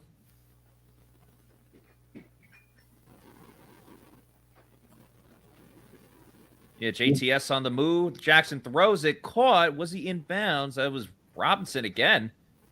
He's the guy that's been doing everything. Yep. I apologize. I was a few seconds ahead of you on that. That's JTS had a nice inside move there to create some penetration, and it looked like somebody looped around him and was starting to get in on Jackson before he got that out route. As they show Deshaun Jackson, former Tampa Bay Buccaneer great. Oh, man. How does he get out of that stuff? Jackson, well, you already saw it, but holy crap, avoids everyone, throws it away. A Houdini act by Lamar Jackson. Bucs trying to call for a... and there it is. He never got outside the tackle box. Yeah. And they do get the call. Intentional grounding. That's what I was looking for. Yep. So this goes back to the Bucs pass rush. We were just talking about it. Has looked absolutely amazing today. And it's such a hard thing to do against a quarterback like Lamar Jackson, because it's not just rush and get to him as quick as possible, because when you do that, you open up lanes for him to. Yeah, and I think he did get out of that tackle box quite a bit, actually. And he's slippery. He's elusive. Yeah, that. He's at the numbers. He's at the numbers. Man, that was a bad call. Brady got that call. That's what it is. Brady gets all the calls like that. 3rd and 36. Wow. All right, if they allow this, Justice Hill. A little halfback draw. No missed tackles. JTS, nicely done. And the Bucs are going to get the ball back with 6 and change. As I just cracked open a Arctic Vibe, by the way. Shout out Celsius. We love Celsius. Oh, no. Mark Andrews going to the locker room. You never want to see that. Obviously, he's a top player on this team. Yeah. So, little known storyline that I don't think anybody has talked about. The Ravens have the first punter that was drafted in the 2022 NFL draft, and the Bucs have the second punter drafted. So you have a bit of a elite rookie punter showdown tonight. And I think right now Camarda might be winning it. This is exactly what we all tuned in for. Yeah, exactly. It's the punter versus punter showdown. Not Brady and Lamar Jackson, the punter versus punter showdown. But another thing that you should definitely tune into is age rejuvenation, how it can help you. So you're going to learn a little bit more about age rejuvenation right That's how you build suspense. Now, As we age, our hormones decrease, both for men and women. I was tired all the time, had no sex drive. I was groggy. I felt like I was 80 years old because everything hurt. I came to Age Rejuvenation because I was tired all the time. Bioidentical hormones has really made such an impact in people's lives. I actually enjoy shopping now. Got all my energy back. Mind is sharp. I feel like I'm 18 again. It was perfect for me. Get with Age Rejuvenation. Do it now. Don't wait. Call Age Rejuvenation today. look better, feel better, and have better sex using Age Rejuvenation. Find out how it can help you today by going to agerejuvenation.com. John Gilmore and Scott Reynolds, not just spokesmen, they are clients as well. They have talked a ton about how much they enjoy Age Rejuvenation. So it can help you too, especially if you're in your 40s, 50s, 60s. It can help you sooner rather than later. So check out Age Rejuvenation. Tell them John or Scott told you about it, because it's helped them. It can help you too. So just going back to our rookie punter storyline, our friends at Puntalytics, who we had a guest from them over the off season. We did. They've been on it as I would hope they are, or I hope they would. So a couple of tweets about the punting tonight. Hey, it's rookie punter showdown on primetime. First two punters drafted face off. Yes, this is the top story of the game. And then later on, they mentioned Jordan Stout with the Darden fumble. And then what they said about Camarda, beautiful pin deep punt by Camarda on his first of the game, downed at the 5, but didn't even need his coverage team on that one. Don't need it, don't want it. No. All right, Bucs start there. What is this, their fourth drive of the game? High snap to Lenny. Yeah, fourth. Gets about a yard or two. Shuffling them feet. Every day he's shuffling. LMFAO, right? Yeah. Okay. That's true. I'm terrible at the pop culture references.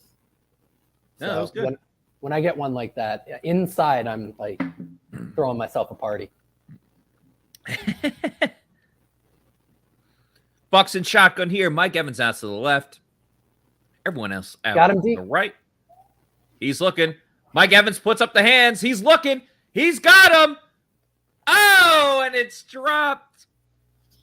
2 weeks in a row, Mike Evans has a chance for a big play. And 2 weeks in a row, the greatest offensive player in Tampa Bay Buccaneers history does not make the play. It looked like maybe it was a little short. He kind of had to slow up at the end. Yeah. And he twisted his body too. Yeah. And Humphrey was on. It's kind of a back shoulder. Ooh, that had to hurt too. It hit him right in the stomach. Yeah.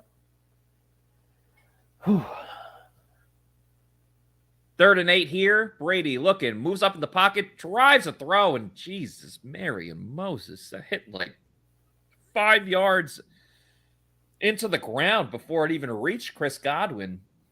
And Josh, I hate to say it, but after this very exciting start for the Bucs, that's 2 straight 3 and outs for the Bucs. Yeah. Some execution flaws on that. The play calling overall not terrible. Yeah, again, the Lenny run on first down, but it was out of shotgun, so you're at least giving a sorry. No, you're good. Marta punts it. Duvernay catches it at the 35, tries to head up field. Rashad White in pursuit, and Cade Otton does a little bit of everything, makes the tackle. Look at that. Cade Otton, ladies and gentlemen. But what I was going to say, like on the second down, the deep shot to Evans, you love to see that. There's been a lot of talk about how Brady hasn't done as many deep shots this year as in years past, but that's been across the entire league. Like that's the context. He still has a higher percentage of big time throws than the average quarterback in the league. It's just defenses have been really focused on taking away deep shots from all offenses, but you love to see that. I think the play design to Godwin was fine. He was open. It's just a little bit of execution issues, and you hope they clean that up going forward. Let's get to some comments here. Common Sensei, Mike should catch that regardless. Tom, on the other hand, says maybe TB12's finger is really bothering him. Brian Shaw, the ball literally bounced Evans' chest. Yeah, I don't think it was that bad of a pass. I mean, it wasn't perfect. It was absolutely a catchable ball. So, and then I didn't get a great look at the Godwin one. Chris Topher says Evans dropped that. It was an easy catch that he missed. Yes, I know it's Christopher. I'm just messing around with names because it's late at night and I just had a Celsius. There you go. Brian, underthrown, but still hits him right in the chest. So, yeah, again, I don't know if that's so much underthrown. I think he was going back shoulder on it. Daniel here with the false info on National Beer Day. I'm sorry, Daniel. I'm just busting his chops. Evans got his hand tangled up with the defender, too. But, Daniel, you're the reason why it's National Pirate Republic Day on the Pewter Report podcast. So and who knows? Maybe for Daniel, every day is National Beer Day. Yeah, that's fine, too. Yeah. Drink responsibly. Yeah, responsibly, of course. See, you and I, bud. Yeah. You and I, right there. Yep. All right. Yep. By the way, you know where you can get some never mind. We'll get back to it in a bit. Yeah, shout out the state of Iowa. I've been there once. Yeah. That's about it. I was going to say, have you made plans to go back? Well, we went for a wedding, so that's so funny. Oh, wow, that's crazy. I was just talking with Tristan Wirfs about his wrestling career a couple of weeks ago, 2 weeks ago. And he was saying when he was a freshman, he absolutely got his ass kicked. And he mentioned wrestling, Tyler Lindbaum. But then when Tristan Wirfs, he was a senior, he lost 40 pounds so he could wrestle on the wrestling team, even though he still was committed to football and played football at Iowa. So it was crazy. Lamar with a swing pass to Kenyon Drake. Did we just lose the Prime Vision? I don't think so. You know what? We might have. Yeah, because that was there was none of the all 22. That's so weird. Yeah, what the heck? Yeah, Levante David did a great job of kind of covering that up, though, and limiting it to a 1 yard game. Yeah. Yeah, they're showing Wirfs and Lindbaum. There we go. There's the all 22. Yeah. I think they forgot what they were doing for a second. Play action here. Throws to a wide open Likely. Isaiah Likely out of Coastal Carolina. Oh, wow. Cool. Yep. I think I applied to that school. It's a pretty cool place. I cover Myrtle Beach in my other life. And nice. Coastal Carolina is pretty cool school. Likely kind of a very small tight end, more like a big wide receiver. He can move really well. Never going to be like a Y tight end, but he's a danger in the passing game. 1st and 10 for Baltimore. You ever see The Wire? I have not. There are so many shows that you really want me to watch that I need to get onto. And for those of you who don't know what we're talking about, I confessed to Matt earlier this week that I have not seen his favorite show in the whole world, The Sopranos. I love The Sopranos. It's the best show of all time. But while I said you have to watch The Sopranos, don't get me wrong. I really like The Wire too, but I'm not gonna be like, you gotta watch The Wire. But it's based in Baltimore, so let us know in the chat. Let us know what you think of The Sopranos. Let us know what you think about The Wire. But yeah, I absolutely love The Sopranos. I used to live outside of Baltimore for about 3.5 years. Really? Yep. So we're getting kind of away from the game here. I will say Zion McCollum had an amazing one-on-one rep against Rashad Bateman a couple plays ago. Absolutely had him fully covered up on the deep fade. Didn't allow him a single inch and was able to create the incompletion. And then I'll let you go back to the play-by-play because you're fantastic at it. Oh, thank you so much, man. But I'm nothing without my color commentator. Nice completion from Jackson to Robinson's been the top receiver for them tonight. They go right back to Robinson. It's a swing and a miss on the tackle, a whiff by. This is what I get for saying nice things. Yeah, I know. I should just shut up. Don't say nice things about him. They are heavily targeting Robinson. What's his first name? DeMarcus? Yeah, I think it's DeMarcus. Yep. But yeah, McCollum. Again, overall, like, solid game. I'm not just going to be like, oh, he stinks now because he missed one tackle. But that was not a good look. There's no question about that. And the Ravens are in field goal range, so we're hoping that they hold them to a field goal to continue that field goal fiesta. Jackson looking to his left. Now the camera has him out of reach, so he's still scrambling and throws it away in the corner of the end zone. Can't get it to the fans, though. There's one guy that reached all the way over. Thankfully, he did not fall over the railing there. He was looking for Duvernay, the wide receiver product out of Texas. Hook 'em horns if you're a fan of them. And if you're not a fan of them, horns down. And here's the replay. Yep, Bucs couldn't really get to him. Will Golson had a little bit of pressure. And just solid zone coverage by the Tampa Bay Buccaneers. 2nd and 10 with 2:25 to go. Jackson, quick throw to his right. It's low and incomplete. And color me shocked. He was looking for Robinson once again.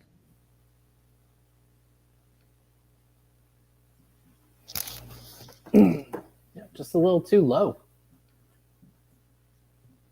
Would have had him, though, for like a 6-7 yard gain there. Yep. And you could see Lamar's even like, yeah, that was on me. That's my bad.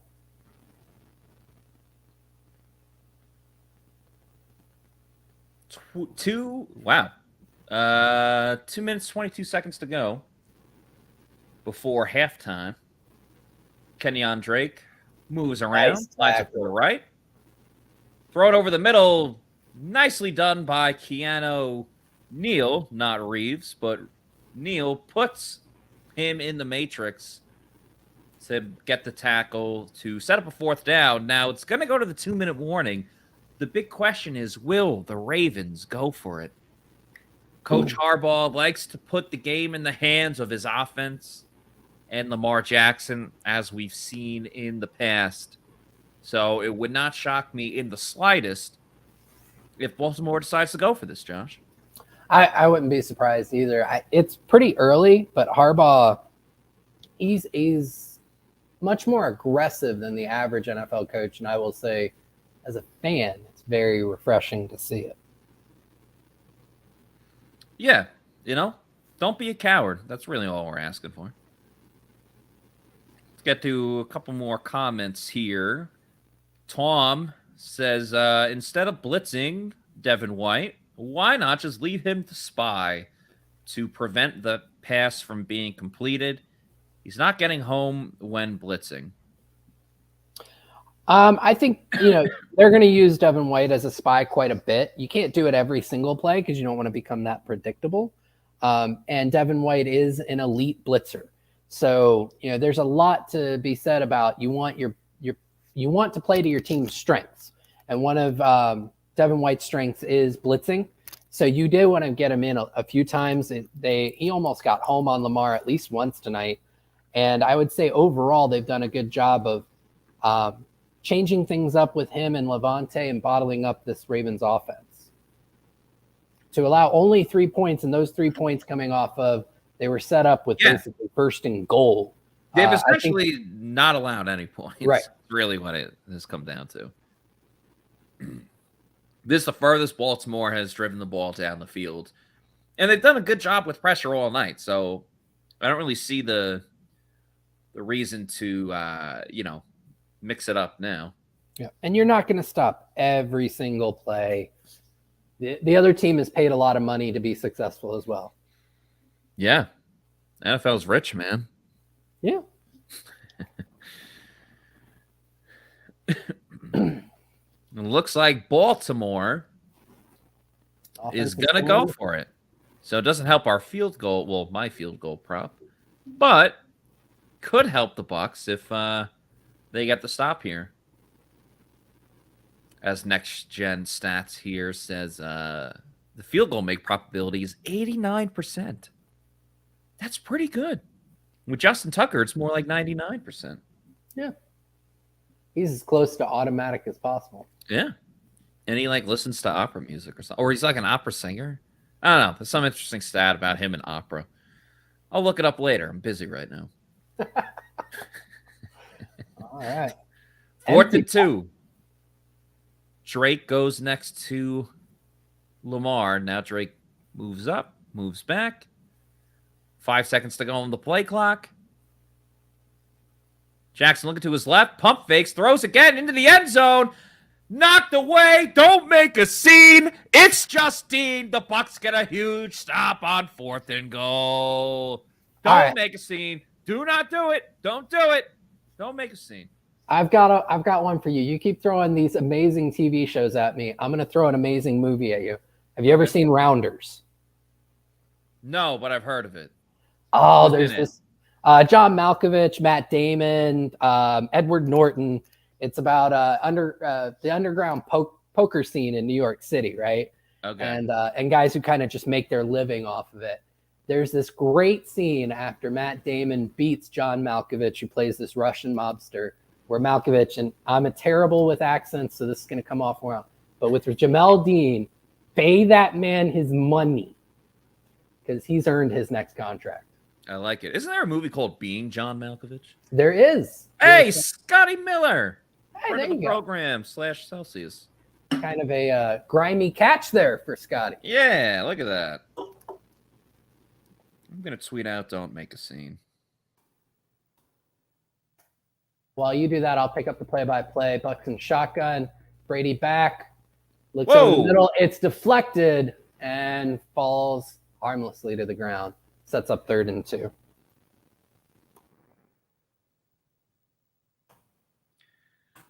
Bucs trying to avoid another 3 and out. This is eerily like the Atlanta game. Maybe every time they play birds, it just changes. They just have to go 3 and out at some point. Brady is mad. Looks like, I'm going to guess, Baltimore called a timeout. Yep. And I'm assuming it's because the Bucs had a huge matchup advantage and Brady was trying to get the ball out because he saw it. And Baltimore saw it. I'm assuming John Harbaugh called the timeout real quick to prevent the Bucs from taking advantage of whatever personnel or design advantage they had right there. Former Buccaneer Richard Sherman on the field with the rest of the Thursday night crew. Of course, also with, well, he wasn't in that picture there, but Buccaneer great Ryan Fitzpatrick. Yeah. 3rd and 2 for the current Tampa Bay Buccaneers. Brady and shotgun looking, goes deep for Evans, makes the catch. A fantastic reception. Double by coverage. Mike Evans. And he got out of bounds to save the clock, which is fantastic. After the Ravens gifted the Bucs a timeout, now they're in great position. Wow, nice job by Mike Evans. 3 Ravens around him. And he needed to make that catch after.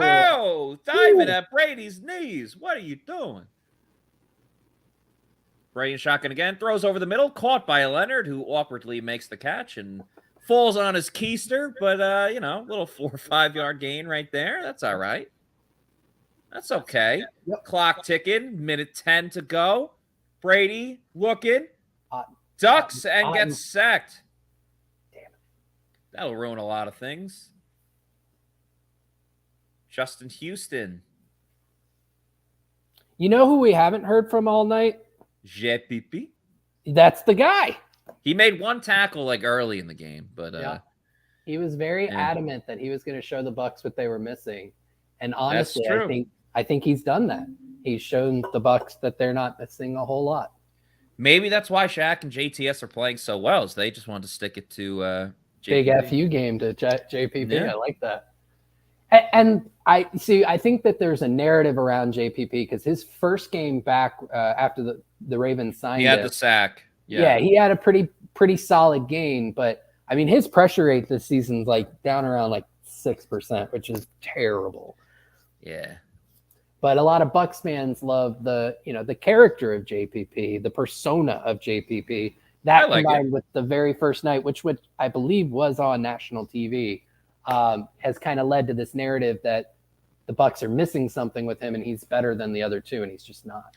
He's not better than the other two. I still do think that they were missing his attitude and stuff. Brady, oh boy, he looked like he was loading up to throw it deep, and then We just saw history, ladies and gentlemen. Tom Brady has now been sacked for the 555th time in his career. That's an NFL record. Yeah. Congrats to Tom. And I want to Sure, say, this is not on the offensive line at all. Okay. This is the definition of a coverage sack. Tom Brady had 3.7 seconds to throw that ball. That's an eternity in the NFL. There is zero blame there on the offensive line there. Yeah. And it's a blitz too. Yeah. Right. 3 points. The offensive line allowed him 3.7 seconds to throw the ball on a blitz. That's amazing. That's fantastic. Don't put that on the O-line. That's on the coverage. That's on the receivers for not getting open. And that's on Brady because he was outside of the tackle box. He could have just thrown the damn thing away. Plus Fournette, like he threw a little chip block, but then clearly was going out for a pass. Yeah. Camarda punts it here back to Duvernay. Rashad White in pursuit. Can Rashad White get him the running back? Oh, he does take him down. Nice tackle by Rashad White. Friend of the program, Pat O'Connor, was there to clean it up at the end as well. Nicely done by Rashad White. Doing a little bit of everything for this team, just like Cade Otton. 2 big special teams plays, Cade Otton and Rashad White. And Camarda with some amazing punts. It's the day of the rookies. It is the day of the rookies, the night of the rookies. Logan Hall needs to show up. Yeah, all we're missing is that. Zion McCollum, honestly, with a big PBU early on. So that's all we're missing. Just need a little Logan. And maybe a O'Keefe play. Well, yeah. Yep. And some Cade Otton receptions. We're really lacking there. Yeah, I think with Mark Andrews going into the tunnel, my play is dead on arrival. That's true.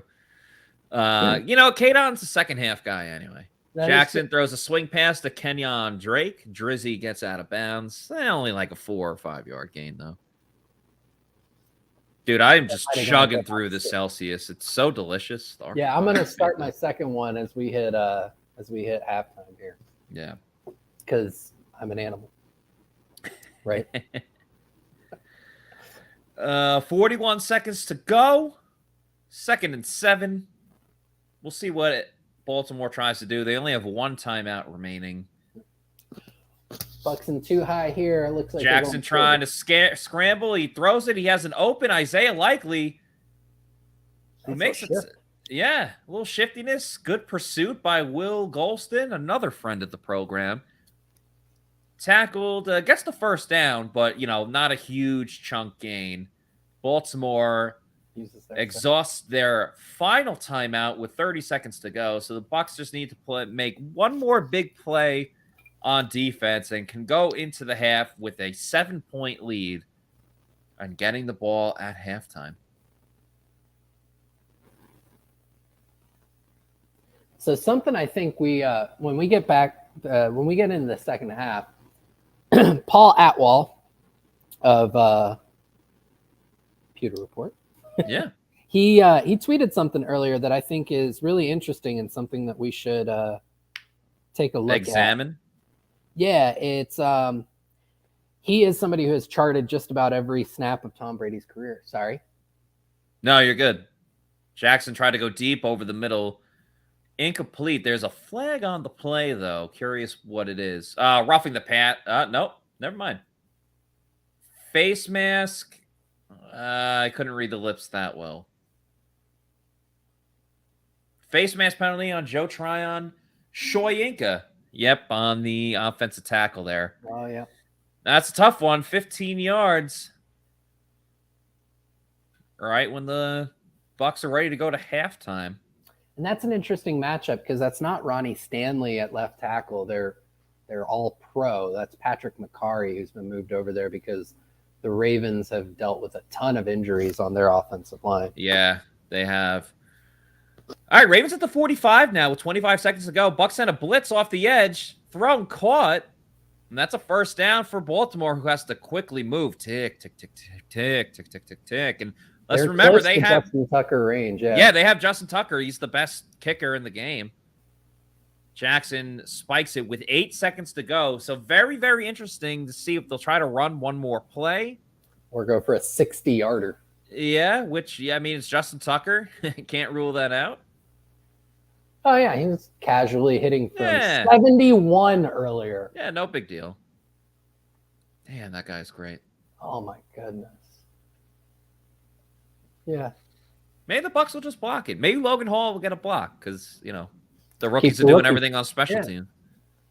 They're going to run one more. Let's see here. Snap. Looking to his right. A quick, just an overthrow. 4 seconds to go. Justin Tucker immediately jogs onto the field. Oh, boy. Oh, geez. Well, the good news is no matter what happens, the Bucs will, well, I shouldn't say no matter what happens, but most likely the Bucs will have the lead regardless of what happens on this play. Will it be a 7-point lead or a 4-point lead? 4 seconds to go. Justin Tucker lining up for a 61-yard field goal. He's still stretching it out. This make probability is 20%. Snap is good. The kick is up. No, it's blocked! A special teams play! Don't make a scene. Was that Jamel Dean? I think it was Jamel Dean. Don't make a scene! I got to tweet, don't make a scene part 2. Oh, Pat O'Connor might have done it. Friend of the program, Pat O'Connor? Yeah, I think it is. Friend of the program, Pat O'Connor with the big field goal block. Matt, you have a pretty cool connection with Pat O'Connor. You did the Camp Diaries with him. Bucs Training Camp Diary with Pat O'Connor. If you haven't read it, check it out. Obviously, we talked a lot about, Logan Hall, Vita Vea, Pat's own growth as a defensive tackle, along with his role on special teams. And Pat coming up big right there with the block on the field goal. So shout out to Pat O'Connor for the field goal block. And that'll do it for the first half, ladies and gentlemen, with the Bucs leading 10-3. It's nice that they have a lead. They haven't had too many of those so far. And they get the ball in the second half. So, Josh, we're going to give you a little break here. We're actually going to bring on our intern from PewterReport.com, Adam Slivon. But before you head out, just give us first thoughts of the opening half. Yeah, I've been pleasantly surprised with most of the play calling. I was kind of alluding to it and then got caught up in the actual plays there. But Mike Evans has had some big opportunities, some end zone shots, the big deep shot on the fade. He finally brought in one of those big passes there during the 2-minute drive. So you hope to see that they can connect on those more on the second half. Marlon Humphrey, cornerback for the Ravens, looks like he's questionable to return. So I hope the Bucs continue to try and pick on the Ravens secondary and hopefully explode out for more than just 10 points in the second half. But and the defense has been playing out of their mind, like absolutely awesome. Yeah, it's really been so much fun to see. So, Josh, thank you so much for all your insight and analysis. We will see you for the third and fourth quarter. Before we bring Adam on, let's hear a quick message from our friends at the Seminole Hard Rock and Casino in Tampa, Florida, right here in our own backyard. Just the way you like it. Me and my wife decided we'll have some fun. I was playing a 2-cent machine. 6 bets in, I hit a jackpot. $117,000. Hi, my name is Tara, and I won over $500,000 playing slot. I do this full time, and I would not change it for the world. I'm Gloria. I won over $2 million at Seminole Hard Rock Casino. I went and bought a bunch of jewelry. My name is Mike, and I won over $350,000. I love playing baccarat because it hits different. When you pull in that card and you flip over that 9, beating that 8, can't miss. I'm Jimmy. I won $500,000 in a slot tournament at Seminole Hard Rock in Tampa. Even a blind squirrel can get a nut sometimes. My name is Philip, and I won $215,000 on Blazing Sevens. Put my last $40 on the table. Next thing you know, bam, $215,000 jackpot. I hit that bad boy. I didn't realize how much it would change my life. You only live once. Have fun with it, right? Anybody can win at Seminole Hard Rock in Tampa. You never know when you can win big. Check out the Seminole Hard Rock Casino in Tampa. We are now joined by one of our fantastic interns at PewterReport.com, Adam Slavon. Adam, this is a different Bucs team than we've seen in recent weeks. It's nice to see them for the first time in a long time with a lead where they're actually playing. I'm not willing to say great just yet, but solid football.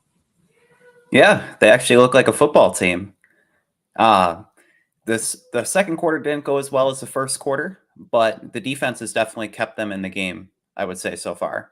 Yeah, without question. I mean, they've only allowed 3 points, and it wasn't even on them. You know, there was the special teams mistake there where it went off the shoulder of D. Delaney and recovered there. But then the Bucs did a fantastic job holding them to a field goal, just making sure that, you know, they didn't reach the end zone. I think that was big because you go back to the Chiefs game a couple weeks ago, and Rachaad White fumbles it immediately, and like 1 or 2 plays later, the Chiefs are in the end zone, and you're already down 7-0. That was not the case. This team has come out with attitude, and they're getting key plays by, I mean, just sticking with the defense, like Shaq Barrett playing his best game of the season. I don't think there's any argument there. JTS had a tough penalty at the end there, but, you know, in heavy pursuit. Levante David looking really good. And then Zion McCollum, who struggled a lot last week, comes up with a big pass breakup in the end zone. I'm really, really liking what I've seen from the Bucs defense so far. I would definitely agree. Zion McCollum has definitely held his own in like the first like true test that he's had. That pass breakup was huge in the end zone. Shaq Barrett, it looks like one of those games where he's hot. He already has 3 tackles for loss, and that sack was huge. Vita Vea with a big sack. And even on special teams, towards the end of the half, friend of the program, Pat O'Connor, a huge block. Kept the Ravens from getting points on the board. And in that last 2 minutes in the half, that's where the momentum can swing going into the second half. So for them to get that stop was huge. Yeah, and, you know, Justin Tucker is widely known as the best kicker in football right now. May go down as the greatest kicker of all time. So I totally understand where people might be like, oh, it's a 61-yarder. Like, what's the big deal? Justin Tucker can hit that. Everyone saw the, you know, the video from the pregame where he was hitting from 71 yards. So that was a really important play right there. So nicely done by Pat O'Connor. He obviously had the big punt block 2 seasons ago against the Denver Broncos in 2020 when they obviously later went on to win the Super Bowl. That was a big play there. A nice field goal block for Pat O'Connor right there, which is really awesome to see. I'm glad you pointed out Vita Vea because he's another guy that we've really been, you know, getting on his case about maybe not making as big plays in the run game, but Vita Vea's been getting to the quarterback this season. You know, I believe that was his 4th or 4.5 sack of 4.5 career high already. I mean, yeah, exactly. So he's getting to the quarterback, and really all we want to see is like that consistency. It was really important to see that type of stuff from Vita Vea. But you look at the offensive side of the ball, just give me your initial thoughts. Things went pretty smoothly in the first quarter and then tapered off in the second. But what would be your big takeaway from the offense? Pretty similar to the Carolina game. It seemed like the first drive, they really tried changing it up and things were going well. They were moving the ball throughout the first quarter really well. I think Tom Brady was 7 for 10 passing, but the second quarter, they didn't really get the ball too much. I feel like the Ravens controlled the clock well, but when they did get the ball, they didn't really do anything. Besides the one play to Evans towards the end of the half, it seemed like they kind of went back to the bread and butter that wasn't really buttering the bread, so to speak. Yeah. They went away from like the screenplays to Chris Godwin. Like after the first quarter, he had 3 catches for 61 yards and all the screenplays were working, but then they stopped really like implementing them into the offense. Yeah, it's tough too because, you know, you jump out to the 10-3 lead, and it's something we talked about with the Bucs. Maybe not the past couple games because they haven't had that lead, but we've been talking about that. You know, we want them to essentially, they got their foot on the opponent, now step on their throats. And it felt like that could have been an opportunity when Jalen Darden returned it to the 45. They had great field position, and then they went 3 and out because they ran it twice in a row and it was an incompletion on 3rd down. Then they get the second 3 and out. And I'm like, oh, here we go again. This is just like the Atlanta game. So as great as it was in the first quarter, we just haven't seen that in the second quarter. I don't know exactly. You mentioned that they got away from the screens and everything of that nature. once again, they look like that they're ready to get some more points at the end of the half there. Mike Evans gets the big catch to set them around midfield, and then 2 straight sacks in a row. So once again, it's like the Bucs take a couple of steps forward, but they can't always capitalize on it. They, as Todd Bowles said himself, they shoot themselves in the foot. They cheddar bob themselves. You probably haven't seen 8 Mile, but that's a 8 reference. Mile, yeah. You've seen 8 Mile. Okay, Yep. so you get the reference when I said they cheddar bob themselves. But yeah, I don't.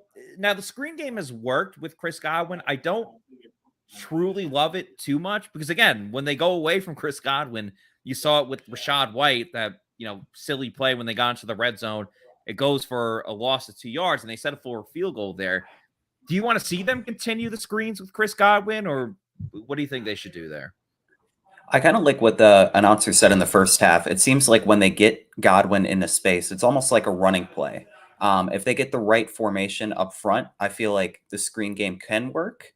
But they have to mix it up still on offense. They can't just rely on it. I think at one point they went like 4 screens in a row, and then the final one to Rachaad White went for a loss of 2. It's not something that they can utilize as often as they did, but bringing it in every once in a while, I think could be to their benefit. I like the play action plays too. Yes, they've done well with that. They've done better on first down. They're not running it every single freaking time, and it doesn't have to. That's what I was saying to Josh. They don't have to run it. They don't have to throw it 100% of the time on first down, but it just consistently do it. You can mix in a run here and there, but stick with the passing game on first down and keep going up tempo. I like when they go up tempo. It really gets them in a rhythm that they've been missing a lot this season. So that's something I'd really want to see. I feel like it's important to catch the defense off guard, like something they're not used to seeing from the Bucs. Like on that first drive, they went play action first play, and then they ran it on second down, and they got 9 yards to set up a 3rd and 1. If they do things like that, it can create like some opportunities for the offense. But they, like you said, they have to change it up. Without question. And I saw some people in the chat saying this too. I would like to see a little bit more of Rachaad White. Don't get me wrong. I think Leonard Fournette's been solid this game, but I don't know. Rachaad White just brings something to this offense that we haven't totally seen too much on this team. And also, not a lot of action with Cade On. I would like to see a little bit more of that, not just because I took him in my underdog my underdog fantasy pick, but Cade On has been effective when he gets targets, and he really only had 1 target. It was nearly intercepted on that first drive. And that's something I would like to see a little bit of a mix in, and he did that last week. He didn't really come onto the scene until the second half against Carolina. Would like to see a lot more of that this half. And defensively, don't change anything.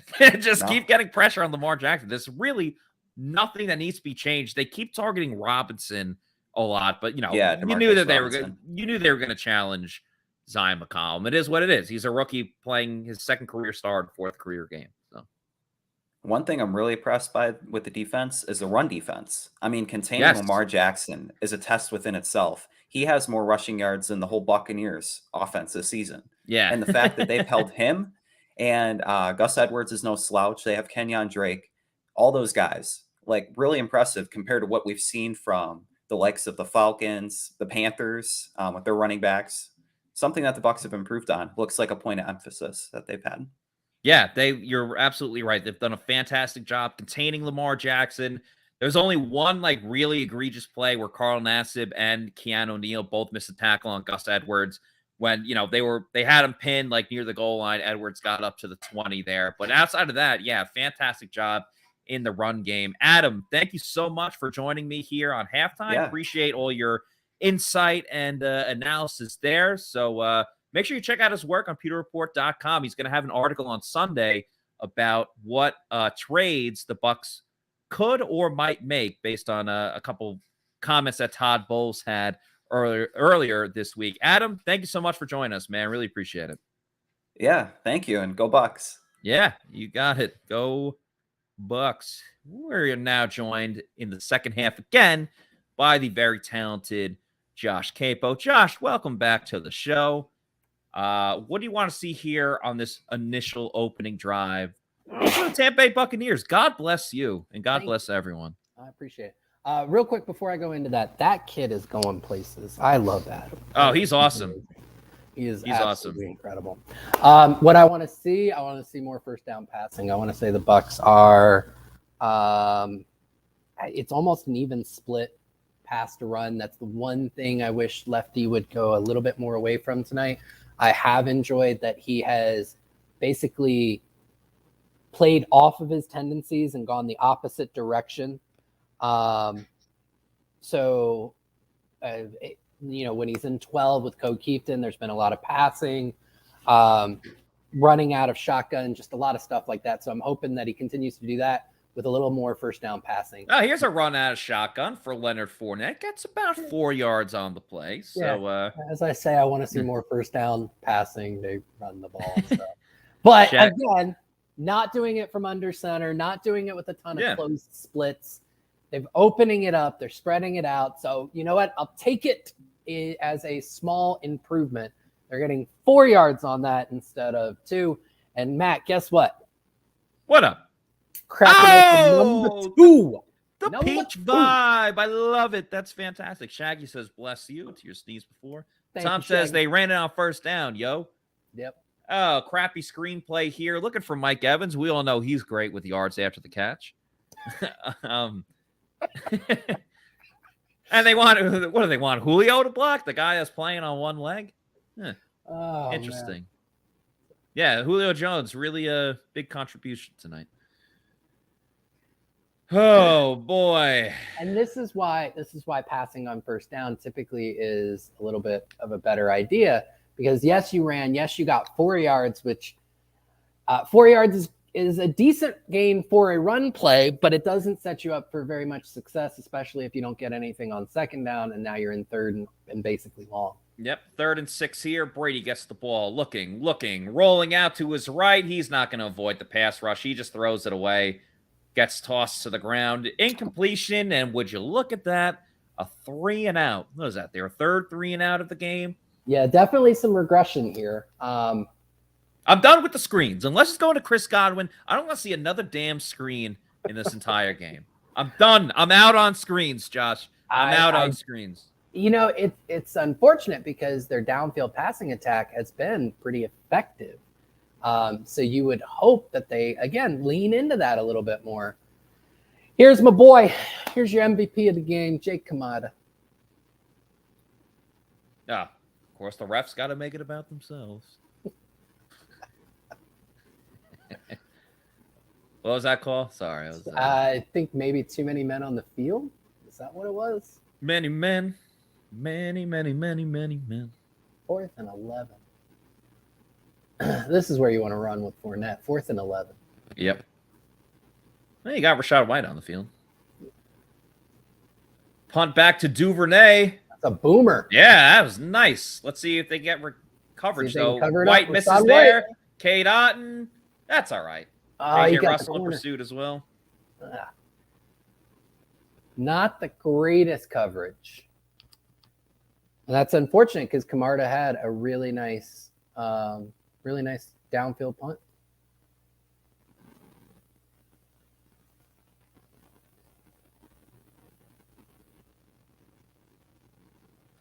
All right, we'll see if the Bucs defense can continue what they did in the first half, which was dominate. Yep. And this will be interesting because Greg Roman is a pretty damn good offensive coordinator. So you assume he's going to make some adjustments, and it'll be interesting to see how Bowles and this defense can kind of roll with those new counter punches that they're going to get. Roll with the punches because you know that it's inevitable. Lamar Jackson right up the middle, and oh boy, Bucs are in trouble. Jackson spins all the way up to the 45. McCollum escorts him out of bounds for a big gain. So and I think that's the very first thing that you see with Greg Roman doing. This is, he's letting Jackson loose. We didn't see too many design runs for Jackson. That's a good point. In the first half. And so now they're just kind of leaning into we have the best athlete on the field. We're going to let him make some plays. He's quicker than Tom Brady? Just by a little. Just by a little.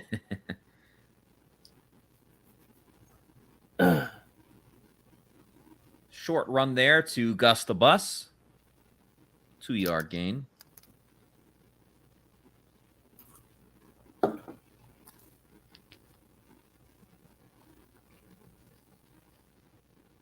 Mark Andrews is out for the rest of the game with a shoulder injury. So sorry, Josh Q, your underdog fantasy bet will not hit. But what are you going to do? You can't predict injuries. Yeah.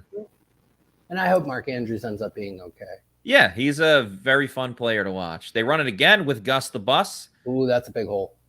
Yeah, he bounces his way to set up a 3rd and short. Now we'll see what the Tampa Bay Buccaneers can do in these 3rd and short situations. We talked a ton about, as they showed the replay of Andrews injuring his shoulder. We've talked a ton about the Bucs on short yardage situations. Now it's time for the Bucs defense to see what they can do. They run it with Gus the Bus. Oh, he cuts it back inside. The Bucs had a brief opportunity there to get the stop. Was that Devin or was that Levante? I have to see another replay. It's tough because they wear the same numbers, just flipped one way. Inversed, yeah. Yeah. Or it might have been Keanu Neal. It was Keanu Neal. Arm tackle. Man. I hate when players arm tackle so much because it doesn't take too much to just square up and get on someone and then gang tackle. But a first down for Baltimore driving into. Oh no, there's a Bucs player down. I think that might be Neal. And the Bucs are already. I can't tell unless that's Levante. No, Levante's talking to him. No, it's not Neal. Someone in the chat, let us know.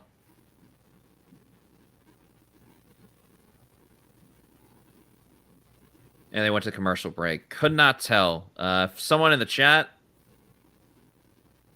could maybe give us a heads up who got injured there. They're saying it's Barrett, Shaq Barrett. Oh, no. Shaq Barrett down on the play. That's really unfortunate. He's been having a hell of a game.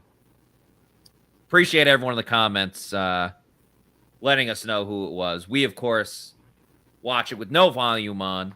Right. So if we miss something briefly, that's why.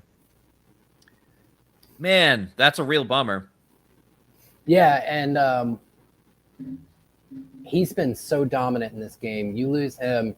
I know a lot of people have been enamored with Anthony Nelson and Carl Nassib, and don't get me wrong, they're great role players. They are not Shaq Barrett for all the hate that he has received over the past few weeks.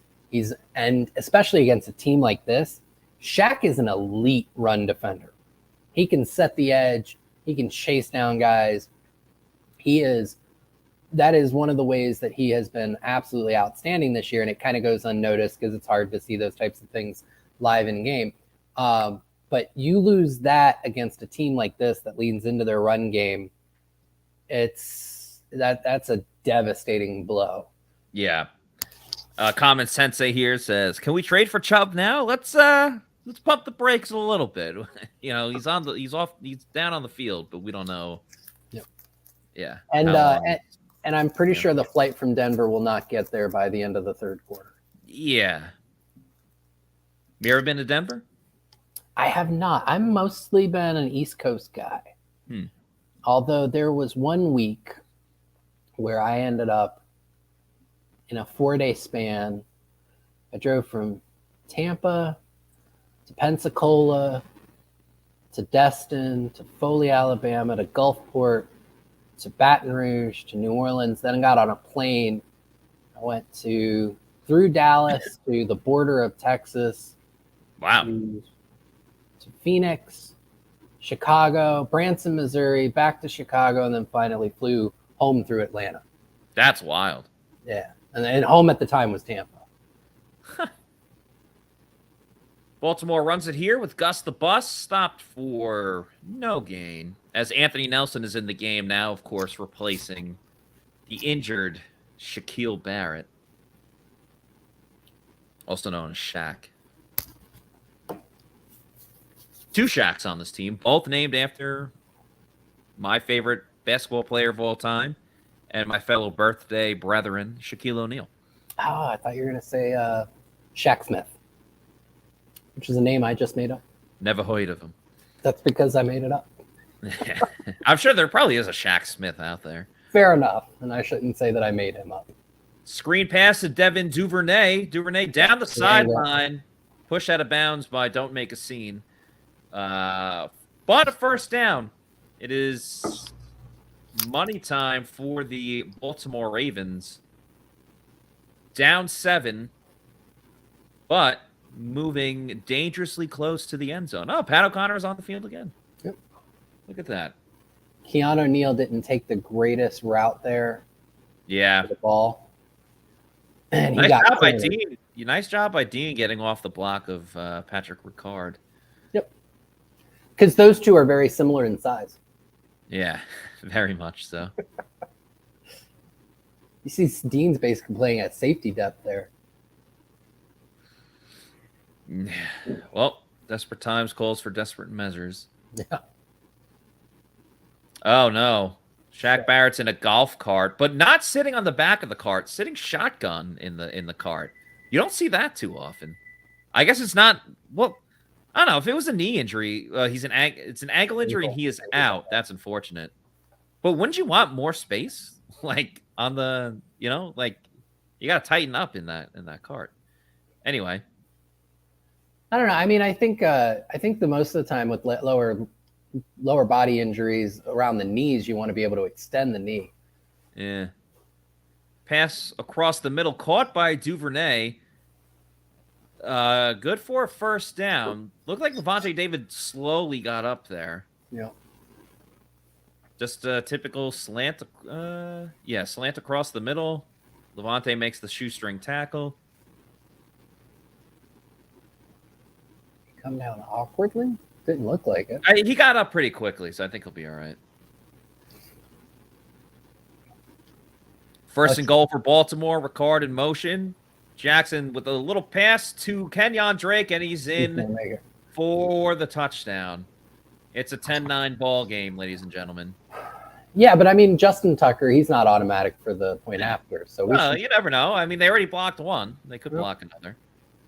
By the way, I don't understand, like, the Bucs people with they're on the field, but they got the signs that say, like, make noise or whatever, and they're, like, he's clearly in the end zone, and they're going, no. Like, what are you talking about? He's in the end zone. It was hard to see it, and I apologize. I just caught this. Hard to quite see it, but I think Devin White blew that assignment, which doesn't surprise me a ton. But it looked like from the angle I just saw that he was moving with Ricard on the motion behind the line of scrimmage, which makes no sense because it looks like that was man coverage. Drake should have been his. And because of that, he was late to get to the flat, and it made it an easy touchdown for the Ravens. You're kidding. You're kidding. Devin White blew some coverage. Damn. Shocking.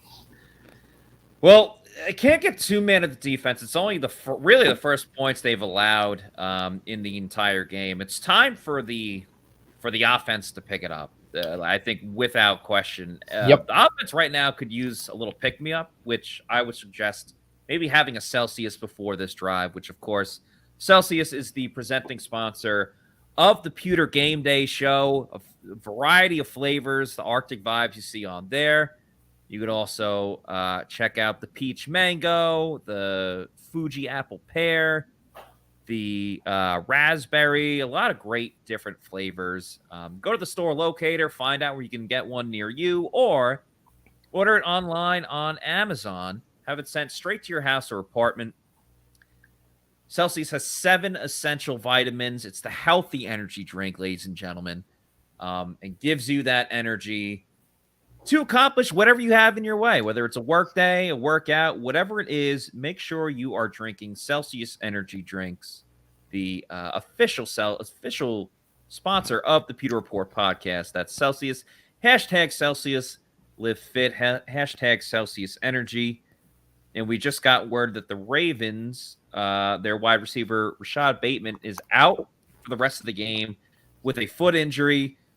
But to be honest, Bateman wasn't doing a ton in the game as it was. It's really been a lot of Robinson, a little bit of Duvernay, and Lamar Jackson. So just to set the stage again, it is 10-10 between the Bucs and the Baltimore Ravens.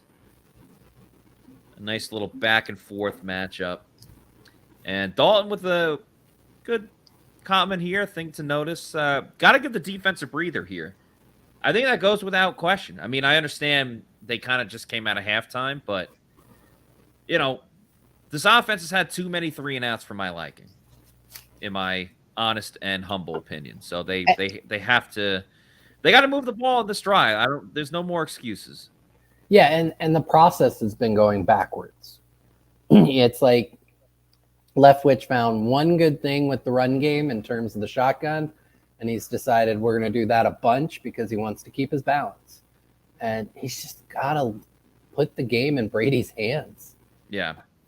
No, Let him throw downfield. We don't need to see a bunch of stuff at or behind the line of scrimmage, which is run game and screens. Just I blame myself, Matt. I absolutely do. Why? I tweeted out earlier that he was doing good things. This was after the first drive, that, you know, it was refreshing. Points were happening. I blame myself. This is on me. Play action here. We like to see that. A throw to Rachaad White. We like that too. Rachaad White making some plays. Heads up the field. Still going. Look at the man. A great reception and gain for Rachaad White. He's pretty pumped right now. Nick Leverett is fired up too. Yeah. Nice job by Rachaad White. Beautiful. Take that, you Lenny love to lovers. see it. Yeah, Lenny lovers. Well, I love Lenny too, but I really like Rachaad White. Lenny actually seems like a very cool dude, but yeah, he is. He's very like open with the media too, which we appreciate. Yeah, he just doesn't. He doesn't make things happen like that. White cuts it up the middle or like that. A great 8-yard gain on first down. This is the Rachaad White drive, ladies and gentlemen. We love to see it. 8-yard run on first down, so Leftwich is going to go with 6 more of them. Nicely done by this offensive line. Hainsey just taking. Who was that? Was that Patrick Queen? Yeah. Took him kind of for a ride there. Just manned him up. He will rock him. There you go. Oh, a little jet sweep to Julio Jones. Goes nowhere. Oh, and he's moving slowly. Gingerly. Julio Jones, thanks for coming out. That's terrible. That was the slowest walk to the sideline I've ever seen in my life. Oh, man. The guy with the lingering knee issue. Yeah, let's do a jet sweep with him. I'm pretty sure he just said, I can't go. Yeah. Thought I was. I'm not great at reading lips, so don't take that. Yeah, now Scotty Miller's on the field. That guy's pretty fast. 3rd and 2, shotgun here. Ravens think it's going to be a run. They're coming up on it. He's got Mike Evans open again. Oh, my goodness. What the heck? Go for it. I would. They're walking off. Screw it. Run a fake. Ay, Dios mío. I mean, they weren't even close to being on the same page. I mean, there's no excuse for that. I mean, just a terrible, terrible play call on 2nd down. I don't hate the jet sweep. Just don't run it with Julio. The guy's got a bum knee. Yep. You run that with Scotty Miller, I bet you he gets the 1st down. Probably. And Camarda just boots that one into the back of the end zone. Man. And there's the body language that you don't want to see. Like they know it's slipping away from them. And listen, right now, the Ravens have the Bucs on the rope. The Bucs have failed to move the ball much. I mean, they just did on that drive, but they didn't, they get 2 first downs? It's not like they're sustaining these very long drives. Not at all. Again, each week we get these flashes of, essentially flashbacks. We get these flashes of the Bucs team that we've known over the last 2 years. And then just like that, they immediately go back to the team that can't convert on third downs, the team that makes silly plays, that shoots themselves in the foot. And again, we're seeing that. Yep. I mean, they've only scored 10 points, Josh. And, we were all saying hurrah because they scored a 10 in the first quarter. But if you get shut out the next 3, listen, there's still 9 minutes to go in this quarter and the entire final quarter. But I'm not calling for Leftwich's job just yet. But he's not really putting on a great audition to keep it. Yeah, he just falls into his worst tendencies. And I think he just outthinks himself from time to time. I don't know. It's frustrating as hell. You have all this talent, and they're just underperforming by so much. It's the same simple, stupid mistakes. Can't convert on third and short. Dumb sweep. Again, I don't hate the sweep play. I hate the sweep to or jet, whatever you want to call it. Oh, I love the Jets. Best team in football. But I just don't like running it with Julio Jones. Run it with Scotty. Run it with James Don. Run it with, I don't know, Chris Godwin. Or just don't run it. Yeah, don't run it too.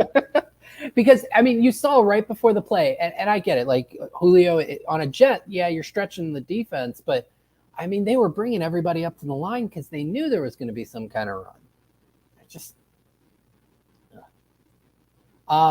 Speaking of your Jets. Best team in football. Did you see the tweet from Mina Kimes? Yeah. I saw that yesterday, but I saw you sent it to me too. Yeah, hilarious stuff. When things are going well, these are the things that are, they're fun. They make it. I don't know. It's fun. It makes the team, the team's riding high, and it's fitting. That's why they're playing so well with things like that. That's really the most I can elaborate on. Look at that. The Ravens run a jet sweep.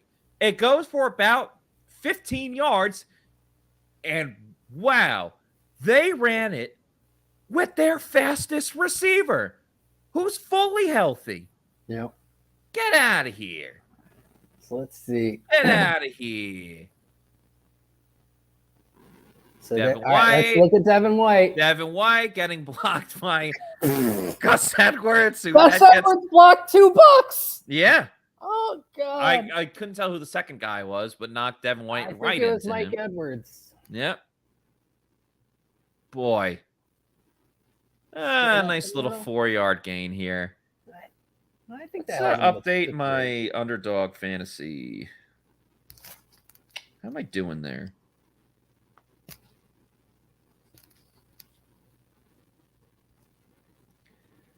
Let's see. Well, Kate Otten has no reception, so I don't have a good chance there. Everything else is looking great, man. Brady, only 162 passing yards. Gus Edwards, 41 rushing yards. And Ryan Suckup, 1 field goal made. So all I need is Kate Otten to start making some plays.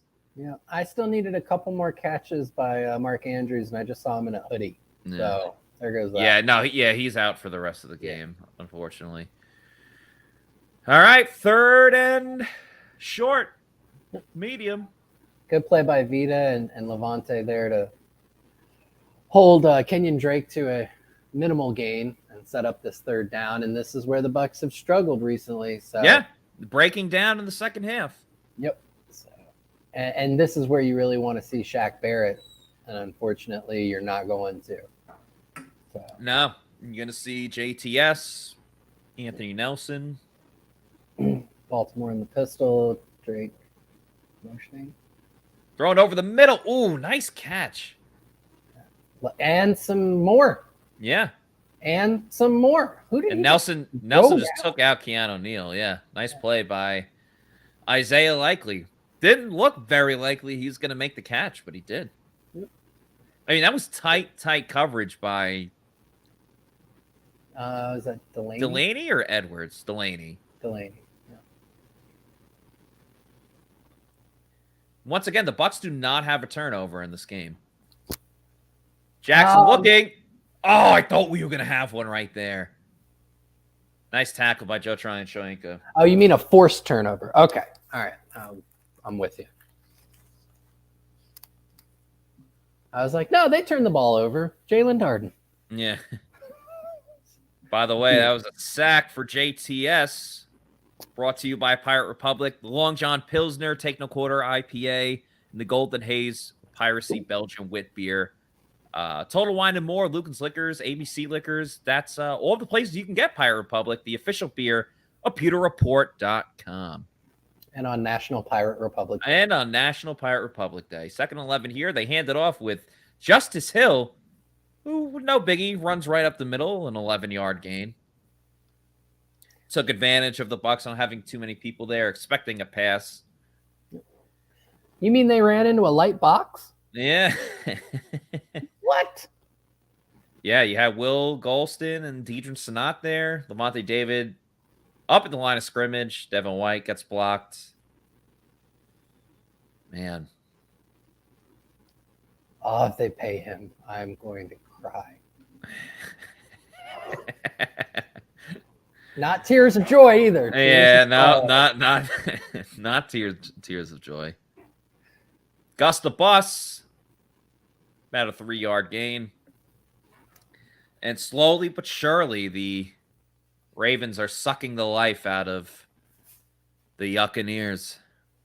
Almost to the end of the third quarter here. Yeah. I saw something earlier, and I think Adam mentioned it a little bit on what you guys were on at halftime, how the Ravens really controlled the clock in the second half but didn't do a lot with it. They had a 12-play, 22-yard drive. That's incredible. It is, isn't it? That's unheard of. Jackson holds on to it here, takes 2 hits, and Nacho makes the play. I don't know if that counts as a sack or not. I hope it does, because that would be his first as a Buck. Yeah. Oh, man, that would be sick. We love Nacho. Everyone loves Nacho.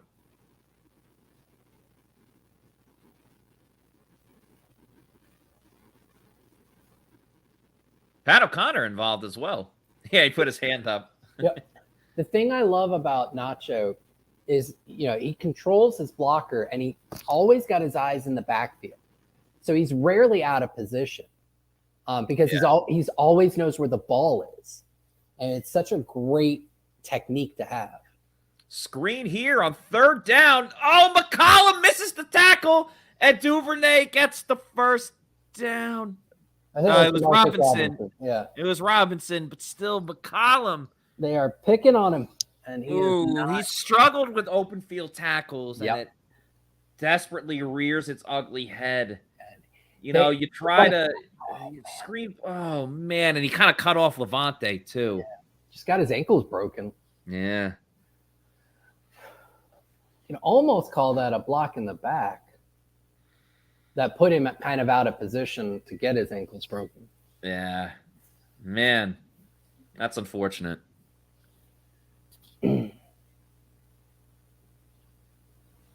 Justice Hill.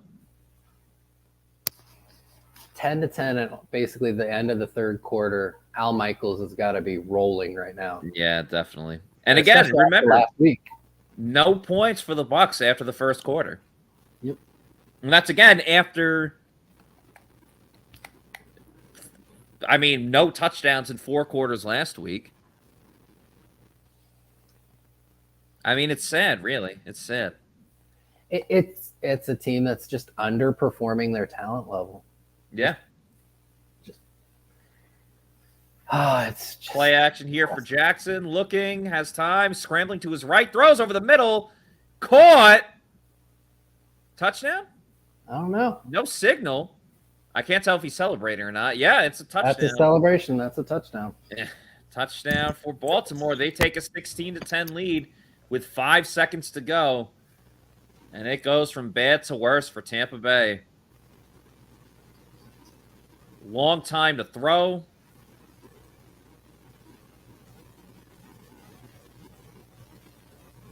Shoyinka got close, but clearly not close enough. Edwards turned around. Nice play by Likely. Both feet in bounds, not even close. Oh, yeah. No, that's... Oh, boy. And it's sickening, ladies and gentlemen. Sickening. Ramon says it pretty well. Defense is gassed. Yeah, Baltimore's kept them out there a ton. Yeah. Long sustained drives. It's not the case for the Bucs. Common sense say, hey, at least we played well for a quarter, guys. It's progress with this coaching staff. Just need another 24 games to have a complete dominant game with these coaches. Well, if the Bucs don't score again, I think we're going to have some new coaches, at least calling plays. Yeah.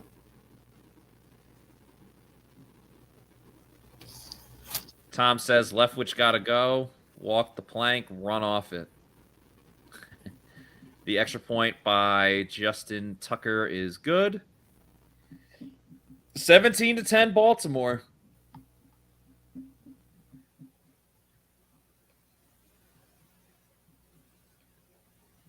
Man. Christopher says, you're not smart if you think pressures matter. Oh, thanks, Christopher. I appreciate that. Callie Bucks says, cover the tight end. It's the only person he passes to. They have to be kidding me. And their top tight end's out of the game. Outback Cat, tell us again how talented they are. Yeah, if you want to try and say that the Bucs aren't talented, like I'll argue the other side of that all the way. This is largely the roster that won the Super Bowl. Okay. Yeah. You're talking 3 or 4 guys gone, does not change all of that. It is a talented roster. It is absolutely underperforming what they are capable of. Some of it's because they're being set up to fail in terms of the play calling on offense. Some of it is they're not executing well, but you can't tell me that they're not talented. That's just asinine. Kyle here. Kyle Fewer? Kyle F. says all goes back to the moronic decision to punt on 4th and 2. Yes. At the 45. We did say, go for it. Mark here, we are being outcoached, tired of invisible improvements. That's been a buzzword for Byron Leftwich. Yep.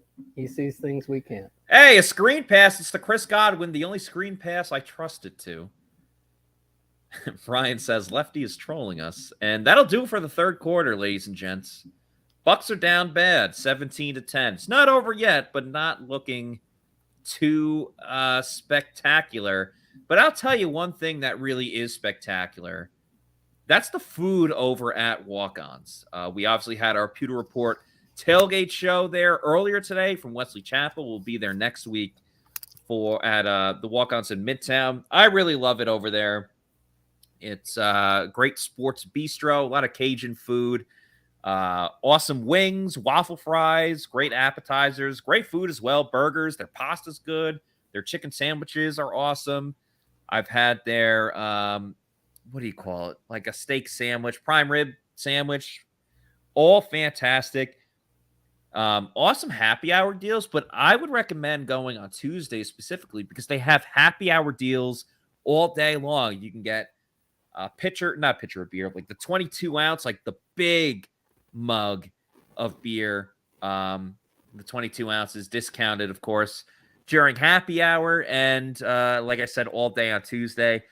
They have a lot of locations, but 2 in the Tampa Bay area, specifically the Midtown in Tampa and the Wesley Chapel one where they were today. We will be returning for the Celsius Pewter Report tailgate show presented by Age Rejuvenation and live from Walk-Ons next week for Bucs versus Rams.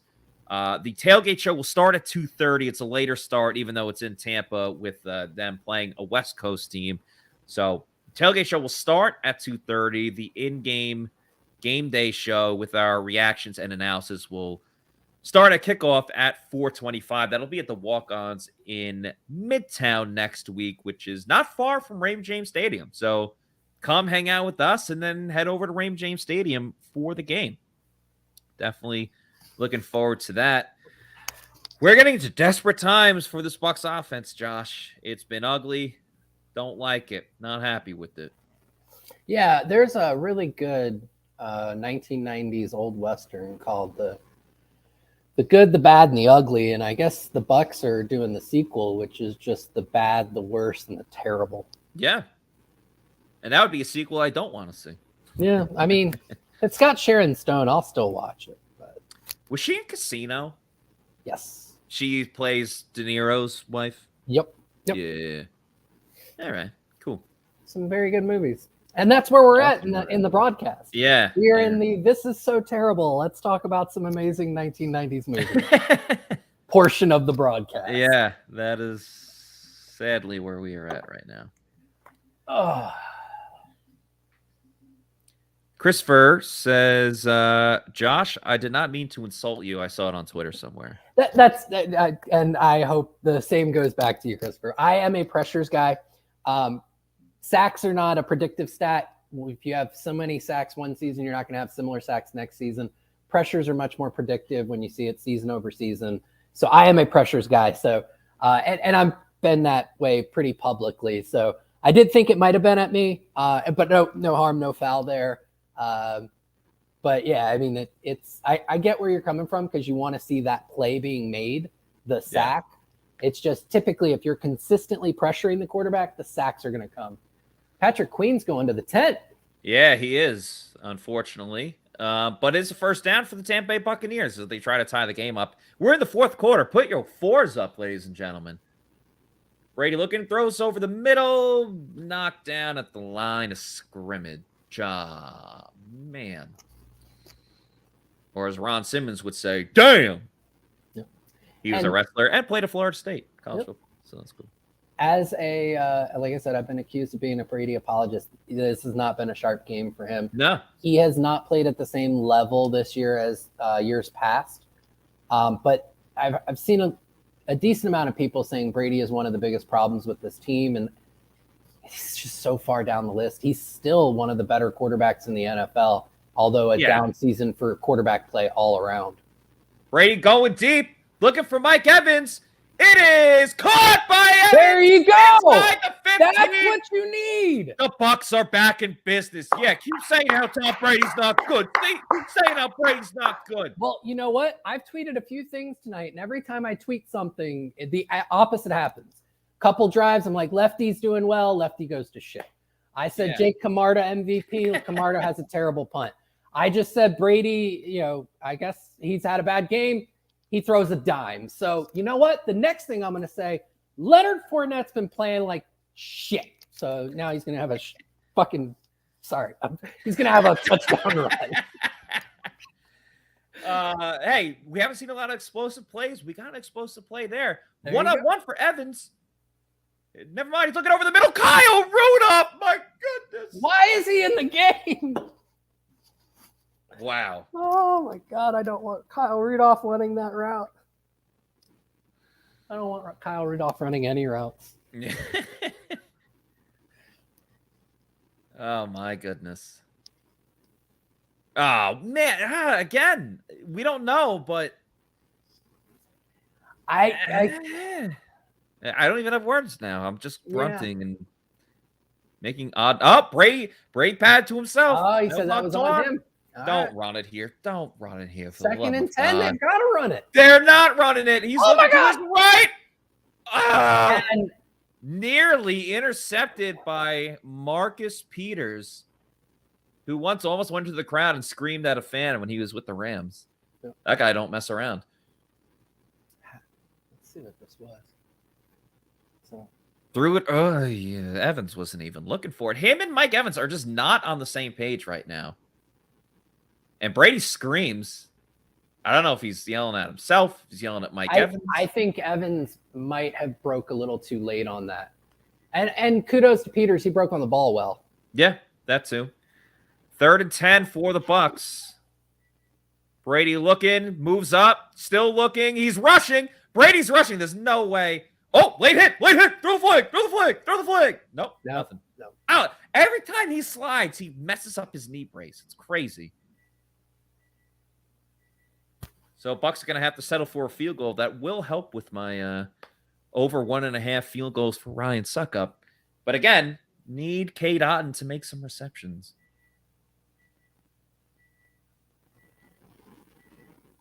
And the red zone struggles continue. And Patrick Queen's back in the game, too. Should be of note. 30-yarder, a chip shot for the MVP of the Bucs, Ryan Suckup. You had over on 3.5 field goals? Yeah, so this will be the third. And it's good. Right down the pipe. That's right. All right, so a little progress. Not exactly what we were looking for. But hey, at least Ryan Suckup has been accurate. That's been really important. He's hit every field goal except for one this season. It's very important for a guy at the position that he plays for him to be accurate. It's also very important to be accurate if you're bowling. You want to be throwing it straight so you knock down all those pins. And when we go bowling, we like to head to Pin Chasers. An awesome place to go to, not just for bowling, a fun night out with friends and family for multiple reasons. One of them being they have different deals every single night. It's truly incredible. They got all-you-could-eat pizza. They got dollar beers. They got all-you-can-bowl. They got brunch on the weekends. Hey, the Bucs are playing on Thursday, so your weekend might be a little more open now. Go get some brunch at Pin Chasers over the weekend. Also, the food in general is very underrated, from the pizza to the nachos and the chicken tendies. All great. You can book your kids' birthday party there as well. They got an arcade room, or arcade area, so you can do a little bowling, do some video games. Very fun night out with friends and family. We're going to be having a Pewter Report event coming up in the next couple of weeks, so stay tuned here for more info on that later on. And also, just go to pinchasers.net so you can reserve a lane. And I know Halloween's coming up, but in a couple of months, the holidays start coming through as well in December. Great spot to have your, office holiday party. Start booking that soon because they fill up pretty quickly. So go to pinchasers.net where you can go and do that. A very fun night out with friends and family. Great deals galore over at Pin Chasers. All right, so the Bucs were able, to get a little bit of a drive going, which is nice. We haven't seen that too much. Yep. When you were doing that read there, you had mentioned the dollar beers, and you had this pause, and I legit thought you were about to say dollar bills, y'all. Cash rules everything around me. Cream, get the money. Dollar bills, y'all. Oh man. So, the one thing that the Bucs offense was able to do besides put some points, by the way, I was doing the math in my head. I believe Suckup has been perfect for 29 straight quarters because his only miss, I think, was in the second quarter of the Dallas game to start the season. I think so too. Is they gave the defense the breather. Good job, Keith. You're the one who dubbed him Chief Keith, right? Yeah, I think so. I mean, there's a rapper, Chief Keef. I don't know if you know that. I'm not. Keef, Keef. So Chief Keef. So that's where that came from. But yeah, I was the first one calling him it. Okay. But what I was saying was that you could. Todd Bowles getting into it with Devin chewing White. him out. Get him, Bowles. Get him. I'm curious. I don't think he would have gotten benched, but it's like they can't, with all due respect to Olakunle Fadukasi. Yeah. Shout out Rutgers. Maybe if KJ Britt was healthy, but he's on IR. But the Bucs got a breather. So let's see what they do. No, they just give a giant flipping. No. Yep. That's the Bucs defense that we know in the fourth quarter, dude. They break late in the games. That gets Gus Edwards over 45.5 rushing yards. That was easy. There you go. And again, they break down in the fourth quarter. These are the same mistakes that we've seen week in and week out. Look at Devin White getting pushed 15, 16 yards up freaking field. Dude, shut a block. Sorry. No, you're fine. You're fine. We like this I'm passion. Get in trouble for waking up my kids. Yeah. Yep, that could be an issue too. Yeah. And Gus Edwards is down on the field now, unfortunately, as Vita Vea adapts up Marcus Peters. Look, Jared, go Devin ahead. White has physical gifts, but he can't do the simplest things a linebacker is supposed to do. The sacks look fantastic. Highlight reel, I get it. That's not what you're paid for to be a linebacker. Your first job is to play gap sound football, to shed a block, to make a tackle. He can't do it. And if you can't do it, okay, then be elite in coverage. Make sure you're helping shut down the passing game. He's inconsistent with that. Like, you do not pay this man to just blitz every so often and get a highlight reel sack. For Pete's sake. Oh my gosh. I like how before you're dropping BS and F-bombs, and now you're like, for Pete's sakes. Well, you know what? I'm trying. I don't know who's watching. I want to make sure that I'm not getting hate mail from people about my language. But if you want me to go off, I've got some words. Maybe not F-bombs. By the way, tell everyone where they can find you on Twitter. You can destroy my mentions at Josh_QUEIPO Capo. Which, oh my gosh, I've been hit with old takes exposed already tonight. I've been hit with you too soon. Like, I'm getting crushed, and I deserve it. Absolutely, I deserve it. This is wow. Man. Well, no matter how bad the Bucs play, we always keep it fun. So, once again, appreciate everyone like watching, listening. There's still a chunk of the fourth quarter to go. And just a reminder, one, check out, if you're new to this, check out pewterreport.com, our website, subscribe to all of our social media handles, all at Pewter Report, except for our YouTube channel, which is at Pewter Report TV. And shortly after this game, after we hear from Tom Brady and Todd Bowles, following that, we will be going live with the Pewter Report podcast, the Pewter post-game show, reacting to however this game ends. It'll be myself and Scott Reynolds, so stay tuned for that after the game. But we still have the whole fourth quarter to go, so we'll get to that when we get to it. I just saw on the crawler at the bottom, Gus Edwards went 645 days between games because of knee injuries. So you really hope he's okay. Horam Choi here says, this team is not good at all levels. And Isaiah Likely, wide freaking open. He exploded through the Bucs defense. Like everybody was trying to stop the run fit there. Nobody picked him up. I mean, it was a designed rollout pass, and everybody's paying. Like, look at that. He runs right past 3 Bucs. Nobody paying attention. Brian, this is just mental errors. Brian, I can't wait for the Brian Baldinger, all 22 on this. But Brian Shaw here, Bucs play like an 0-7 team. 0-7 team. I'm not kidding. They are right now. I won't disagree with that in the least. Handoff to Kenyon Drake. He rides Keanu O'Neal for about 5 or 6 yards. Ravens pushing the pile. Eventually, there's a whistle in there. Yeah, Isaiah Likely, 6 receptions, 77 yards, and 1 tutty. I mean, just not good. And I think it was Taser in there before said, like, the Ravens are doing this without their top wide receiver with Rashad Bateman. And their top tight end. Which is like their top playmaker outside of Lamar himself. Maybe that's the Bucs' Achilles heel. They just have to play the best opponents, like the best first stringer on all of these teams, and then they'll play better. Kenyon Drake is their 3rd string running back, right? Yeah. Cut just by the Raiders. Mm-hmm.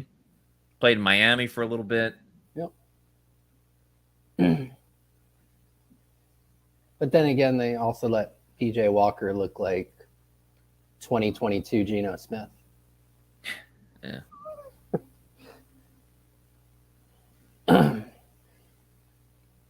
I mean, right now you're just hoping that they can hold the Ravens to a field goal and at least make it a one possession game still. Yep. The Bucs desperately need a turnover. Duvernay makes the catch, first down. They're not getting it there. They're almost inside the 20. I could also use a field goal here for my over 3.5. We call it the Friedman. Shout out to my friend Greg Friedman. He would bet a lot on, not like a lot of money. I don't know how much he bets, but he would bet on the prop bet over 3.5 or how many ever field goals it was for, like, usually either the Thursday night game or the Sunday or the Monday night game. So we just call it the Friedman. So shout out Greg Friedman for that one. Handoff here. No, Lamar Jackson's going to hold on to it. He's got a lot of room. Yep. Gets inside the 10. But there's going to be holding. Yep, it's coming back. Lamar Jackson is furious with his teammate there. Because that was designed up so well. He didn't need to hold. That was a first down and then some. Oh, man. Who was that? Ricard? Was it really? I guess so. That's unusual. Osai McCollum, who's been missing tackles left and right. Oh, yeah. He kind of faked it there. Yeah, but Tom Brady gets those calls. Yeah, true. Damn, he's pissed. Oh, man. Let me make that play. Yeah. Hey, huge opportunity for the Bucs. I mean, it's still 1st and 10, but, you know. Run to the outside. Bucs kind of there. 5 yards. This is easy for the Ravens. They might not have. I mean, they will because they're creative, but they might not have to throw it again. You know, they'll just keep running it 4 yards, 5 yards, 5 yards. Harbaugh is loving it. Yeah. How could you not? I mean, that was only 3 yards, I guess, but whatever. Second. But at this point, it's clock. Yeah. Even if they come out of this with a field goal, exactly, it's still a 7-point game. So. Yeah. But again, the way the Bucs offense has looked in the second half. Yep. You got Robinson one-on-one against McCollum. And he's got space. Well, plenty of room to run. Devin White tracking after him. Knocks him out of bounds, about a yard short. All right. Could be the moment of the game, ladies and gentlemen.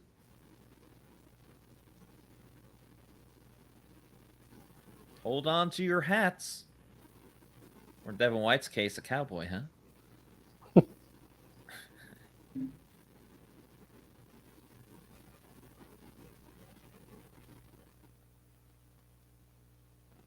The suspense. 3rd and 1. Short yardage. Bucs defensive line getting pushed around a little bit here in the second half. Yeah, no Vita Vea. Interesting. They run a jet with Duvernay. He's got it. And he's into the end zone for a touchdown. I did have a prop bet on Duvernay to score a touchdown. So that might hit.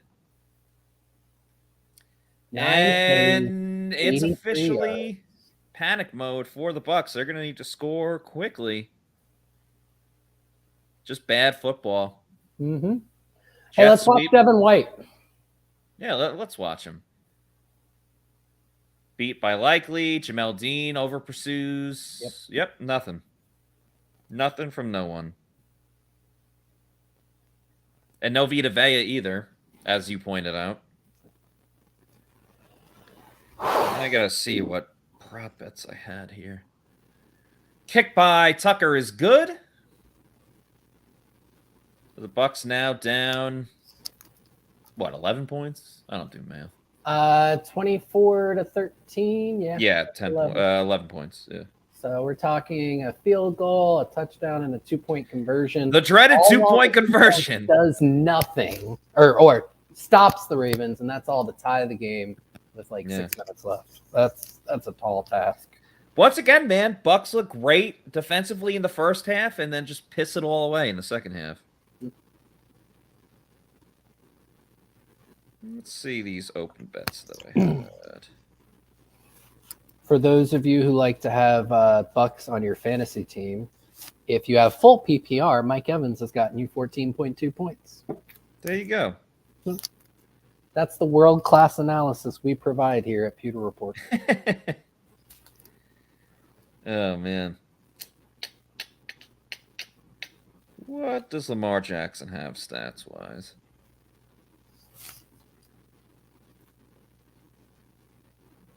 He has 238 yards. All right, so I hit a parlay of Lamar Jackson over 200 and I don't know, it's like 208 passing yards with Devin Duvernay to score a touchdown. So I hit that parlay, which is kind of nice. Nice.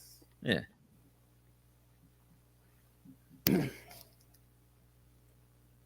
Matthew here with the comment, Jason Bowles and all need to go with Brady.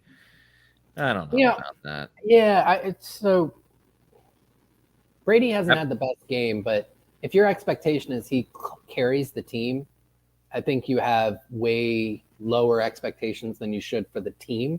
Yeah. Jason Light, he made a risky bet this year by going kind of all in on some guys with some injury histories, and it didn't pay off. But again, the roster overall is a talented one. Yeah. If you want to put this on Todd Bowles, I can't argue much there, but I will say I'd like to see what a different offensive staff can do with this offense, which may not happen next year because most likely Brady's not back next year. Yeah. I would love to see what a different offensive staff could do with this offense and how that could help protect the defense. Interesting comment here from Kevin Stryker. Is Byron Leftwich done after tonight, you think? I wouldn't be surprised. I really wouldn't. I kind of feel like this drive right here might decide it.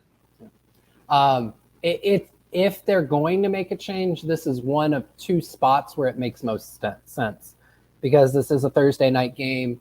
You have an extended amount of time. Yeah, mini bye before the Rams game. So that makes sense for a change. The other place that they could make a change would be the full bye week following the Germany game against Seattle. Which that's going to look so weird because Seattle's defense has been a sieve. And if you can't score points against Seattle's defense, oh my gosh. Yeah. All right, do or die time for Tampa Bay. 6:55 to go. They're down 24-13 with the ball at the 25. And Byron Leftwich potentially coaching for his coordinator position. First pass is completed to Mike Evans for about 8 yards. And he goes out of bounds. First down, shotgun run. Hey, look, 8 yards sets you up in second and favorable. Yeah. Rashad White in. Yeah, I think you mentioned that, but I think that's telling. Brady goes to Rashad White, gets that first down, jumps ahead for another yard, goes out of bounds as well. Ravens obviously not trying to give up the big play. Why do I feel like the Bucs are going to get a field goal on this drive? They're going to get the stop that they need. They're going to score a touchdown. Oh, a throw to Julio Jones. You got to catch that. I'll say it once again. Julio Jones, thanks for coming out. But why do I have this feeling, Josh, that they're going to get a field goal on this drive? They're somehow going to get the ball back, score that touchdown, and then it's going to come down to a 2-point conversion once again. I wouldn't be surprised. Caught by Evans, tries to extend the ball past the yard marker. Doesn't look like they're going to give it to him. But it'll be third down this time. 3rd and 1. Yep, 3rd and 2. Close. 2. All right. Close. And they run it with Rashad White up the middle. He gets the first down. He spins. Go. Yeah. Again, move it up tempo. Tick, tick, tick, tick, tick, tick, tick, tick, tick, tick, tick, tick, tick, tick. I think this is a drive they have to have, and they have Rashad White in. I think that is so telling. Just so telling. Right? Brady looking pump fakes, throwing deep. He's got Scotty Miller. Oh, it was underthrown by Tom Brady. And there's a flag. There's a flag. Scotty Miller finally gets that call. Not the best thrown football by Tom Brady, but those underthrows, they can be so beneficial because they invite that DPI. Right, but I mean, there. Yeah, that's a penalty. But Yeah. are we saying that Brady purposely underthrew it? I don't think so. I would not be surprised. Yeah. And that was a face mask to, I don't know what Harbaugh was bringing out. He literally hit him in the face. What did he do? He grabbed his face mask, threw him to the ground. Yeah. Just a little bit of everything. Brady and shotgun here. Ravens sent a blitz. He's got to get it out quick. Gets it to Chris Godwin. Can't totally break a tackle, but, it's a positive gain. Mm-hmm. And the key for this drive is they are moving quickly. So still 5.5 to go in this game. I need an old school NFL person to tell me why it's so important to have balance between the pass and the run game, because you don't want the defense to know what you're doing. Yet every 2-minute drive seems to move so much better when they know exactly what's coming. Yeah. Ravens send the blitz again, and Brady rolls out to his right. Was looking for Kate on. Now throws it over the middle. The ball's tipped. Woo! And incomplete. That's on Brady. Oh, somebody else is hurt. Yep, another player injured. Looks like a guy in the secondary. I think it was 14.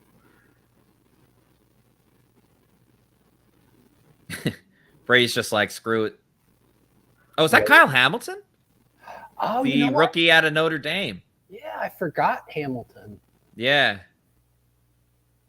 Oh, man, that sucks. He was just trying to avoid his teammate. Yeah. Looks like he jumped over him and then maybe landed awkwardly.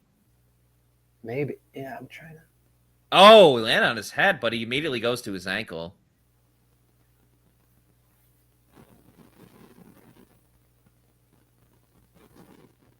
Yeah, that's unfortunate.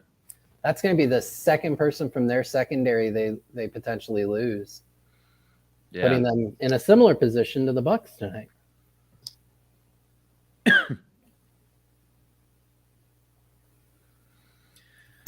Well, we'll be 3rd and goal. I mean, that play never had a chance. I think Brady was trying to say that there was holding on Clark against Jones, not letting him. Yeah, he made the get around on that whip.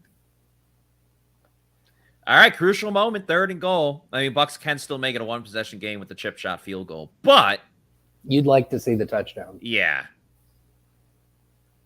Brady looking towards his left. Now scans over the middle. Pump fakes. Waiting again. He's going to rush, and now he's going to toss it to Kate on. Whoa, let's go. Penalty on the play. Yeah, but Penalty on the play. Oh, no. That would have been... Oh, it's on the Bucs. It's on the Bucs. A holding on Donovan Smith. And the air is taken out of the balloon. Man, Brady scrambled. He found Kate Otten. That would have been his... Creating out of structure. That would have been his first career touchdown, right? Yeah, I don't think Otten has one yet. Oh, he might have one. If he just let go at the end. Does he? I don't recall. Donovan Smith doesn't agree with the call. That's always the key with the O-linemen. Is you just got to know that last second when to let go. Got to know when to hold them. Yeah. Know when to fold them. Bucs a mile back now. Brady's looking. He throws. Julio! Oh, man. He makes the catch at the 3-yard line. What do you do here? You're really close. You need 2 scores. I guarantee you they're probably going to go for the field goal. I don't know. Brady's staying on. I like it, though. I like it, too. The benefit, obviously the downside is if you don't get this, you're still down by 2 scores. Yeah. Wow. 4th and goal.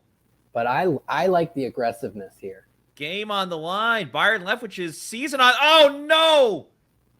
Ugh. False start? False start. Now you definitely have to kick the field goal. Bucs don't even have a chance to run that 4th and goal play. Stupid penalties at the worst times. Calling it on Robert Hainsey, the center. I thought Fournette might have went early. Oh, no, they called on Leonard Fournette. Oh, okay. All right. Is Fournette in? I think what happened was Hainsey didn't snap it right away. I think that was one of those, like, it's on another player, but Hainsey should have snapped it. Right. Anyway, if Ryan Suckup hits this will hit my over field goals parlay or bet. And it keeps the Bucs in the game. It does. It's going to come down to that infamous 2-point conversion. The kick is good. I'm 2 for 2 on my bets tonight, trying to go 3 for 3. Let's not get ahead of ourselves. The Bucs defense has to show us something that they haven't shown since the first half, which is a spine.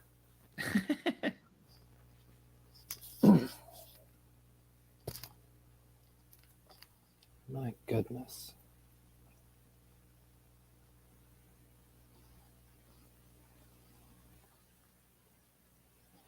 Let's get to a couple people in the chat here. I got a text from my wife because I keep yelling. It's never good when she uses the last 2 letters of my first name. I just got Joshua.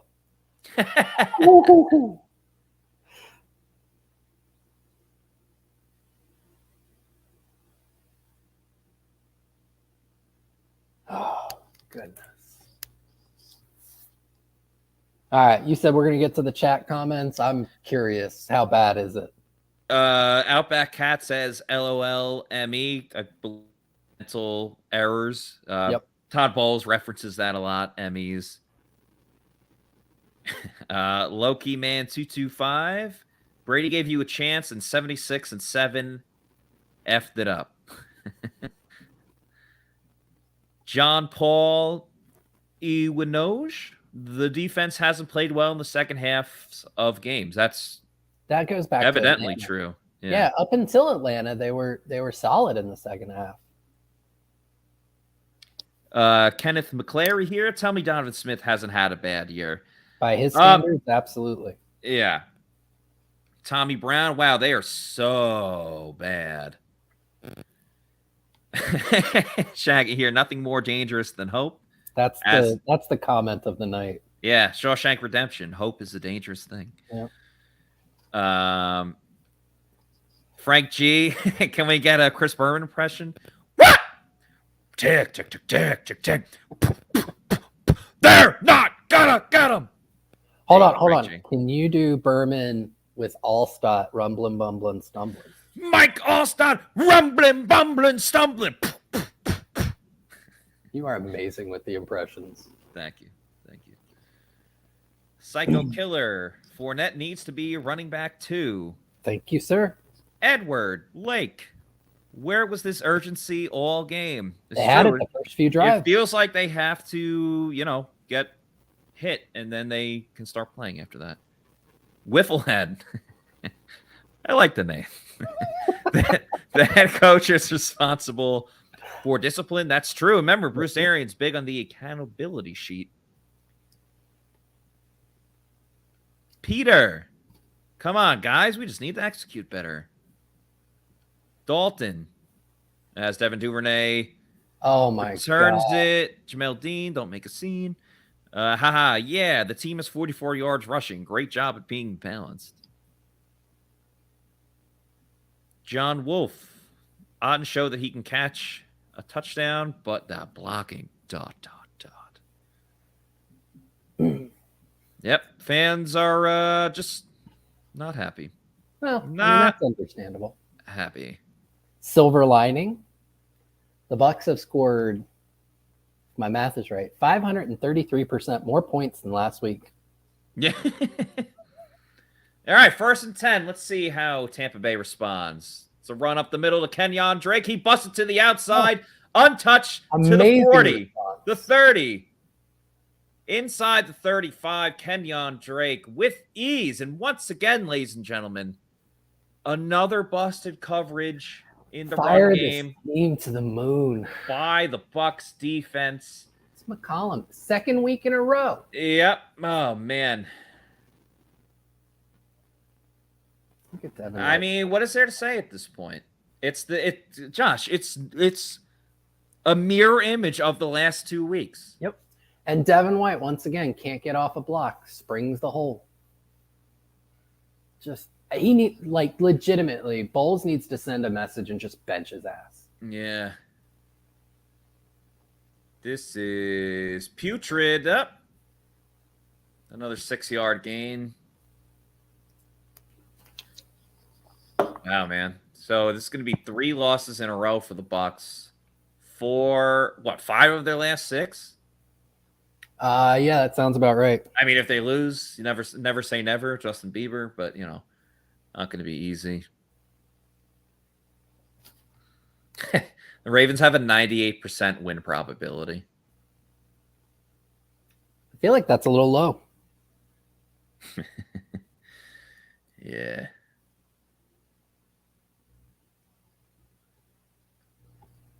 Bucs just don't have it, man. They could do it for 1 quarter, but that's it. Yep. Keanu Neal misses a tackle. Vita Vea makes a stop there. Vea back in. Yeah, there's at least that.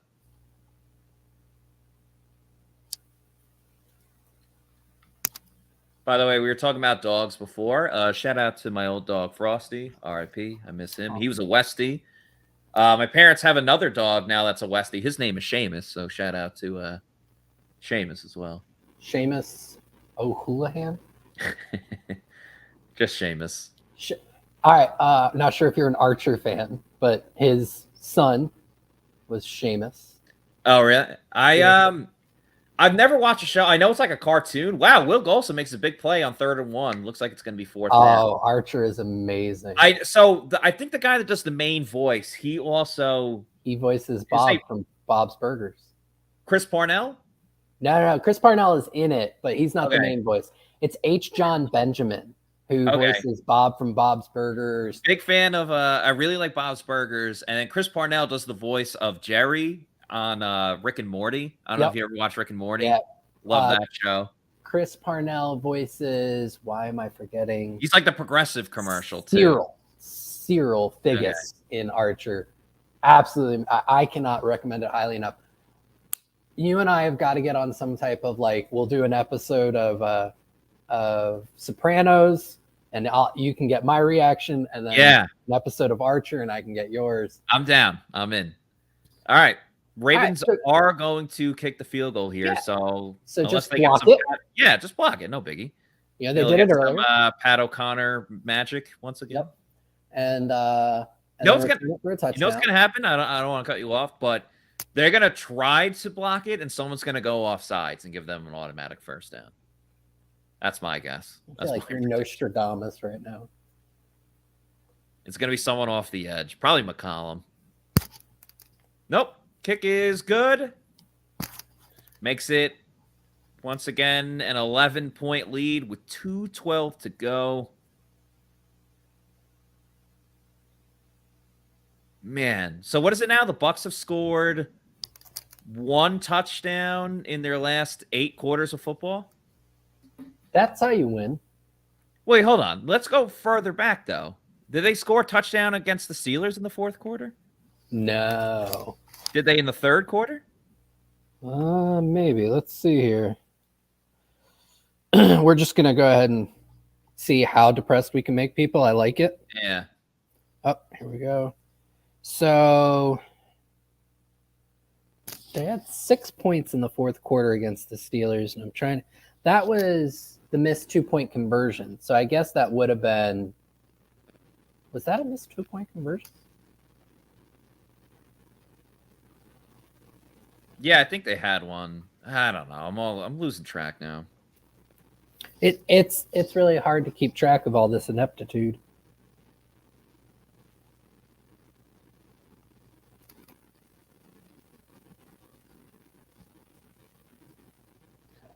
Kickoff goes past the end zone. Bucs are going to pick it up from the 25.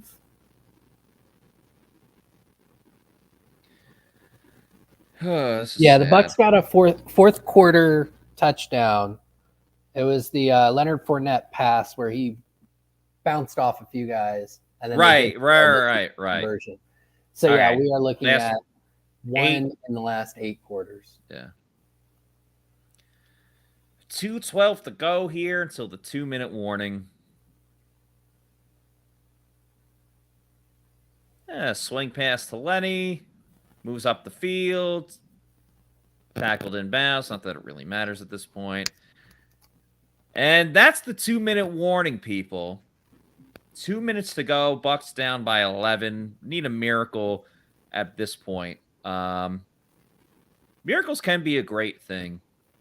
Another great thing, though, of course, is Age Rejuvenation, which we're going to hear a message from them right about now. At Age Rejuvenation, we have a lot of interest about erectile dysfunction in men. It's not like my sex life was dormant, but you can always improve. It was having an adverse effect on my marriage and was very happy with the results. We have various treatment programs available to enhance their physical abilities that can improve blood flow and sensitivity. The pulse wave has made it so much better. It's been a significant improvement. The good news was that I heard it from my wife. Stop waiting. Start doing Age Rejuvenation. Look better, feel better, have better sex by using Age Rejuvenation. John Gilmore and Scott Reynolds cannot talk about enough how much it's helped them. It makes them feel a lot younger. So go to agerejuvenation.com, see how it can help you with testosterone therapy, peptide therapy, stem cell, and much, much more. All right, 2 minutes to go. Bucs down 27-16. They need a hope and a prayer, really. They do have 2 timeouts, but they have to score quickly. Brady moves it down the field to Julio, who makes the catch. And got out of bounds. And gets out of bounds, but And there's a flag. Maybe roughing the passer? You would hope. I'm speculating. It is roughing the passer. Wow. Maybe the Bucs do have a chance. And that gets tacked on at the end. Yeah, it does. Screw it. Just kick the field goal now. That's actually, I don't think that's a terrible idea because you're going to save some time. Oh, I don't know. Julio caught it, though. Yeah, but you'll still get the RTP. Yeah, no, that's true. But, I mean, we're talking about a huge amount of yardage. Yeah. No, he definitely didn't catch it. Nothing goes Tampa Bay's way this season.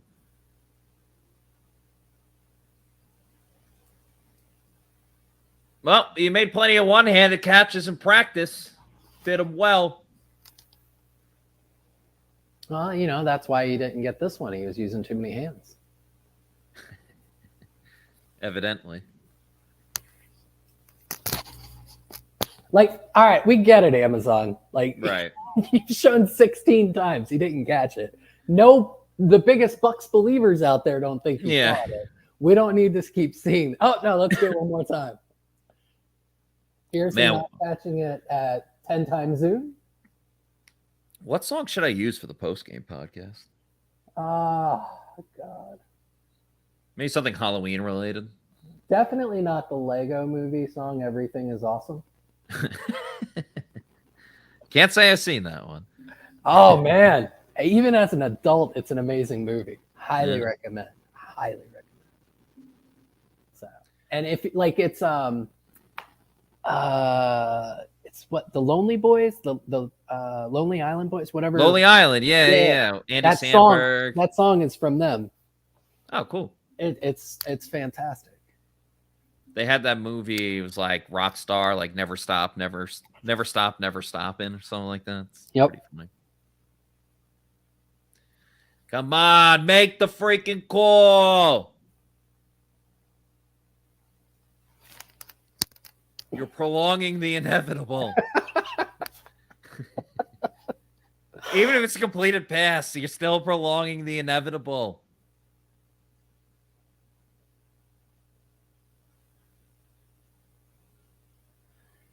Can you imagine the conversation right now? So who do you want to call plays next week? Yeah. It's not Byron. And Tom's like, anybody else. Incomplete, but still first down for the Bucs. Julio, why are you shaking your head no? Who saw that coming? like, are you the only person on earth who thinks that was caught?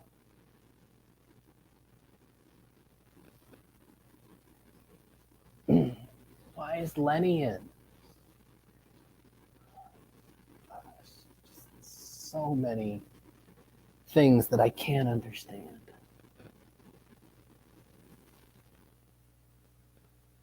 And you and I, we were in the group text earlier, These are like the best Bucs uniform combos, and they're still losing. So for all those people who were trolling me in our Pewter Report chat about how aesthetics is 90% of the game. Yeah. Yeah. Sure. Creamsicles. They probably would have won. This will make the Bucs 0-3 in the red jersey this year. Yeah, maybe. No, they were at week 1. I take that back. Scotty Miller. Scotty gets out of bounds. Imagine that speed on an end around. Yeah. Instead of the guy with one leg. He's pretty much a peg leg. He really is a Buccaneer.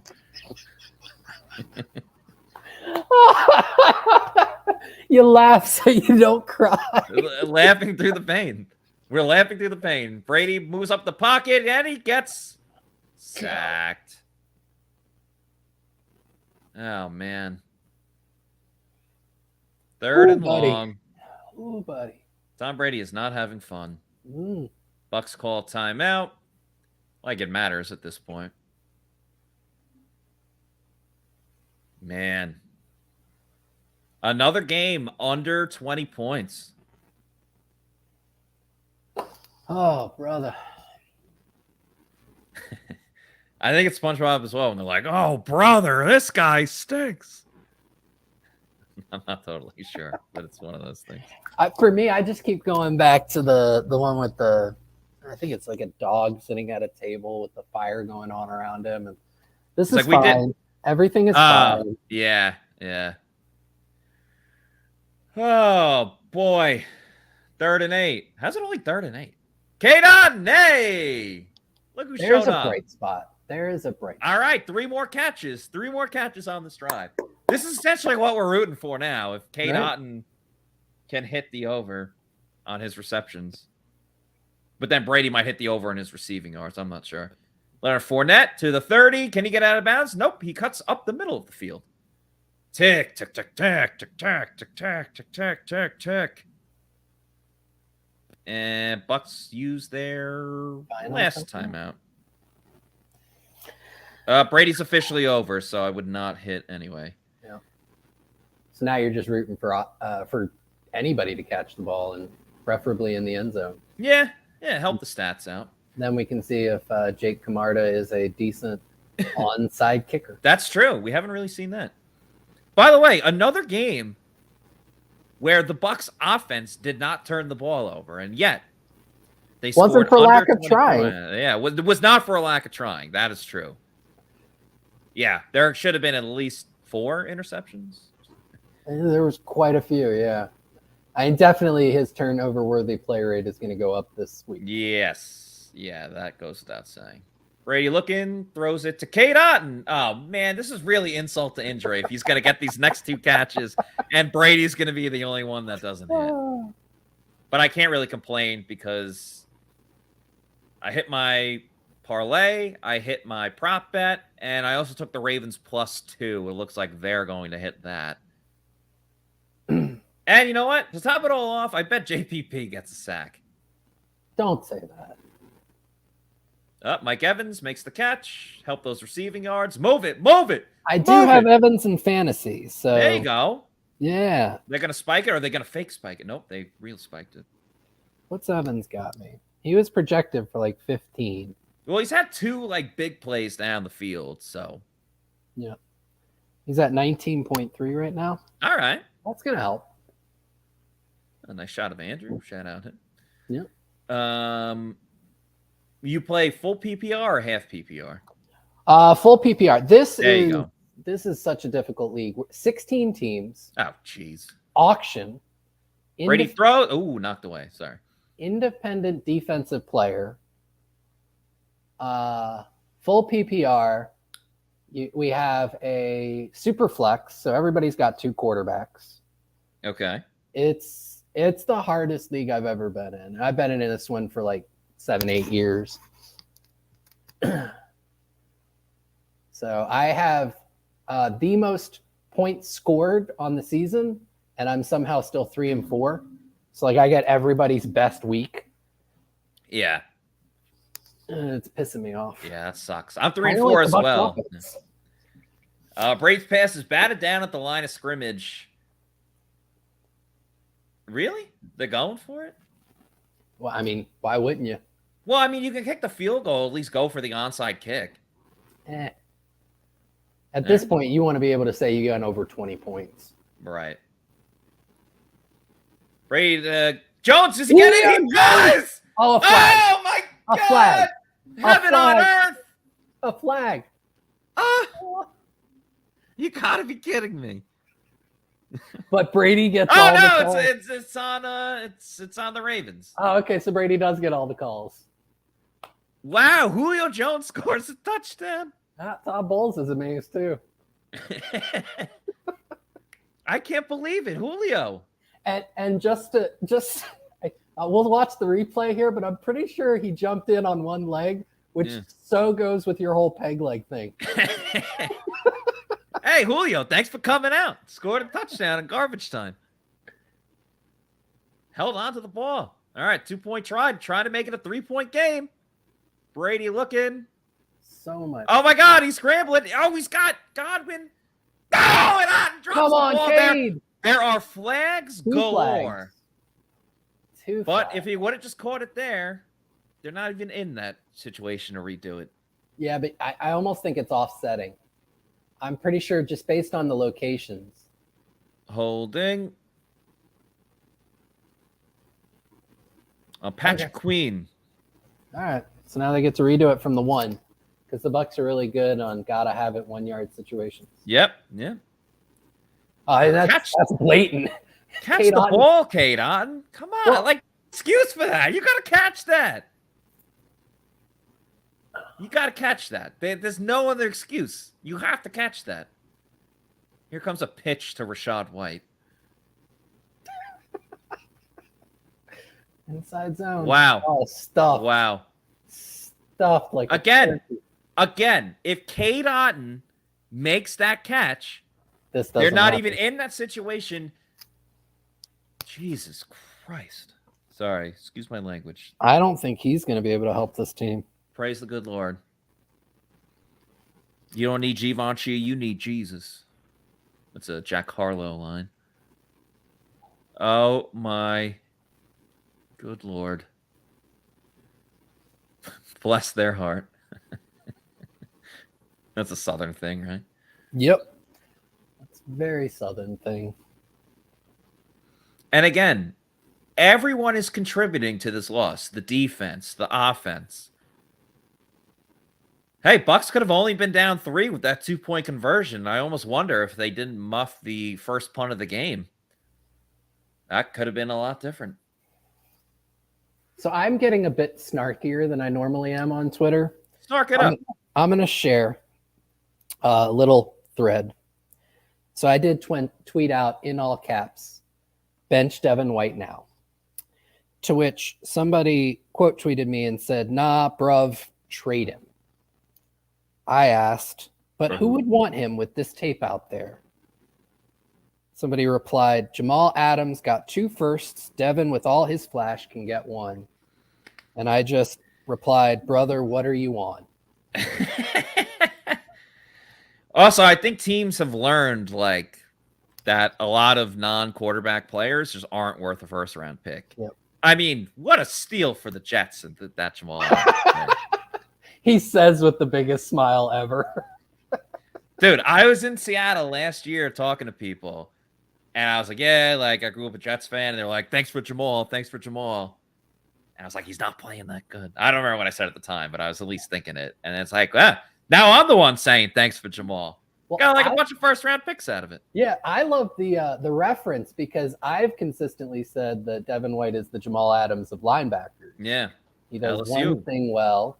And it's not the thing that he needs to be able to do. And he does everything he's supposed to do not well. Of course, Isaiah Likely recovers the onside kick. Nope. The guy's done everything in this game. Right to him. Perfectly bounced to him. Yeah. And that's essentially going to do it. Yep. Who, buddy? Lots of questions Bowles is going to be fielding. And I'm sure he's going to say, we're looking for answers. Lamar Jackson takes a knee. he's going to take one more, and that would be the ball game, ladies and gentlemen. Just a reminder, we're going to have the Pewter Report podcast not too much longer after we hear from Todd Bowles and Tom Brady. Obviously, we'll be very interested to hear that. And, of course, we'll have the Pewter Report Game Day show and the Tailgate show presented by Celsius, live at Walk-Ons in Midtown, and also presented by Age Rejuvenation next week at 2:30. And then Bucs Rams kicks off at 4:25. We'll have the Pewter Game Day show. Stay tuned for all of that.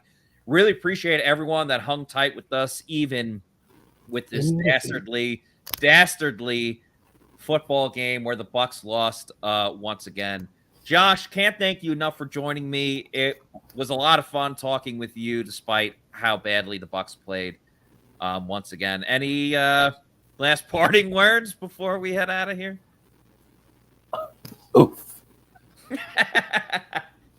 We'll end it on that note. Thanks again, everyone. We'll see you soon. And stay tuned a little bit for another edition of the Pewter Report podcast. This has been the Pewter Report Game Day Show. Out.